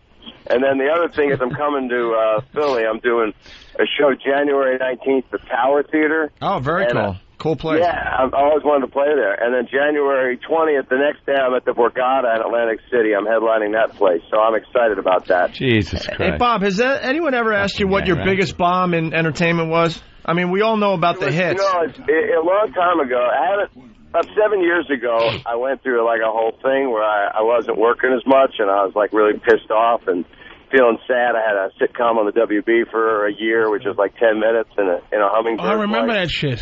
Right. Yeah, I remember that. I do remember that shit, man. It was like fucking horrendous. You should do Hallmark cards. I really believe that. We call them what is it, sagisms? Bob is like the most positive fucking guy in the world. Can't get You're very nice. And I haven't always been, but I'm saying like 7 years ago, I just said, I'm going to start trying to hit over the fence no matter what I do. So the last time I bombed was yesterday. No, the last time I bombed was probably about 7-8 years ago, like a bomb where I went, what the fuck am I doing here? And I don't go and attack the audience back. I just start talking about my dick or something, you know, and then I scream at my dick for everything that's happened to me, you know. I'm a self-blamer, but I have... Tells his dick it would be hanging in a tree with a fork in it. That was some kind of tricky way to fuck with Kramer. It's something about Kramer because no one came to his fucking... You hear this? No, that guy was an asshole. I'm smelling it. Too many guys who are from the like you started in what, 60, what, Bob? Like too many fucking old school motherfuckers that was started with Michael Richards didn't come. They fucking, it was personal. Yeah, like no really comic should have fucking been on him about that word. Mel Gibson's the only guy. Hated him. Mel Gibson's the only guy that came to his aid. I guarantee Michael Richards is an asshole. I don't know him, but you can hear it. And that's why this guy's doing... I do know him. But, you know, it's just, it's fucked up, right? But, and you don't have that kind of anger on stage. The bottom line is, and I'm not, as is a passing judge. Did you like him, Bob? Was you friends? If you got a lot of hatred on you, or having a rough time at the moment, you just don't go on stage. You stay away and you go get the help. Man, fuck that. Did you like Kramer as a person? Yeah. That's convincing. He was always. Let me tell you something. That was true romance. You would have got shot in the head. That was a bad pantomime. You would have got shot before Chesterfield, nigga. By the way, shot in the head is highly underrated. I mean, one of my favorite movies is the Zapruder film. So I mean, we gotta stop and take a breath here and really think about what we're saying. All right, Bob. Once you start saying getting shot in the head is wrong, everything's gone to hell. Bob, we got to let you go because we're wrapping up. I do want to promote something else. Everyone's talking about your YouTube video, Rolling with Saget. Yeah, that was my friend Jamie Kennedy, and we went and shot that thing. And MTV spent like $250,000 on it, and they shot this thing, and it looks like I'm pissing on the street, but it's actually a water bottle with a real thick stream. If my dickhead was that big, I would probably bleed all my internal organs out, you know? Yeah, well, you can check it out on YouTube. People are enjoying that. All right, Bob. You guys are great. You know why? You never, ever fake laugh, and it gives me time to think. Good one, yeah. All right. No, you guys are fucking awesome. Happy birthday whenever it happens. All right. Thank you, Bob. Thank you. Catch you guys Bob. later. All right, thanks for all the props. Bob Saget, everyone. 1 versus 100. Check it out. All right, we're just about out of here, but Danielle from Florida has something. Danielle! Yeah, it's Daniel, but hey... Daniel. All right. What's up, Daniel? Hey, not much. I just wanted to ask Tippy Tom what he plans on getting during the homeless shopping spree. You know what you're going to get. Oh, hold on. Can we turn on his mic? Oh, my dear sweet Lord. Oh, my God. Daniel, he did not hear that, so you want to say it again? Yeah, hey, Tippy Tom, what's up, man? I'm not fucking Tippy Tom. Who the fuck are you? I'm Daniel. Hey, Tippy Tom, what are you getting during the homeless shopping spree? I'm going to get you a fucking dildo to stick up your ass. Thanks. But what do you plan on getting? Come on. I know there's one thing you got your eye on. Not you, that's for damn sure. Hey, look, like I said, for the people calling in to talk to Big Red, this is serious. He doesn't want to be called Tippy Tom. Yeah, he doesn't want to be called Tippy Tom. He's not Tippy Tom. He's not Tippy Tom. Daniel. So if you're calling in to ask him questions and serious questions only, right? He's not Tippy Tom. He's not Tippy Tom. All right. So please, we're starting to promote the homeless shopping spree with Big Red, and he does not want to be confused for Tippy. Big Red, you know what that's about? The whole shopping spree thing. Yeah. We take you to the mall. Yeah. We toss you some cash, and you go shopping and get yourself some good stuff. Yeah. And Tippy Tom better be on the other side. Yeah, you don't worry about that. You don't want him too close to you, right? I don't blame you, sir. What do you got, the hospital wristband on? I see you got the hospital wristband on. Yeah, what's up on... It's got to stay there. Oh, you got to go back? Yeah. Yeah? What are they going to do about that? Are they going to operate on you? I don't know yet. Oh, they did tests? Yeah, I got. See how bad it is? The 28th. Yeah? Yeah. So you got to go back? Yeah. That's a drag. What are you going to do? Speaking of drag, how about a cigarette? Yeah, that's good. Yeah. What do you smoke? Non-filters? Lucky. Anything. You got a cigarette? I'm dying for one. Yeah, you certainly are, huh? You know, Big Red, you look like Santa Claus that just came out the chimney. Hey, Big Red. Big Red. I'm going to tell you something, you fat fuck. What the fuck you think you look like with that fucking nose over there? Oh, shit. Feisty. Wow. You look like you got a pug nose. Oh, shit. Hey, Michael Richards. Jesus. Hey, look, a lot of people want to talk to Big Red about the homeless shopping spree, which is going down a week from Saturday. The phones have exploded. We want to get to know Big Red. Dave from Georgia, go ahead. Hey, Tippy Tom, I'm gonna be up. I got your Tippy Tom between my legs. Just wondering, maybe you want to run up to the bathroom. Maybe you can earn a few extra bucks. Why don't you come over to New York and I'll see you. All right. Wow, that was obviously a prank. Mike in Jersey, you got a question for Big Red. Hey there, Big Tippy Tom. How you doing there, sweet fucking Tippy Tom. Come on. I'm wondering if you'd like me to. You want me to buy you some lunch today? You sound like you're kind of hungry. I always like buying Tippy Tom some lunch. You hungry? No, I'm not hungry. You go buy Tippy Tom. Come on. How'd you like a mouthful of real human food? I'll give you some fucking. I wouldn't trust none of you fucks. Come on. All right, let's go to Mike in Jersey. Mike, got a question for our homeless guy here?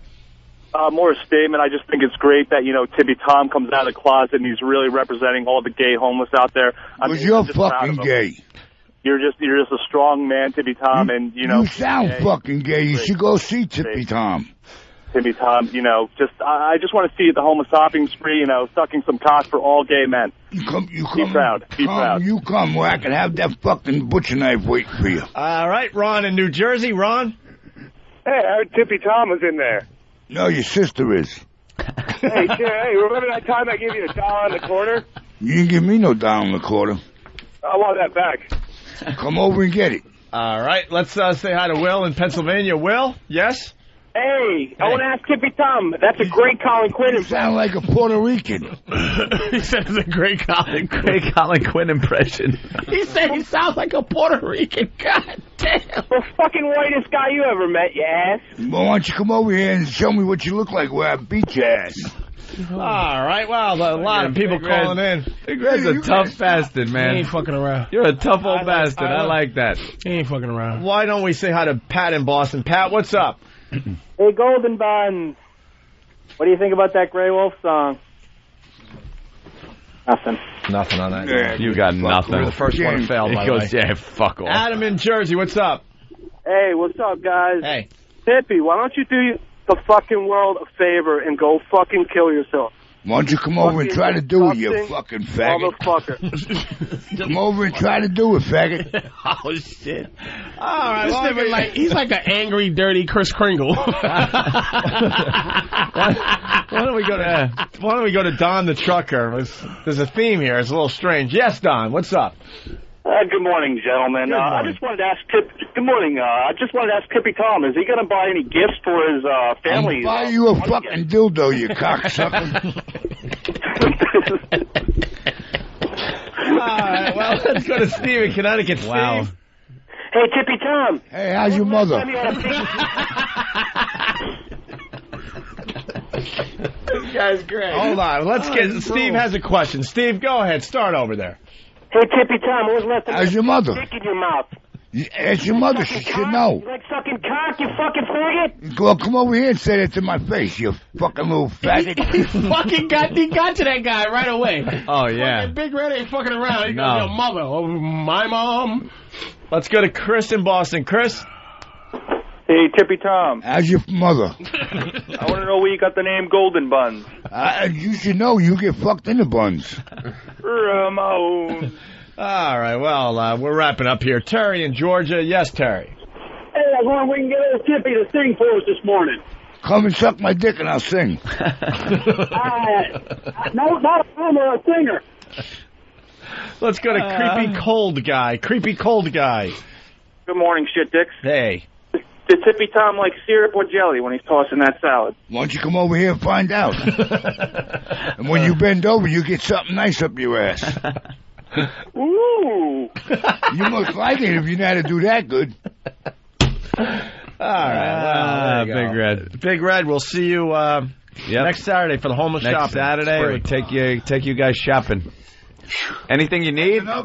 Yeah, that's enough, Big Red. Anything you need that you're gonna get when you go shopping? I'm gonna get pants and like pants, just some clothes. Yeah, just clothes. Maybe a jacket, nice warm jacket or something. All right, that's cool. All right, good deal. All right, no we'll problem. see you then. You're a good guy. All right, you're a pretty funny motherfucker. I gotta tell you. Yeah, you're all right. Take care of him. Make sure he loses weight. All right. Still Next time I Patrice come shit. back, I want to see him that big. Because, I don't want to call him the bully, the fat boy. Call him, hey, man, you look skinny now. You look like a human being. Instead of a pit bull. Jesus Christ. You can't call him a German Shepherd. He's a little bigger than a German Shepherd. So we call him a pit bull. You're starting to be shaped like a can of beer. I got them out there. I got 6 of them. I'm going to have a drink on the way back. I'll have one for you, too. Oh, man. All right, Big Red. I drink a lot of beer, and I don't have a belly like that. Oh, my God. Look at that. Look at you. Do you wear a girdle? You are Santa Claus and Rudolph because your nose is just red. We'll stay right. Hey, I put a little shoe polish on me. I look like you. I knew he'd get there. I knew it wouldn't take long. Do you have any homeless black friends? I've got a bunch of them. I work with them. You work? What do you mean you work? Yeah, we do the papers at night. We drop them that's right. off. Jesus. Okay. Wow. We don't get no money until on Saturday. We're going to have to ban him from the station with that kind of Michael Richards. He's a Renaissance man. I gotta go. I gotta know what I gotta do. What do you got? I gotta go to the newsstand when they drop me up, and I gotta ask them for a bottle of black shoe polish. All right. He really is Big Red, we're going to see you in a week, really man. is a You're all bum right. of all seasons. Hey, I'm gonna play Santa Claus the 24th. God. Yeah. Are you going to play Santa Claus? Yeah, for Macy's. Oh, yeah? I do it every year.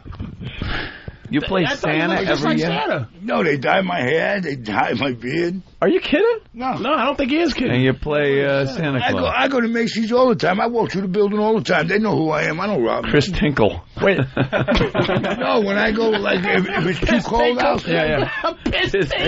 instead of staying in Penn Station, I take a walk to Macy's, walk around the building, look at the clothes. I don't rob them. They all know me. No.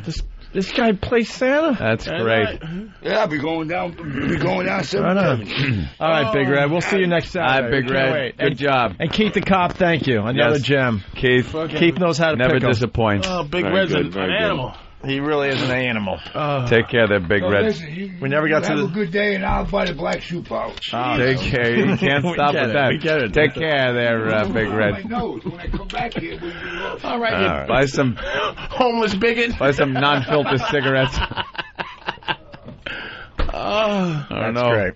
Who knows? By the 16th, he might not be around. Oh man. Jesus. We didn't do the rest of the Tower clips. We didn't do all right. We didn't do the Mark David Chapman audio. Yeah, we'll save it for Monday. He shot Lennon. What can I tell you? Save it for Monday when it's completely irrelevant. Yeah, exactly. All right, here we go. Line of the day. We got a runner-up and then the winner. I guess Dan's doing something. Either a prostate exam or he's cleaning up where Big the Red's area at. where Big Red was because he's putting on the gloves. Bowdogfight.com, sponsors the line of the day. Bowdogfight.com. Check that out. Check out that website. Yes. They're doing something with Russians, I think, and Americans. Americans fighting. Russians fighting. Docu-reality. Martial arts. Yeah. All of a sudden you turn into Roland. Martial arts. Martial arts. Russian, American... Budidinet. It's on Budidinet. We didn't even get rolling on today. God, there was so much we didn't get to, and we still had a fun show. We someone is suggesting we get Big Red in a Santa suit for the homeless shopping spree. That's a pretty good idea. That would right be there. pretty good. And someone's going, "You're gonna take that shit, humongous?" Yeah, he was fucking with humongous. He was fucking with humongous. Motherfucker. You should have stepped back into your daydream. Oh, he was genius. Here's the runner-up line of the day. What's the temperature today? 50 below my asshole. With a fucking wind chill factor of my dick in your head, nigga. Dick in your head. That's cold. It's that cold. You know, I never see that on any other weather forecast. I never say how much colder it's going to be than your asshole. All right. And finally, so we could go home. Or the bottom of it. And enjoy our weekend. Here is today's... Oh, Patrice, Caroline's all weekend late shows. Tonight, tomorrow, Sunday? Yes, okay. sir. Yeah. Here is today's line of the day. Here comes the line of the day, line of the day.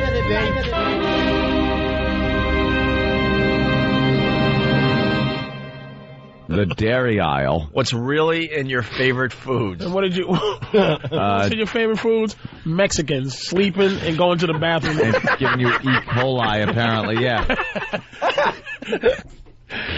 Patrice. Mexicans in your food. That was great, by the way. That was terrific. Hey, by the way, a couple other plugs real fast. Brother Weeze is doing a show on this fine channel tomorrow night at 9 o'clock. Is he coming all the way down to be in here? Yeah, he is. Flying from Rochester for the opportunity. A guy I respect greatly. The opportunity. He has a show, right? Yeah, but he wants to be bigger than He doesn't Rochester. have the fucking credentials to just say, "Hey, give me a job right fucking now." He has to audition. No, he's been stuck in a contract, and I don't know if XM's going to hire him full time or what the future holds. He wants to do a show though, so he's coming down to do a show tomorrow night from 9 to midnight. Check out his show and show him some love, okay? And then we got Than and Sam doing their first show for XM midnight, right after Brother Weeze. Is that how it's going to work? Okay. So we got a lot of live programming tomorrow night from 9 to, what are you doing, 2-3 hours? So from 9 to, 3 in the morning? Yep. We'll be live on this channel tomorrow night. What are you guys doing, playing music or is talk? No, those fuckers are going to do some talk radio. Yeah. Patrice, have a little faith. No, I have faith in Than. You're staring at him like, what? You can talk? I'm going to listen. I'm going to listen just to fucking see what happens. Yeah, it's going to be interesting. So, all right, guys. Thanks, so. It is. Yeah. I'm just tired. It is going to be interesting. Well, tune in. All right. I'm supporting you guys. I'll be Elo's there. not supporting you. You know that from the lunch yesterday. What? How'd the lunch go? Did I miss anything? It was all right. I missed nothing, right?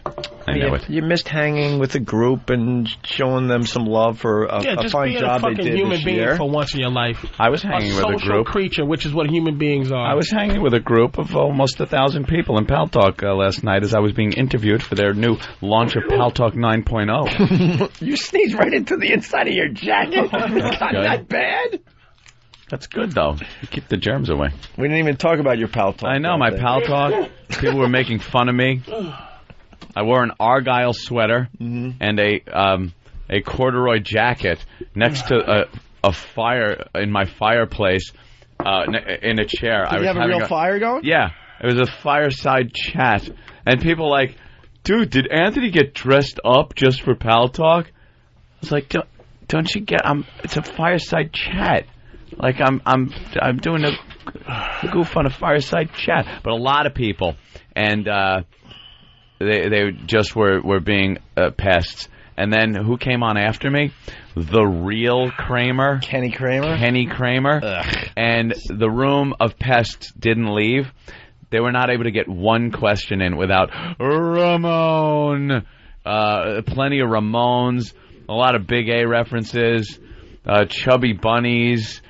They would not. The guy couldn't ask him a question, and then they were calling him like racist and saying why did you say nigger? And he was like, it's not me. He's trying to defend himself to these people, even though it's not him. That's great. And then I actually changed my name and called up, and I called. I hit the talk button, and I said I just want to say. I live in New Orleans. I said it to this jazz guy that came on next. And my name's Bill. I'm from Crystal, New Orleans. And I lost everything. And I just want to tell you, your inspiration. I did that whole thing. And, of course, the people hollering, just laughing awesome. and laughing. Did you do the catchphrase, too? Of course I did. All right, good. I have it right. Where'd it go? Damn it. I want to hear the real one. Here it is. Can you dig that? I knew that you could. I knew that you could. All right. So it went well. That's awesome. Fucking Crystal. Yeah, it went very well. Good. We set the record for the amount of people that were in Pal Talk for that whole 2 days worth of celebrities that were on. Scooter? Hi, how you doing today? All right. Hey, I'm a big fan of y'all, and I really do enjoy the show, even though I'm a reasonably new listener. I was thinking it might be fun to have Patrice, by the way, happy birthday, and Roland do bonus time today. Patrice has to go home. He's sneezing. He's sneezing on the inside of his coat at this point. He's done. But how about we do Roland Radio? Roland Radio sounds awesome, guys. I got to go. Punching out. Because we didn't get to talk about the movies that are out today, and maybe some, he's in touch with what's going on out there in the entertainment world. So, Roland, you want to do a few more minutes for us? Roland Radio. What? What? You what? What? Go to a meeting at 11:30. I got it. Downtown. Oh. Yeah. There's not too many movies out this week. Just Blood Diamond. It was really good. Go see it. Why is Blood Diamond really good? It was action with Leo DiCaprio and Jennifer Connelly. It's about diamonds, the pink diamond. That's worth a lot of money. Yeah. To save the village. I've just never seen anybody so uncomfortable. Right? Jesus Christ, Roland. Roland. Yeah. We were talking earlier. We saw the trailer for this movie called 300. Know anything about it? I haven't seen that trailer yet. No. What about Mel Gibson's flick? Apocalypto. About the Mayans. What is it called? Apocalypto. Oh, it's about the what? The Mayans. Yeah. Running around with stuff in their noses going, hey. Did you have a throat transplant from a small girl? No. Hey, Full Blown AIDS has your entire interview, by the way. Should give them a plug. Anthony on Pal Talk, they got the entire interview, or it wasn't an interview, it was like a little Q&A. Yeah, it was an interview with the guy from Pal Talk was interviewing, and then we took questions from the audience. FullBlownAIDS.com. What, Roland? The Mayans and the... Mayans. Mayans, Yeah, it's all subtitled just from their Mayan language, whatever Mel Gibson created. Can Mel put a movie in English again? Just leave it. It's 2.5 hours of reading, so you're like, reading, yeah. Are you kidding? There's no English? I thought it was just some of that crap going on.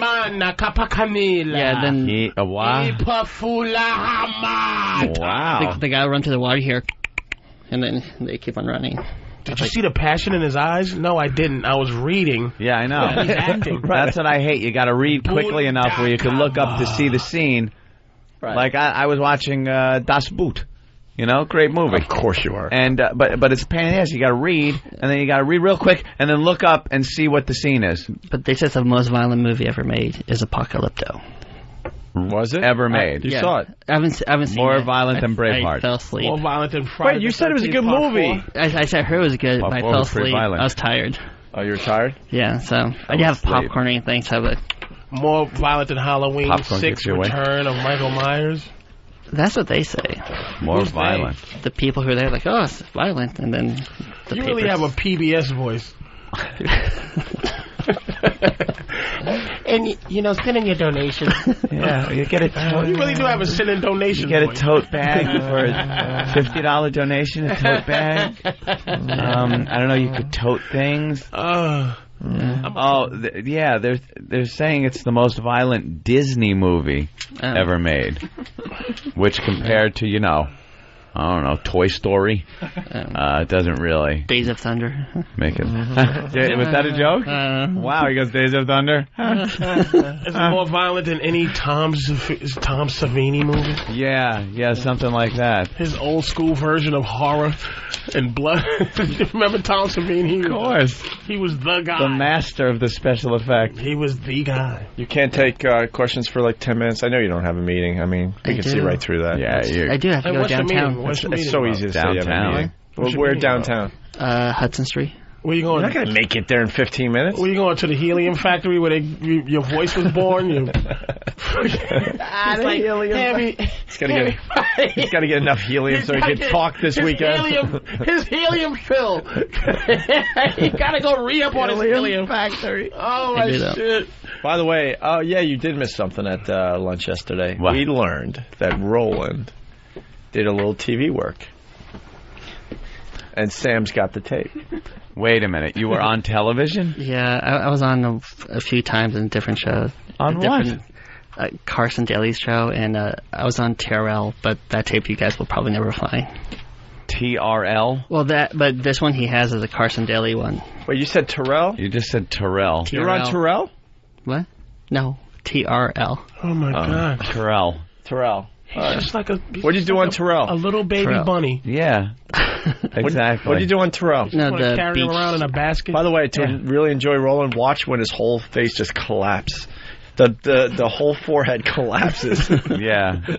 When he gets really like, the whole forehead just goes. You have to find out what happened to Roland. It's something terrible happened to Roland. Yeah. Something bad. What happened, Roland? You got to tell me. Nothing. Some moment. Somebody snuck in a room at some point that you was in when you was about 8. Old cherub-like and pudgy. Something. Just a sweet kid that was... Somebody abused this sweet kid. What happened? Someone spank your bottom a little too hard. Like, Roland is so sweet that, like, if you was a man and kissed him, you wouldn't be gay. Jesus. He's almost heterosexually gay. Like he's such a sweetie puss. Oh, Roland. God bless you. So what did you do on Terrell? On Terrell. Terrell. It was during Carson host the MTV Beach, and he sent me around. What's going on with Carson too? He looks like he has AIDS. And you had to lost a little too much weight, right? Timberlake and myself, we go around just talking to people. He did, and I was uncomfortable. He thought it was funny, and he handed me the mic. He's right. So once I did that, then we came back to New York, and Carson, for his late night show, said we got to send him away to a trip to Aspen, and a lot of people wanted it. He goes, no, we're going to send Roland, because he'll fall apart on camera.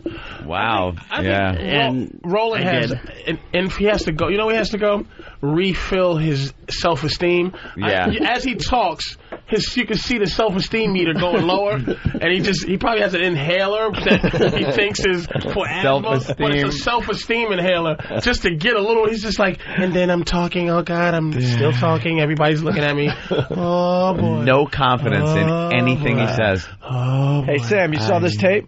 Yes, I did. And is it gold? Please say it's gold. Please, there's some really interesting clips that we'll have fun listening to. Oh, we'll do it on Monday. Yeah, Roland I also. See. He weighed about 120 pounds in 2003.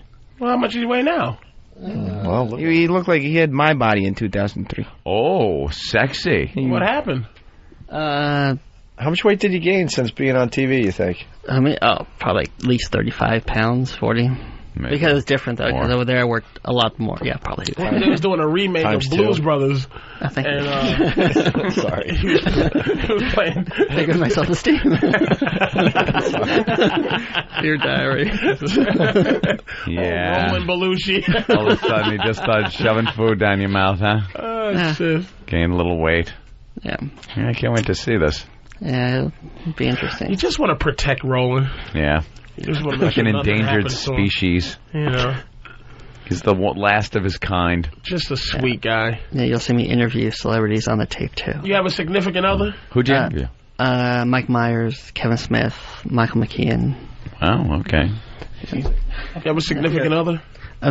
Brother? Significant other. Oh, no. We broke up a while ago. What was their name? I'm trying not to insinuate. Oh, no, her name. Oh, okay, good. Heather.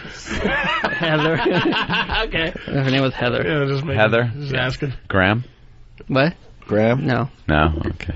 Just thought if you were going to make up a girl, you might as well make up a real hot one. Heather Graham. It was Graham Heather. I'm playing Roland. I don't want to hurt Roland's feelings. Everyone knows Don Wickland's the gay one. Not you. Wow. How did that pan out? That was hilarious. Wow. All right, listen, we got to go. All right, Roland. We should have had you at the beginning of the show when we had energy. Yeah, it's getting Find late. out more about this 300. That fucking we want a full report. That's a good mission. Find out about the movie. There's a screening coming up soon for that. Can we go? What? You said you didn't know anything about it. I got the email for 300. I haven't seen it. I haven't read it. I asked you, I said, we saw a trailer for the movie 300. Do you know anything about it? And you said no. No, I and now don't. you know that there's a screening, there's all kinds of shit. What do you know about this? No, I got an invite to go see like a special half-hour clip of it. Half-hour clip? That'd piss me off. To see the whole thing. How's that? Is that my phone? Oh, okay. It's like a special thing. Oh, your car's probably getting tickets. All right, we got to go. Have a great weekend. We'll see you guys Monday. For to listen to Opie and Anthony is more good than to work in the fruit roll-up factory, making a fruit roll-up. When I was in Russia, we work and make things that's so much better than your American. Because what do you? Let me just. Well, you already know, but you don't want to work. Work good for you, right? Why you don't want to work? I was farting so bad, and it stunk so bad. You fat American, right? Russia is so much better than you, my friend. I think that would be something that maybe people should need to know. Okay, back to work. Line of the Day is brought to you by Bodog. If you want to vote for Line of the Week, go to iliketolisten.com. Coming this weekend to the Saturday Night Virus, Brother Weeze, Opie's mentor, will be broadcasting live from XM in New York City from 9 p.m. to midnight this Saturday, December 9th. That's Brother Weeze, this Saturday, December 9th at 9 p.m.